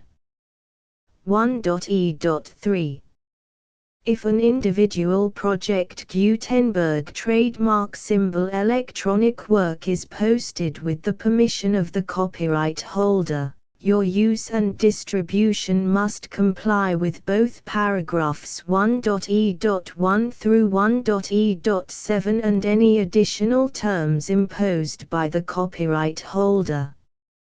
Additional terms will be linked to the Project Gutenberg trademark symbol license for all works posted with the permission of the copyright holder found at the beginning of this work. 1.e.4 Do not unlink or detach or remove the full Project Gutenberg trademark symbol license terms from this work, or any files containing a part of this work or any other work associated with Project Gutenberg trademark symbol. 1.e.5 Do not copy, display, perform, distribute or redistribute this electronic work, or any part of this electronic work, without prominently displaying the sentence set forth in paragraph 1.e.1 with active links or immediate access to the full terms of the Project Gutenberg trademark symbol license. 1.e.6 You may convert to and distribute this work in any binary, compressed, marked up, non-proprietary or proprietary form, including any word processing or hypertext form. However, if you provide access to or distribute copies of a Project Gutenberg trademark symbol work in a format other than plain vanilla ASCII or other format used in the official version posted on the official Project Gutenberg trademark symbol website, www.gutenberg.org, you must, at no additional cost, fee or expense to the user, provide a copy, a means of exporting a copy, or a means of obtaining a copy upon request, of the work in its original plain vanilla ASCII or other form. Any alternate format must include the full Project Gutenberg trademark symbol license as specified in paragraph 1.e.1.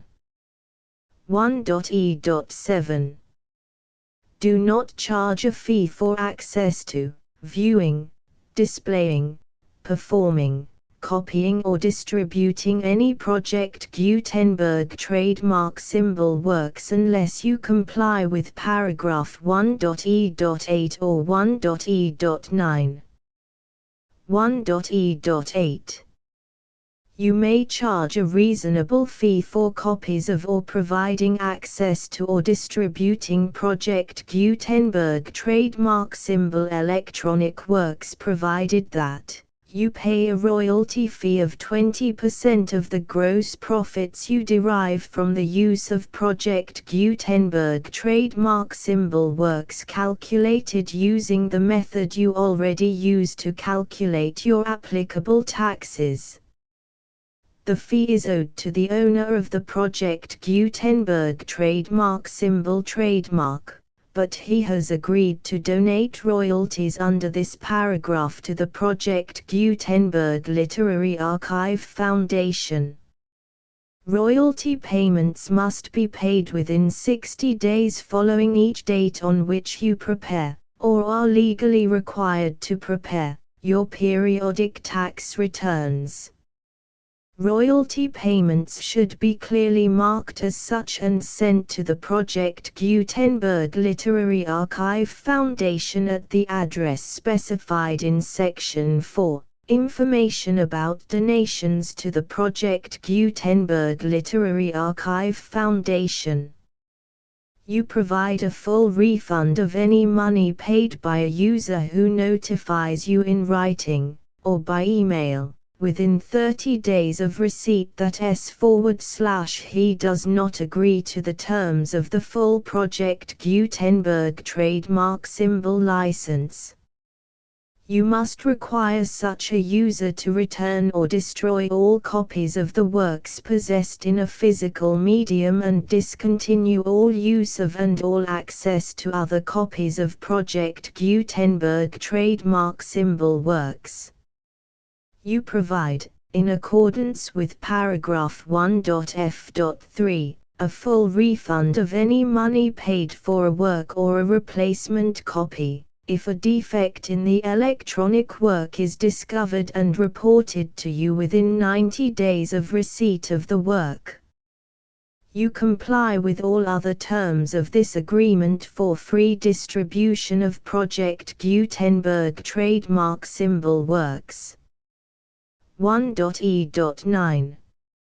If you wish to charge a fee or distribute a Project Gutenberg trademark symbol electronic work or group of works on different terms than are set forth in this agreement, you must obtain permission in writing from the Project Gutenberg Literary Archive Foundation, the manager of the Project Gutenberg trademark symbol trademark.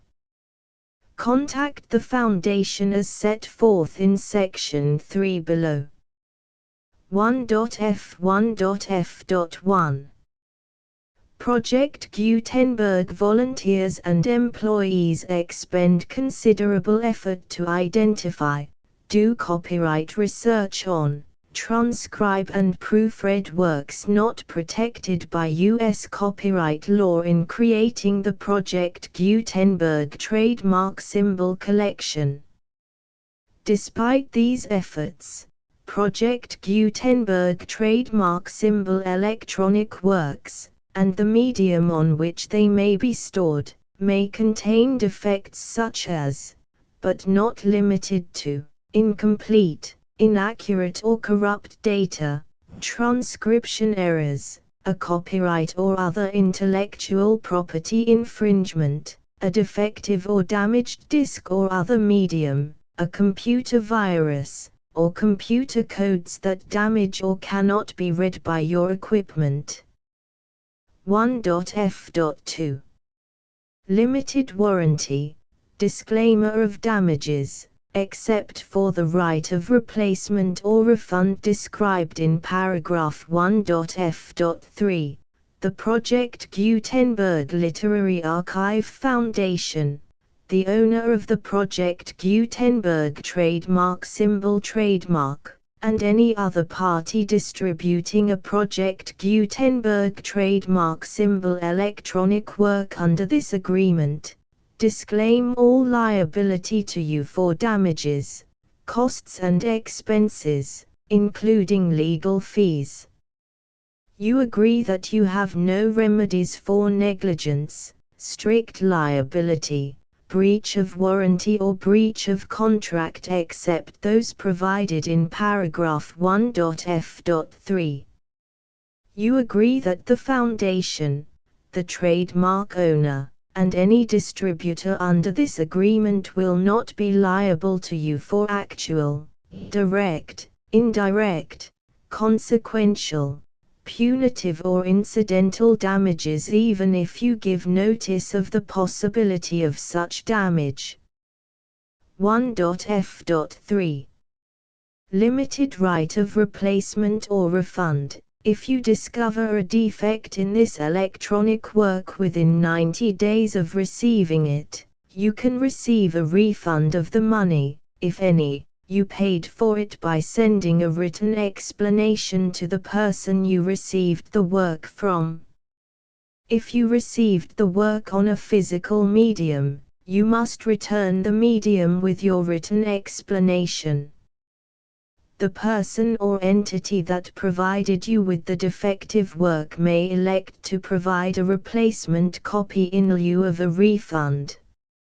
If you received the work electronically, the person or entity providing it to you may choose to give you a second opportunity to receive the work electronically in lieu of a refund. If the second copy is also defective, you may demand a refund in writing without further opportunities to fix the problem.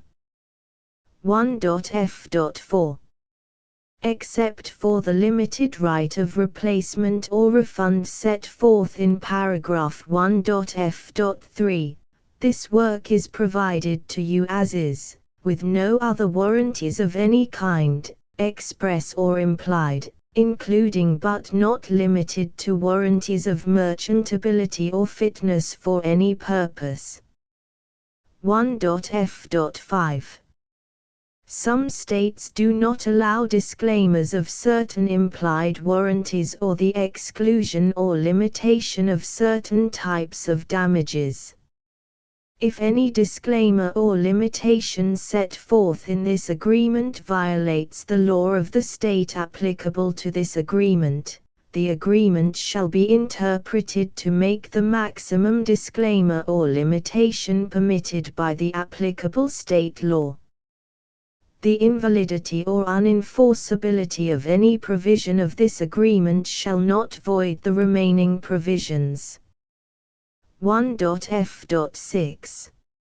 Indemnity. You agree to indemnify and hold the foundation, the trademark owner, any agent or employee of the foundation, anyone providing copies of Project Gutenberg trademark symbol electronic works in accordance with this agreement, and any volunteers associated with the production, promotion and distribution of Project Gutenberg trademark symbol electronic works, harmless from all liability, costs and expenses, including legal fees, that arise directly or indirectly from any of the following which you do or cause to occur.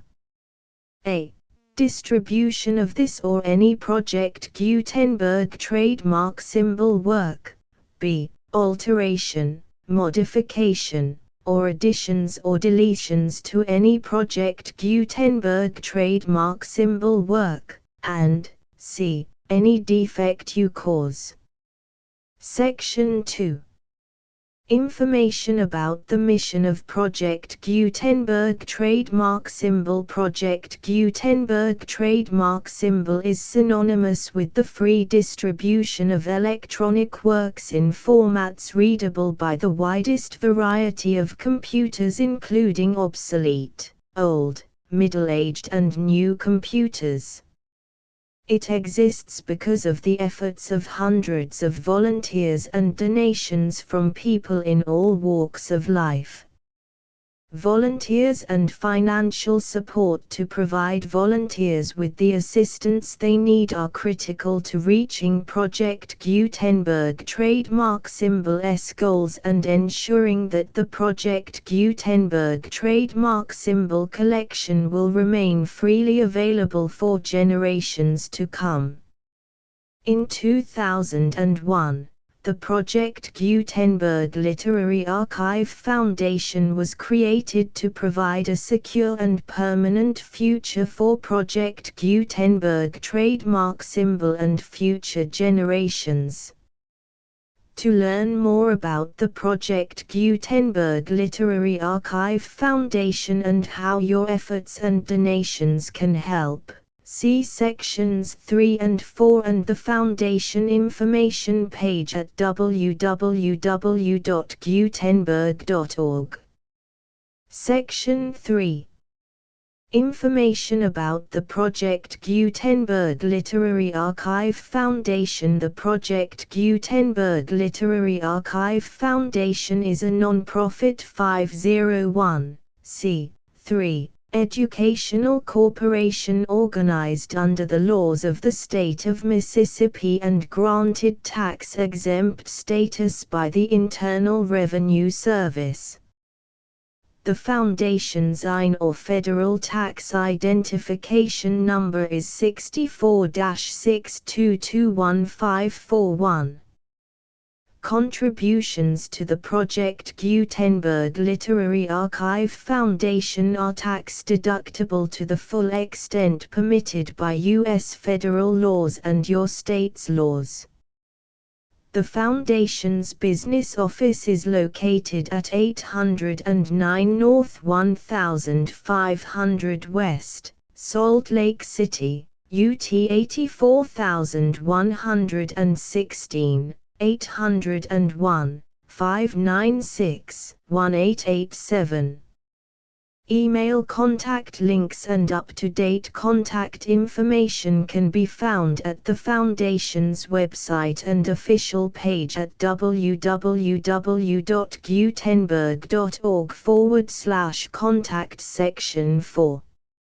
Information about donations to the Project Gutenberg Literary Archive Foundation. Project Gutenberg trademark symbol depends upon and cannot survive without widespread public support and donations to carry out its mission of increasing the number of public domain and licensed works that can be freely distributed in machine-readable form accessible by the widest array of equipment including outdated equipment.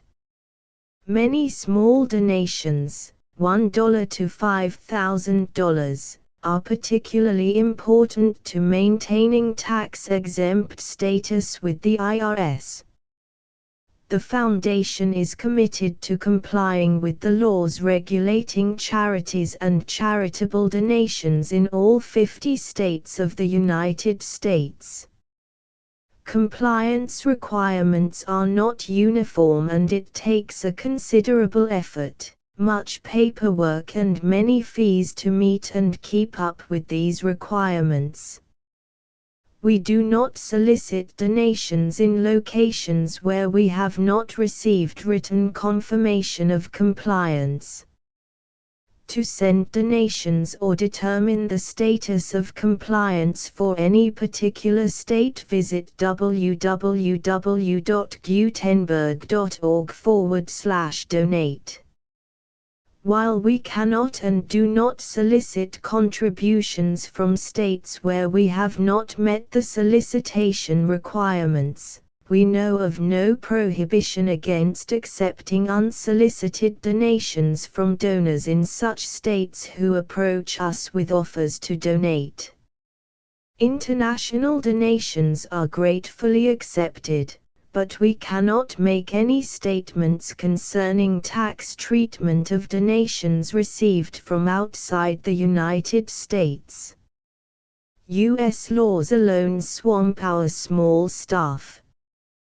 Please check the Project Gutenberg web pages for current donation methods and addresses. Donations are accepted in a number of other ways including checks, online payments and credit card donations. To donate, please visit www.gutenberg.org/donate. Section 5. General information about Project Gutenberg trademark symbol electronic works. Professor Michael S. Hart was the originator of the Project Gutenberg trademark symbol concept of a library of electronic works that could be freely shared with anyone. For 40 years, he produced and distributed Project Gutenberg trademark symbol ebooks with only a loose network of volunteer support. Project Gutenberg trademark symbol ebooks are often created from several printed editions, all of which are confirmed as not protected by copyright in the US unless a copyright notice is included. Thus, we do not necessarily keep ebooks in compliance with any particular paper edition.